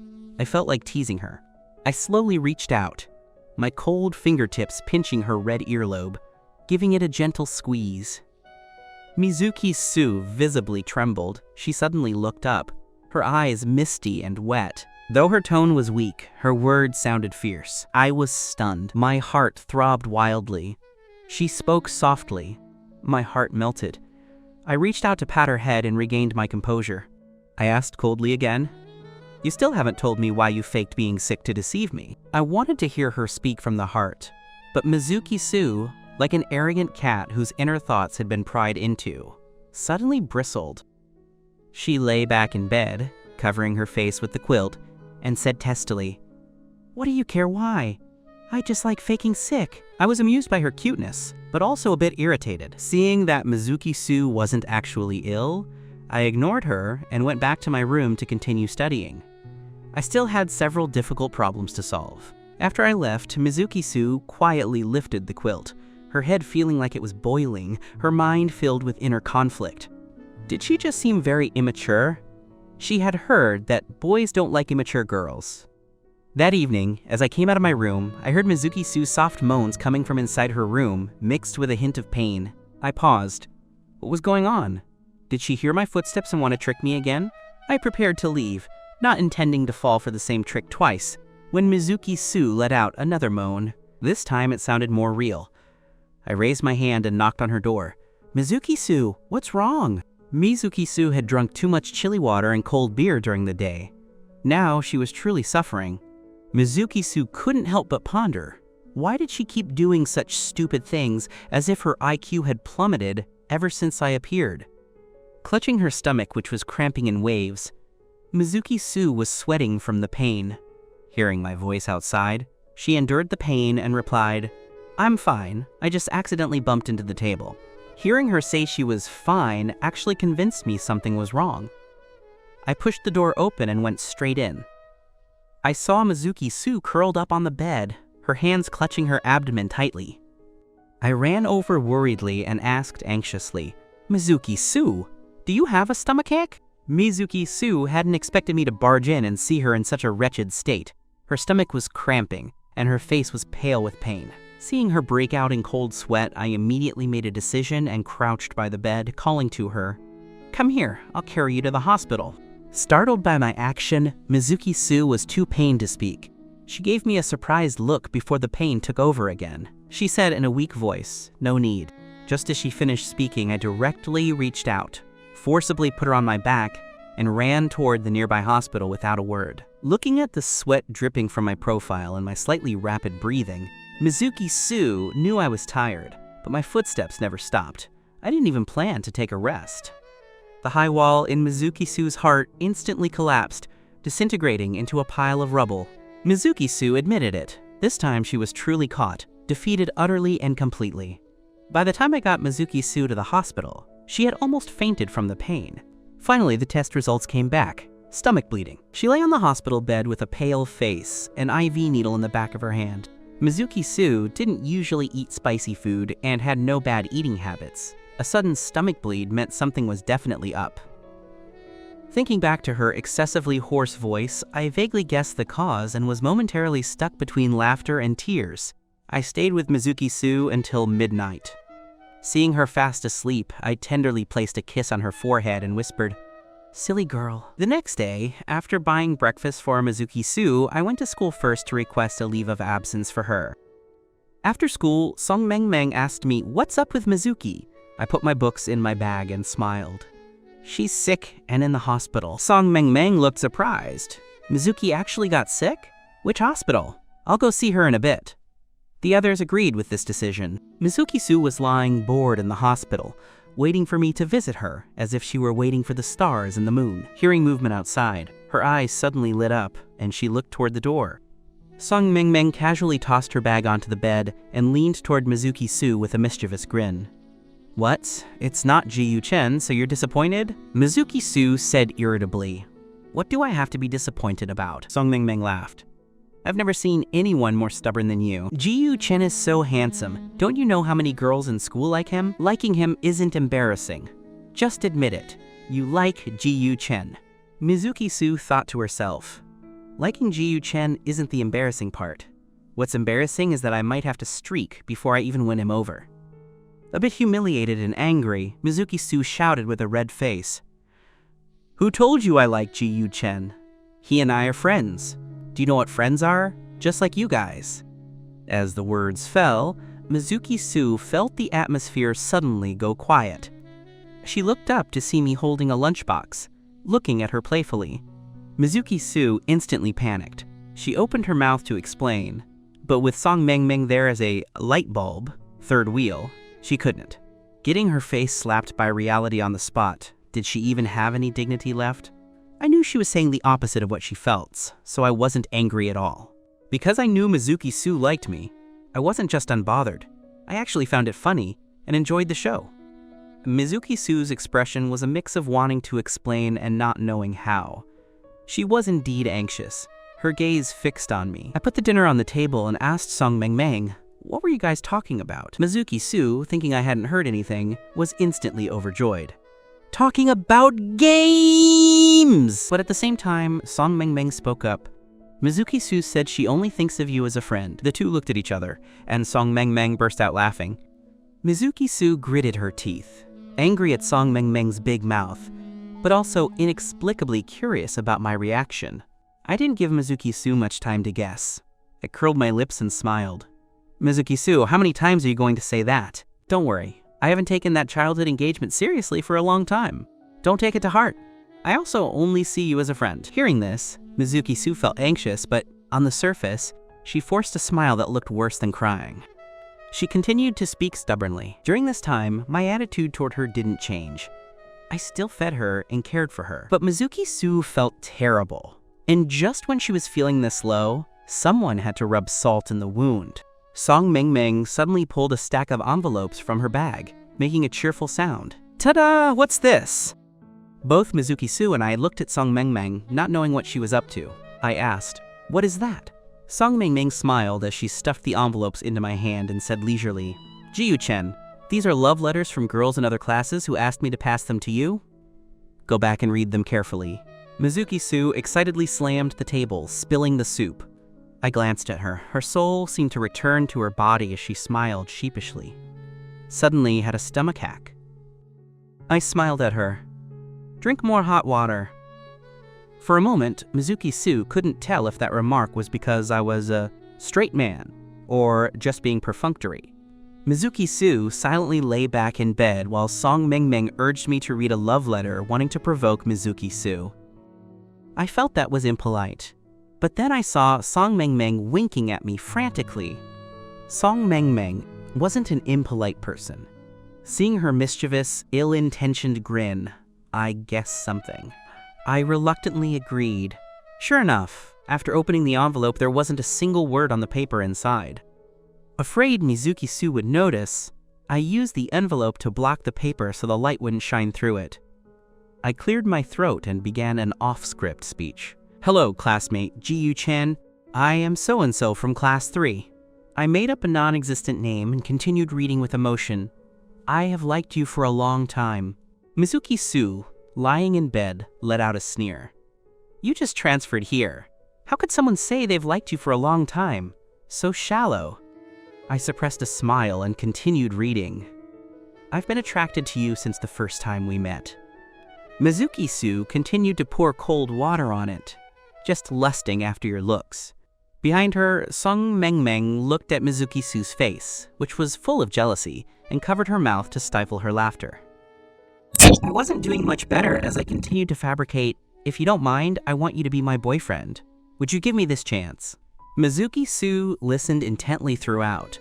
Hearing this person shamelessly wanting me to be her boyfriend made her laugh in anger. She gritted her teeth and said, she wants to be your girlfriend before you even spent time together? She's not worthy. Her expression looked like she wanted to bite that person. Finally, Song Mengmeng couldn't hold it in anymore. Hee ha ha ha. Mizuki-su thought Song Mengmeng was laughing at that person's overestimation of themselves and didn't think much of it. She only wanted to know what I was thinking. I had better self-control than Song Mengmeng as I slowly tucked the paper back into the envelope, the corners of my mouth curving slightly. Quite sincere. Unlike some people who clearly like someone but refuse to admit it. Mizuki-su's heart raced, and she retorted loudly, You call this being frank? I wouldn't be moved by someone like that. Not frank? At least they have the courage to say they like me. That's what being frank is. Not long after, the sports meet exclusive to the third-year seniors was about to begin, and Mizuki-su had returned to school from the hospital. Before the sports meet, there was another monthly exam. This time, the students in the class, including Mizuki-su, could no longer underestimate me. I had heard that excellent boys don't like girls who aren't as good as them. Lately, I often saw Mizuki-su holding a book, not even letting her spare time go to waste. If it weren't for her being so smart, I would have mistaken her for a bookworm. Mizuki-su stood in the corridor, holding her Chinese textbook with both hands spread open. I walked past her, waved my hand in front of her face, and called out, "Mizuki-su!" Since admitting her feelings for me in her heart, Mizuki-su could no longer deceive herself. Meeting my bright smile, her earlobes unconsciously turned red. She asked, unnaturally. Today, regular clothes were allowed at school. I wore a set of casual sportswear, which made me look particularly bright and handsome. When I came out of the shop downstairs earlier, Mizuki-su saw many girls deliberately trying to strike up a conversation with me. She felt unhappy and kept a cold expression. I smiled and reminded her, "You're smart. I don't need to remind you to balance work and rest, right? Relax a bit." For the past few days, Mizuki-su spent every break either reading or doing problems. Mizuki-su was a natural talent and had never experienced rote, dead studying before. She was being so serious out of fear of not scoring higher than me and being looked down upon. Hearing my words, Mizuki-su also felt she had gone a bit overboard. She closed the book with a snap and asked me awkwardly, "The sports meet. Have you decided what event to participate in?" We walked into the classroom together. I thought for a moment and said, "Running, I guess." During the last period, the class meeting, the homeroom teacher, who was never late, was 10 minutes behind. The class was well disciplined. Even without the teacher, it remained quiet, but everyone was curious why Su-min was late. Before long, Su-min arrived with the answer. Everyone looked up curiously. Behind Su-min followed a boy with a cute puppy look. I was stunned. Shen Lingfong used to be a loyal pursuer of Mizuki-su, just like I was, and Shen Lingfong was different from me. Mizuki-su and I had been childhood friends since we were little, but I had moved away with my parents in the first year of high school and only just moved back to the capital.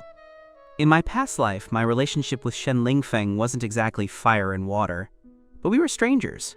I had almost forgotten about this person. Because of Shen Lingfong, I had taken many wrong turns with Mizuki-su. Song Mingming shouted in surprise. Hearing her, Shen Lingfong looked at Song Mingming and winked at her. Afterward, his gaze swept past her and landed on Mizuki-su, who hadn't even noticed the person on the podium. Su-min gave a simple introduction. Another handsome guy had joined the class. The girls were extremely excited, while the boys had mixed feelings. There was one empty seat left, right next to me. Su-min told Shen Lingfong to sit there. Shen Lingfong gave a sweet smile. "Teacher Su, I'm not very familiar here. Can I sit with someone I know?" Su-min thought that made sense, so she waved her hand. She pointed to Song Mingming's seatmate, Kai Min-min. "Go sit with Li Bingbing. Lingfeng, you sit with Song Mingming." Just like that, Shen Lingfeng and Song Mingming became seatmates, sitting in the row in front of Mizuki-su and me. As soon as class ended, Shen Lingfeng turned around and called to Mizuki-su affectionately, "Mizuki, long time no see." Shen Lingfeng had liked Mizuki-su since they were children. Mizuki-su was well aware of this, but she hadn't expected him to transfer back here. She said in a distant, polite tone, "Long time no see." Shen Lingfeng didn't seem to notice the distance in her tone at all, saying on his own, "So, did you miss me?" I had dealt with him before, and knew this kid was quite calculating. Such a blunt and ambiguous question startled Mizuki-su so much that she immediately turned to explain to me, "We're just friends." I tilted my head in confusion. Shen Lingfeng followed Mizuki-su's gaze and finally noticed me sitting beside her. I have delicate features that many would envy, a model's face. Shen Lingfeng was stunned the moment he saw me. Shen Lingfeng instantly felt a strong sense of crisis. He couldn't wait to declare his presence. "Mizuki, is this your seatmate? He's so handsome." The affectionate Mizuki versus the simple seatmate. The difference in weight was clear. I looked at Shen Lingfong and said calmly, "Thanks for the compliment." In an instant, Shen Lingfong felt he was losing. I was far too handsome, while he was only clean-looking, not even half as attractive as me in the eyes of girls. After school, Mizuki Su and I went to the cafeteria together. Usually Song Mengmeng was very perceptive and wouldn't tag along to be a light bulb. But with the reunion of old friends today, Song Mengmeng felt everyone should get together, so she pulled Shen Lingfong along to the 3rd floor of the school cafeteria with us. Mizuki Su really wanted to give Song Mengmeng a kick. Song Mengmeng asked enthusiastically, "Lingfong, what do you like to eat?" Shen Lingfong gave a grateful look and said, "Thank you." Mizuki Su felt she had learned something. She glanced sideways at the tray in my hand and then at me, her gaze full of implication. I understood her meaning but deliberately pretended not to, asking what was up. Mizuki Su was embarrassed. She had expected me to offer my tray and ask her to get the food together. But now it seemed it would have been better to be more direct. Mizuki Su gave an unnatural cough and reached for my tray without a word, her fingers gripping it. She said awkwardly, "Give it to me, you go save the seats." I suppressed a smile and thanked her. "Then thanks, Mizuki." Mizuki Su and Song Mengmeng went to the window to get food while Shen Lingfong and I saved the seats. After observing me for a while, Shen Lingfong initiated a greeting. "You're called Ji Chen, right?" "Hello, I'm Shen Lingfong. I grew up with Mizuki Su and Song Mengmeng. We're childhood friends." Shen Lingfong had a smile on his face, but it didn't reach his eyes. I never backed down in front of a rival. I slowly reached out and shook Shen Lingfong's hand in midair. 2 simple words were all I said, offering no further introduction. Shen Lingfong withdrew his hand and looked me up and down carefully. I generously allowed him to do so. After a moment, Shen Lingfong spoke. "You're very handsome." I gave him a faint smile and said calmly, "Why don't we get straight to the point?" Shen Lingfong was somewhat surprised, and at the same time, he disliked my attitude. It was as if I didn't take him seriously at all. Shen Lingfong gave a casual, uninhibited smile. "I like Mizuki Su. I've liked her since we were kids. I know you and Mizuki Su have a childhood engagement, but what era is this?" Mizuki Su also told Song Mengmeng that she only sees you as a friend. "I hope you have some self-awareness and stay away from her." I chewed on the phrase self-awareness and gave him a mocking half-smile. "Since you have such great self-awareness, you surely haven't failed to notice that Mizuki Su doesn't like you, right?" Shen Lingfong was half killed by the anger from my words, yet he couldn't find a way to refute them. To regain his footing, he said firmly, "Mizuki Su just hasn't seen her own heart clearly yet. I grew up with her. She will eventually realize that I am the most suitable person for her." "Growing up together makes you the most suitable?" I was stunned by this logic and said flatly, "In that case, you should be quite suitable for Song Mengmeng, Yang Yujie, and Gong Wanru too. The sea needs a fish like you." Shen Lingfong angrily swung his fist as if he wanted to start a fight, but just at that moment, Mizuki Su and Song Mengmeng walked over carrying their meal trays. Shen Lingfong immediately dropped his fierce expression and smiled harmlessly. "Mizuki, let me help you." Shen Lingfong moved to take the tray from Mizuki Su's hands. She subconsciously dodged, but he grabbed it firmly anyway, so she had to let him have it. Shen Lingfong gave me a triumphant look, but unexpectedly, as soon as they sat down, Mizuki Su reached out and took the tray back. It was actually the lunch Song Mengmeng had prepared. The smile on Shen Lingfong's face froze instantly. Mizuki Su handed the meal tray to me, and I thanked her composedly. The atmosphere at the 4-person table felt slightly bizarre. Mizuki Su kept her head down and ate, not saying a word the entire time. She looked like a cold, aloof person, but her internal thoughts were racing like a frantic old man. This appearance by Shen Lingfong is bad news. Ji Chen hasn't even pursued me yet. What if he misunderstands and thinks there's something between me and Shen Lingfong? She stole a glance at me. I seemed completely indifferent to Shen Lingfong's presence. Mizuki Su dejectedly swallowed a whole egg and successfully choked on it, making her eyes roll back. Shen Lingfong worriedly handed her a bottle of mineral water. "Mizuki, drink some water." Mizuki Su said, "Thank you," but added, "No need, I'll have some soup." However, there was no soup next to Mizuki Su, so she drank my soup, even though I had already drunk from the bowl. After she drank, I handed Mizuki Su a tissue. "Wipe your mouth." Mizuki Su took the tissue and suddenly realized something embarrassing. She had just drunk the soup I had been drinking, which meant we had essentially shared an indirect kiss.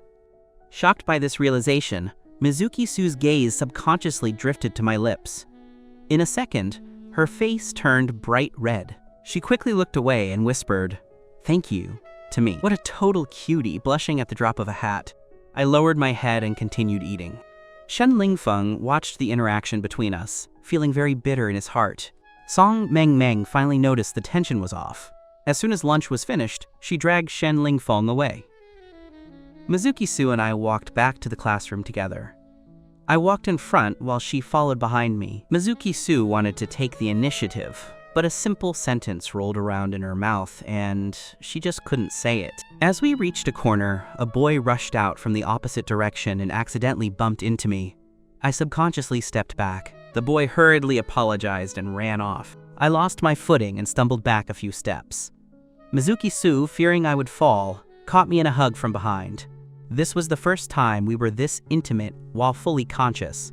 Mizuki Su's heart felt like it was going to leap out of her chest. Mine was doing the same. I looked down at the hands resting on my waist.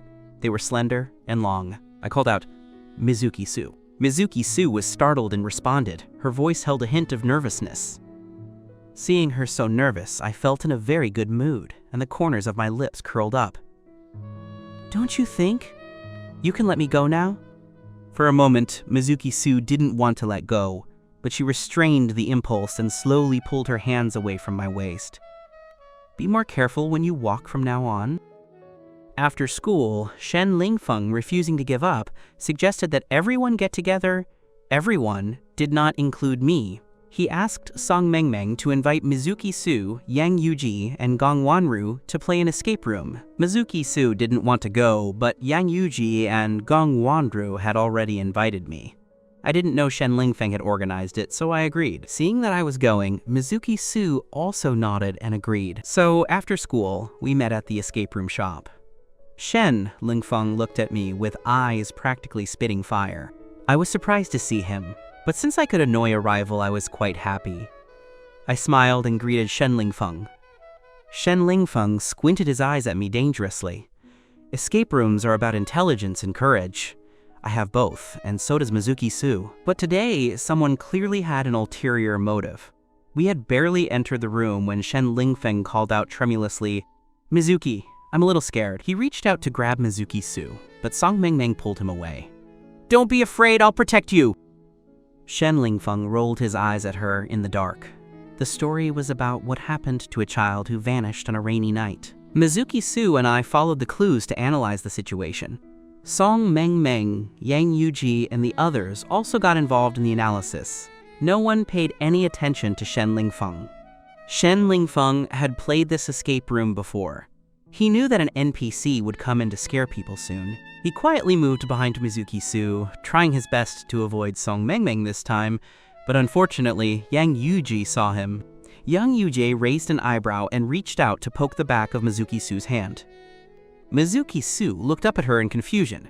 Yang Yuji winked and pointed toward her back. Mizuki Su thought the NPC was coming, and without a second thought, turned around and hugged me. At that moment, I was reading a clue. The man held the girl and said through tears. Suddenly being pounced on by Mizuki Su, my voice stopped abruptly. Mizuki Su shouted, "Don't be afraid!" I was dazed for a moment. The line I was reading happened to be, "The man held the girl and said through tears." "Don't be afraid, Daddy's here." So I subconsciously blurted out the next part. "Daddy's here." There was a deathly silence. Mizuki Su froze for a second. I came to my senses and also froze for a second. It was such a bizarre coincidence. Our friends watching were stunned at first, and then someone was the first to burst out laughing. Soon, the entire escape room was filled with the sounds of our friends. Unrestrained laughter. Mizuki Su's face was as dark as the bottom of a pot. No NPC had appeared, and she had made a huge fool of herself. Mizuki Su's cheeks were flushed red. Fortunately, the lighting was dim, except for me, who was closest to her. I couldn't help but laugh either. Shen Lingfong was so angry he clenched his fists until his nails dug into his palms. Mizuki Su awkwardly let go of me. Just then, a scary NPC suddenly appeared. Shen Lingfong had already forgotten his plan to pounce on Mizuki Su, and everyone was still laughing over the previous blunder. When the NPC appeared, they had zero impact. It was a bit awkward. So the NPC silently retreated back into the hidden compartment in the wall to wait for a second ambush. Mizuki Su still remembered the last time we went to a haunted house, and I was afraid of ghosts. As everyone continued forward, she subconsciously blocked the space in front of me, acting as my meat shield. Shen Lingfeng's mind started working again. He silently moved next to Mizuki Su, whose attention was entirely behind her. Shen Lingfong crowded in, forcing her to press against the wall. She ended up blocking the door where the NPC was supposed to come out. The NPC pushed for a long time, but couldn't move it. When Mizuki Su walked forward, the door the NPC was hiding behind finally loosened. He seized the chance and jumped out with a "Wah!" I subconsciously backed away, while Shen Lingfeng was scared nearly out of his wits. Mizuki Su whipped around and grabbed the NPC. "Don't be afraid, Jiyu Chen!" Everyone was stunned by this scene. The atmosphere was far too quiet. Mizuki Su belatedly realized who she was holding and let go. The NPC, wearing a mask, made a raspy sound. The NPC's mask was painted very realistically. At such a close distance, it gave Mizuki Su a fright. What on earth is that? Mizuki Su was genuinely startled. No one got what they wanted in this game. Shen Lingfeng didn't get to hug Mizuki Su, and Mizuki Su didn't succeed in protecting me.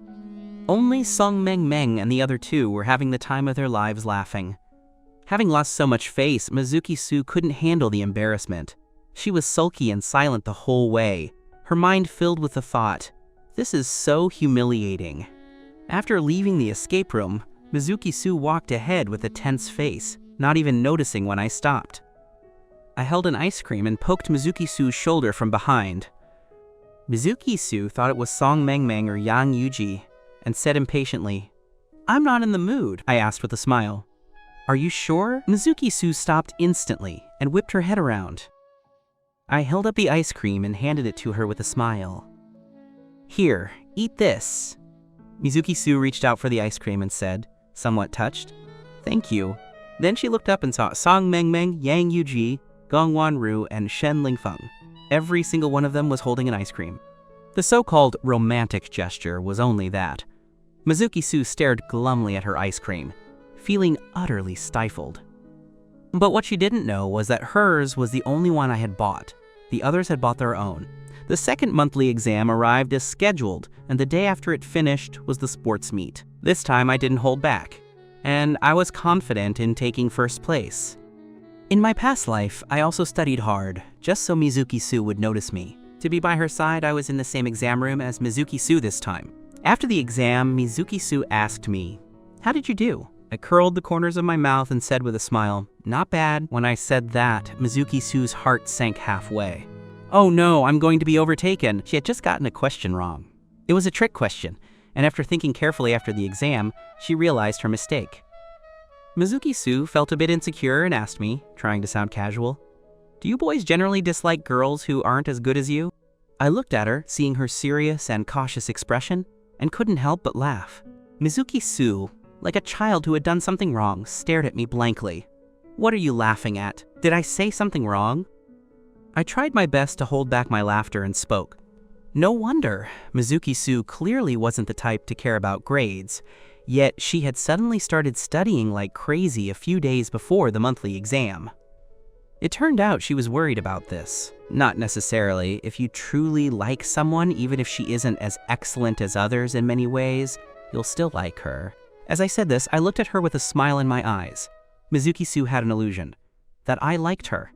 Mizuki Su was delighted by her own guess and happy with my answer, but she knew I didn't like her yet. I still only saw her as a friend. We walked side by side on the way home. The school flower and school grass together looked like a beautiful painting. Someone took a secret photo and uploaded it to the forum, and everyone began speculating that we were dating. Many boys in the school liked Mizuki Su, but there were plenty of girls who liked me too. For a moment, countless hearts across the school were shattered. In the Wood Feather manga, the scene was perfect, if it weren't for the sudden appearance of Shen Lingfong and Song Meng Meng. Mizuki Su now got a headache the moment she saw Shen Lingfong and desperately winked at Song Mengmeng. Shen Lingfong followed closely behind Mizuki Su, calling her Mizuki this and Mizuki that. It couldn't have been more intimate. I naturally didn't take such tricks to heart. I knew Mizuki Su had me in her heart, so I had already won. Song Mengmeng saw Mizuki Su's face getting darker and darker, and finally belatedly realized where the problem lay. She let out an ah and said, "Lingfeng, I forgot to bring my watch. Accompany me back to school to get it." Shen Lingfeng didn't want to go with her, but he had to maintain his persona in front of Mizuki Su, so he gave a pitiful look. "I injured my foot playing ball, and it still hurts a bit. How about we go tomorrow?" Song Mengmeng saw through his act and gave a meaningful smile. She grabbed Shen Lingfong and ran. "No way, my watch is very expensive, and it glows in the dark. It's too eye-catching." In the evening, after I finished my practice problems, I thought about the sports meet starting tomorrow and the end of the monthly exams, so I invited everyone to play games. Originally, our group had 5 people, but now Shen Lingfong had been added. The reason was that on the way home, Shen Lingfong saw Song Mengmeng chatting in the group and discovered I was in it. But he wasn't, so he used threats and bribes to get her to add him. Shen Lingfong also had a king rank account, but he had paid for a booster to get him there just for the sake of appearances. Hearing that Song Mengmeng and the others were going to play, he immediately spoke up actively in the group, saying he wanted to play too. The 5 of us were used to playing together, so we habitually tagged all members in the group. A game team can only have 5 people. Now there was 1 person too many, just as Song Mengmeng was unsure how to refuse him. Gong Wanru proactively bowed out. "You guys play, I'm going to review." Yang Yuji turned to look at Gong Wanru and said, "I've found that you're even more mischievous than I am. You want to watch the Shurafield love triangle in the game." Gong Wanru spread her hands and smiled. "This is a flanking attack. With Lingfeng around, will Mizuki be more proactive than usual?" These words reminded Yang Yuji of Mizuki Su's wild operations in the escape room, and she chuckled. "You're the clever one." Mizuki Su was in a bind. In the past, she had played with Shen Lingfong before, and he always liked playing support to her ADC. She didn't want me to misunderstand any ambiguity between her and Shen Lingfong. She hadn't even won me over yet. Wouldn't she lose all hope? So she decisively chose the role she was worst at, mage, and went to the mid lane. Shen Lingfong quickly chose the support role. I was the last one and was forced to play ADC. Shen Lingfong was thinking gleefully that he would definitely show me the chemistry between him and Mizuki Su. But when he looked closely, Mizuki Su had chosen mage and I had chosen marksman, which meant he had to be with me and even support me. I had almost guessed why Mizuki Su chose mage. In the game, I controlled my hero and ran all the way to the bottom lane, simply clearing the minion waves first. Shen Lingfong followed me, but he had a malicious intent. He wanted to go and feed, die on purpose, to make the opponent stronger so they could kill me a few more times. Finally, the 2 sides met. At this point, only 1 skill was unlocked, but the same was true for the opposing side. I first threw a skill at the opponent, and then quickly retreated to avoid their skill. Just as I retreated, a figure flashed past me. It was a fierce-looking Shen Lingfong. He controlled his hero and rushed toward the enemy ADC like a moth to a flame. Is this Shen Lingfong really at king rank, who gives up first blood right at the start of a high-end match? In a high-end match, first blood is very important, and I certainly couldn't let the opponents gain the advantage. I quickly flashed to the left, dodged the enemy marksman, and dealt damage directly to the support. The enemy support was a healer, who is very squishy in the initial stages. But the enemy support was clearly much smarter than Shen Lingfong, slippery as an eel, and had help from their marksman. In a 1 versus 2 situation, my economy couldn't keep up, and this match was a bit of a struggle for me. Seeing me in difficulty, Shen Lingfong gave a happy, crooked smile. On the other side, Yang Yuji and Mizuki Su were both stunned. Seeing Shen Lingfong die so quickly left them somewhat speechless. Shen Lingfong was controlling his hero to spin in circles back at the spawning pool. Mizuki Su glared. Shen Lingfong had been dead for a while and was still just staying at home. She frowned but didn't say anything. It was just 1 game. She treated it as if she were carrying a noob. Shen Lingfong was at home but was watching the map to see me fight the opponents, waiting for me to die. Then 2 sounds came through the headphones. First kill and double kill. What on earth? Shen Lingfong was stunned, looking in disbelief at the character on the screen. He hadn't expected me to get a double kill. On the other side, hearing the game's sound effect and seeing the missing opponents, Mizuki Su lifted her chin with a bit of pride. As expected of the person she set her sights on. Shen Lingfong immediately rushed out to push the tower with me. Finally, the opponents respawned and rushed back. He was killed by the two of them, but looking at his hero lying on the ground, he gave a satisfied smile. Then he typed in the public chat, "The opponents are too strong. Jiyu Chen couldn't even protect me." I slowly typed out a question mark. The other three were speechless. Song Mengmeng sent a message to Shen Lingfeng. "Lingfeng, how many years has it been since you played?"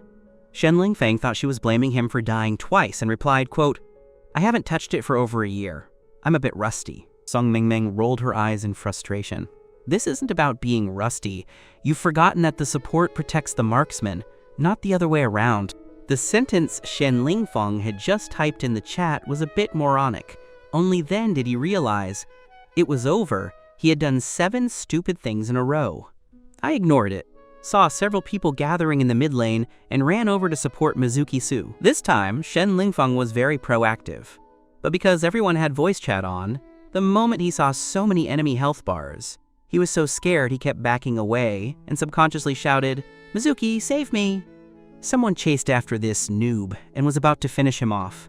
Mizuki Su suddenly felt Shen Lingfong was a burden. Not wanting the opponents to get more kills, Mizuki Su flashed over, unleashed 3 skills in a row, and finished the opponent before they could take down Shen Lingfeng. Shen Lingfeng said happily in the voice chat, "Mizuki, you're so amazing!"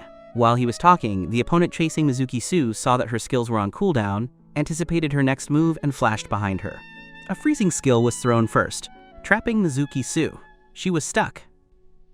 Just as she was about to be finished off, my character rolled in with a cannon blast, killing the opponent in 1 hit.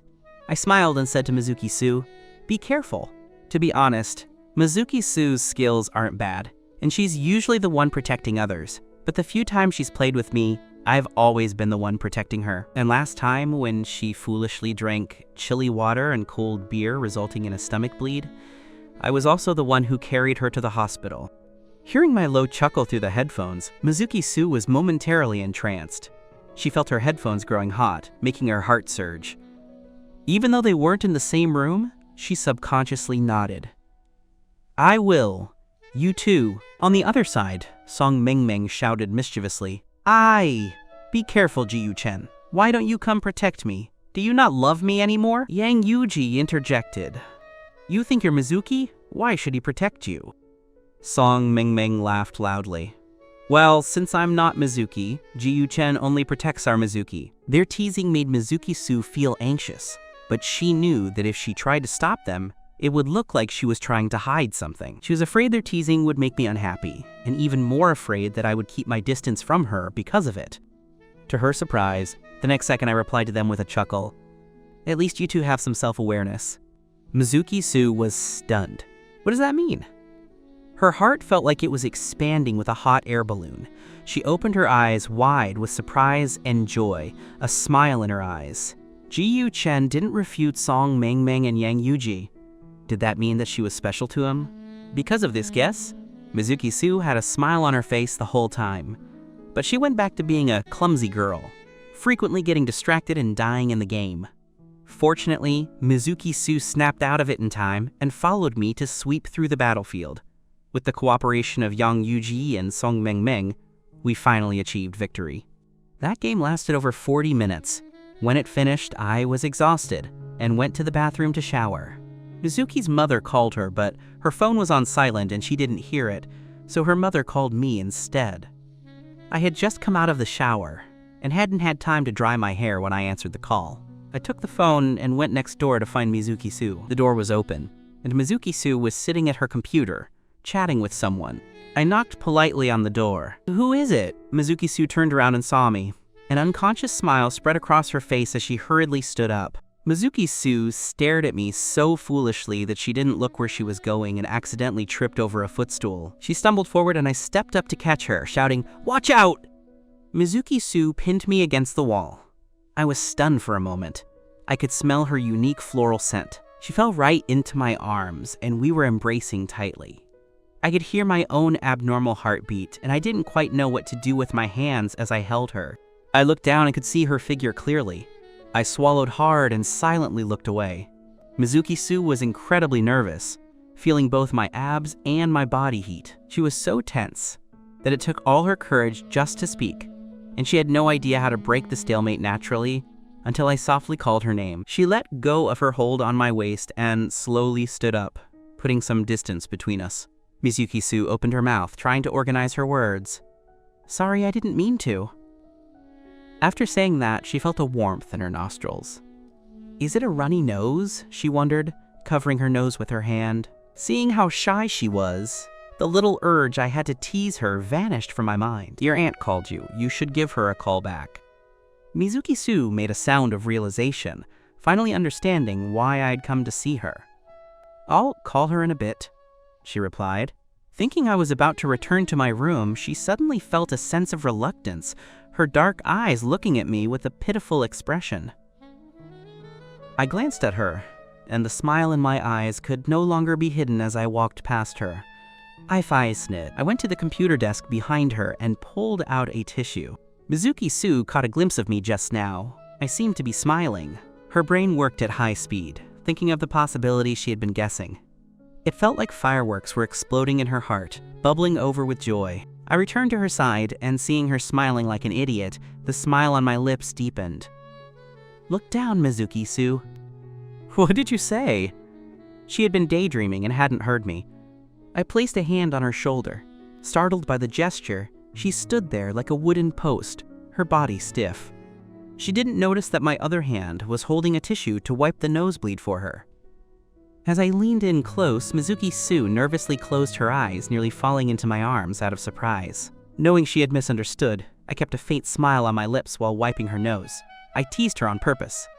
"Mizuki-su, why did you close your eyes?" She realized what I was doing and that she had misunderstood. He wasn't trying to kiss her, and the feeling was quite embarrassing. Her already flushed face turned completely red like a tomato. She tremulously opened her eyes.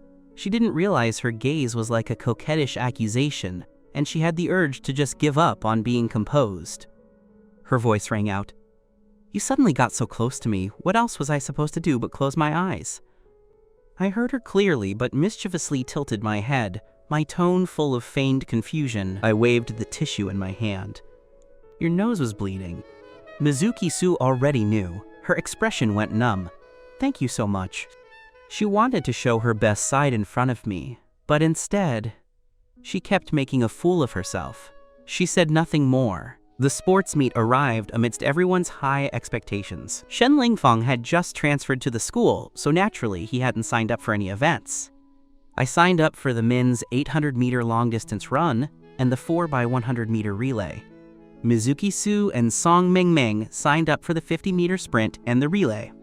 The sun was shining, the sky was cloudless, and the school was filled with the energetic, smiling faces of the students. The sports meet lasted 2 days, the first day for the men's group and the second for the women's.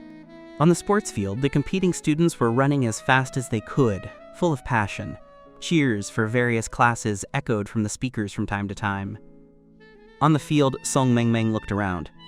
"Where's Ji-Yu Chen? Where did he go?" Mizuki-su rubbed the tip of her nose. "He went to change. Running requires loose athletic pants." Since the relay was coming up, the teacher arranged for the contestants to go to the locker room to change first. In the 4x100-meter relay, there was the teacher and Zhu Kai and another boy named Zhang Bin. I usually wore my school uniform, but after changing into the competition gear, I looked even more sunny, handsome, and remarkably eye-catching. The four of us walked out together, receiving an unusual amount of attention along the way. Meanwhile, Mizuki-su and Song Mengmeng were complaining about the hot sun when they heard a commotion behind them, the suppressed, excited whispers of their classmates. Mizuki-su heard a girl say, "Incredible! He's the most handsome boy I've ever seen." It wasn't that they hadn't seen school grasses before, but one this handsome was truly rare. Mizuki-su immediately looked in the direction the girls were staring, shielding her forehead from the heat with her right hand. Under the sun, I was so radiant that it was impossible to ignore me. She suddenly realized she was feeling jealous and dissatisfied. She didn't like so many people staring at me. The weather was too hot today, so I was only wearing a t-shirt. Remembering that Song Mingming had brought a sun protection jacket, she grabbed the jacket from Song Mingming's arm and marched over to me. "Mizuki-su!"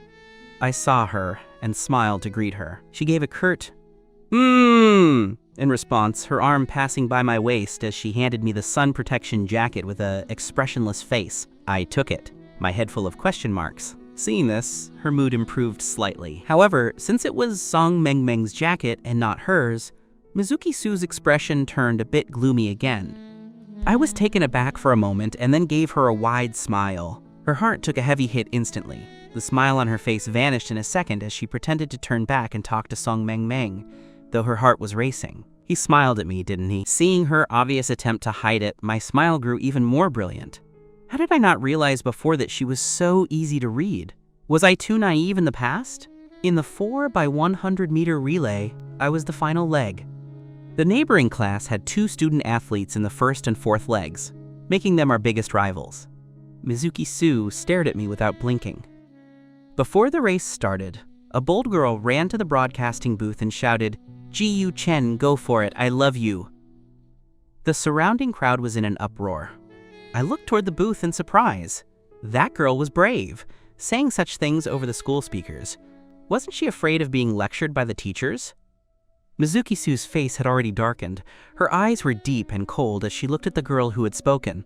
It was only when she saw the girl being hauled away by the ear by the dean that she finally let out a slow smile. Exactly. Students like that should be punished. Better if I don't see her again. The race began and everyone turned their attention back to the track. I took off the sun protection jacket, placed it on the ground, and got ready. The first leg for our class was the teacher. The whistle blew, and the first leg runners charged forward. I took a look. The teacher was in third place, while the student athlete from the next class was first. Although we were in third, the gap was widening.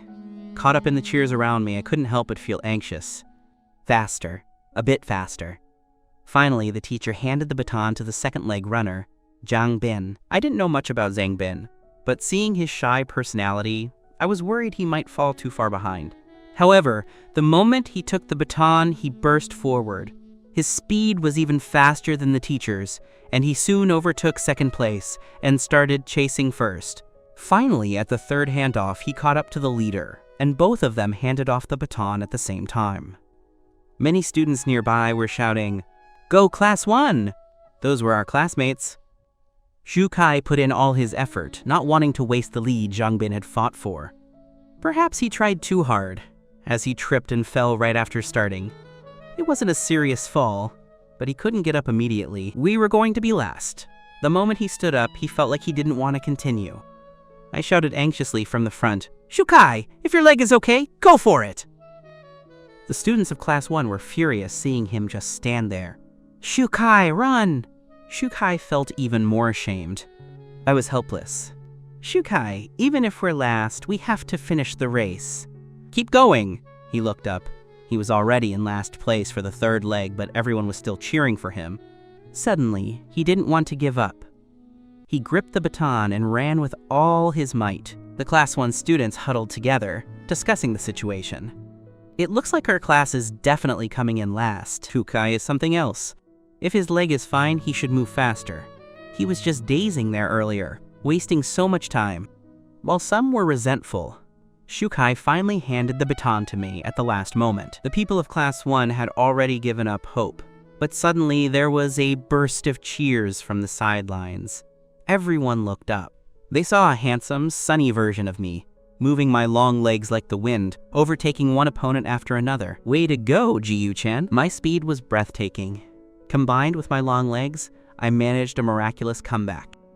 Mizuki-su watched me with burning eyes as I ran toward her. Running with all one's might isn't always pretty, but he seemed to be glowing with confidence and excellence. When the others ran, people cheered for their own classes. When I ran, the girls of the whole school went wild, screaming and cheering for me. She realized once again how incredibly popular I was. Finally, at the very last moment, I caught up with the first place runner from the next class, and we hit the finish line at the same time. Mizuki-su thought I must be exhausted after such a sprint and was about to help me, but she found I was perfectly fine, standing outside the track stretching my limbs. After the run, I saw her staring at me without blinking. I smiled and reached out toward her. "Is that water for me?" She unscrewed the cap before handing the bottle to me. I didn't refuse. After taking it, I gulped it down until my cheeks bulged. I had a kind of magic. A magic that made her heart race at any moment. I ended up taking first place in the comeback. Classmates surrounded me with words of congratulations. Suddenly, an unharmonious voice rang out. Thank goodness for Ji-Yu Chen. Our class would have definitely been dead last otherwise. Some people almost made everyone else's efforts go to waste. Who was the boy talking about? Shukai's face turned red with shame. I frowned and said directly to that boy, "This is a 4x100-meter relay. Success doesn't depend on one person, whether it's the teacher, Zhangbin, or Shukai. They all contributed to this first place. No one wants accidents to happen. Shukai was able to persevere to the end. He's already very impressive. Please don't blame people casually." My words were blunt. The boy immediately blushed. "Ji-Yu Chen, I was just saying it casually. I didn't mean it like that." I immediately regained my smile and said in a gentle tone, "I know you didn't mean it. I'm just afraid our classmates who are being talked about will be unhappy, so I'm just reminding you. Don't mind it." The boy knew I was giving him a way out. "I don't mind." I said those words in front of everyone on purpose. I knew he wasn't the only one thinking that. Many people were blaming Shukai. Although I didn't like Shukai much either, I didn't want someone to be blamed for a mistake after putting in effort for the class. Shukai had been listening to me defend him the whole time. He was so moved he nearly shed tears. He admitted that at first he had weakly wanted to give up because he thought he'd be last, but he had tried his best in the end. He had tripped. It wasn't serious, but his foot hurt. He hadn't expected that the one to speak up for him would be me. Along with his shame, he felt immense gratitude toward me. He had been narrow-minded in the past. Truly, only someone like Ji-Yu Chen was worthy of Mizuki Su. I had said what Mizuki Su wanted to say and gave the person a way out. Suddenly, she felt a lack of confidence. He seems to be nice to everyone, not just to me. She suddenly felt dejected. After that round, a new race began. Seeing her sour expression, I couldn't understand. "Are you unhappy?" She glanced at me and said haughtily, "No." Her face had completely fallen. I couldn't help but reach out and touch her hair. My gesture made her face turn red in a second. She stared at me in disbelief. "Do you even know you can't just touch a girl's head? It's too intimate." But I didn't seem to get her point. I stepped closer with a bright smile and tilted my head. "You won't let me touch it?" Her face was incredibly red. He says it so naturally.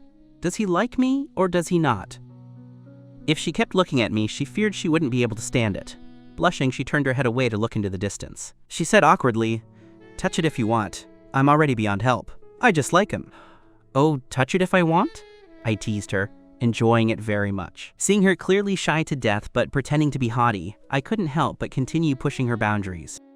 I leaned in close to her ear and said in a soft tone, "Then I'm going to touch it." She felt like she'd been boiled. Her sense of shame made her desperately want to flee, yet a tiny bit of expectation kept her rooted to the spot. However, after waiting for a long time, she didn't feel a second touch. She looked at me in confusion. I mimicked the witty tone Song Meng Meng usually uses, pulled out a bouquet of roses and presented them to her. "For you!" She remained dumbfounded. Where did the flowers come from? Did he buy them specifically for me? Looking at the bright red roses, the corners of her mouth couldn't help but turn up. Ji-Yu Chen was giving her roses. Before she could even be happy, the next second she saw the class monitor, Li Yu, giving a rose to every single student in the class. The smile on her face froze, and her mouth twitched. "The class was giving them out," I answered naturally with a grin. "Li Yu said we're taking a class photo later and everyone has to hold a rose." The rose in her hand suddenly lost its fragrance. As if seeing what she was thinking, I teased her on purpose. "You don't want it? If you don't want it, give it to me. You can go get one from Li Yu later." After saying that, I reached out to take it. She turned away and walked forward with the rose. As she walked, she grumbled, "Who takes back something they've already given? Go get a new one from Li Yu yourself." Behind her, the corners of my mouth tilted up unconsciously. Then someone took another picture of this and posted it on the forum. Holding the rose that everyone else had, she comforted herself that at least Ji-Yu Chen had brought it to her. In the afternoon long-distance run, I was in first place for the 800-meter from the very start and held it until the end. Just as I was about to hit the finish line, a child suddenly dashed onto the track and stood in front of me. I was going too fast to stop, so I instinctively twisted my body to the side. The result of that forced turn was that I fell and twisted my ankle. I only had time to let out a cry of surprise. The child belonged to a teacher. The teacher saw and rushed over to take the child away, asking me anxiously about my condition. I frowned deeply. Mizuki-Su had already run over. "I'll take you to the infirmary." I shook my head. "I can do it. I haven't crossed the line yet. Let's wait until I finish. I like to finish what I start." With less than 2 meters left, I had no reason to give up, but I hadn't expected the injury to be this serious. As I forced myself up, a sharp pain turned my face pale. My body swayed uncontrollably. I had barely taken a step before I felt like I was going to fall again. She blocked me with a cold face, without saying a word. I was taken aback, looking at her in shock. "Mizuki-Su, what are you doing? I haven't finished yet. There are only a few steps left. Is your foot more important, or is the race more important?" Her face was incredibly dark, and her tone was even a bit fierce. I looked at her with a bit of surprise. She was angry. But there were only a few steps left. Thinking I still wanted to run, she couldn't help but yell at me. "So what if it's just a few steps? Your foot can't even take one." This was the first time she had been fierce with me. Maybe I'm a bit of a masochist, but I was actually quite happy. The pain seemed to ease because of my mood. I walked to the infirmary supported by her. In the infirmary, I sat on the bed while she stood to the side with a tense look. "How is he? Is there a fracture?" Seeing how nervous she was, the doctor smiled. "The bone isn't damaged, just soft tissue injury. Just use the spray for 2 days and massage it, and it will be fine." Hearing that I was okay, she let out a sigh of relief. "Thank you, doctor." I also thanked the doctor politely. The doctor smiled and said, "You're welcome." The doctor prescribed medicine for her to take back, and after explaining how to use it, patted her on the shoulder. "Tell your boyfriend not to walk or run around these few days." Boyfriend. Each word was ordinary, but combined. She opened her mouth to explain, but I had already taken the medicine from the doctor. "Thank you, doctor." Ji-Yu-Chen didn't explain. She couldn't figure out what I meant, and she felt an itch in her heart like a cat's claw. Since my foot was injured, I certainly couldn't keep walking. She called to get me leave from school, and then supported me to head home. On the way home, she supported me. Even now, her heart was beating as fast as a drum. My default attitude in the infirmary made her mouth dry and her heart flustered. Finally, after crossing street after street, she gathered the courage to ask me, "Earlier in the infirmary, why didn't you clarify things with the doctor?" I couldn't see her expression, but I could see her ears were acute red. I pretended not to hear and leaned close to her ear. "What did you say? I didn't hear you." She was thin-skinned and wanted to say nothing, but the words at her lips seemed to be forced out by the thoughts in her heart. She spoke quickly and vaguely. "Earlier in the infirmary, the doctor misunderstood us as a couple. Why didn't you clarify?" After saying that, she lowered her head, her ear tips a deep red. After waiting for a long time without a reply, she couldn't help but feel a bit panicked. Was she being too obvious? Just as she was about to explain, someone pinched her hot ear tip. My soft voice came from behind, with the warmth of my breath. "Let them misunderstand. Even if we explained, the doctor might not believe us anyway." "Is that the only reason?" She felt an indescribable disappointment, hanging her head and walking forward gloomily. I walked a few steps and then stopped. "Besides, I have someone I like, so I won't pay attention to those things." Hearing this, she turned around and leaned in toward me as if very anxious. Who is that person?" I leaned close to her ear. "The person I like is definitely not you." She let out an involuntary cry, feeling as if a hole had been punctured in her heart. An endless sense of loss flooded in.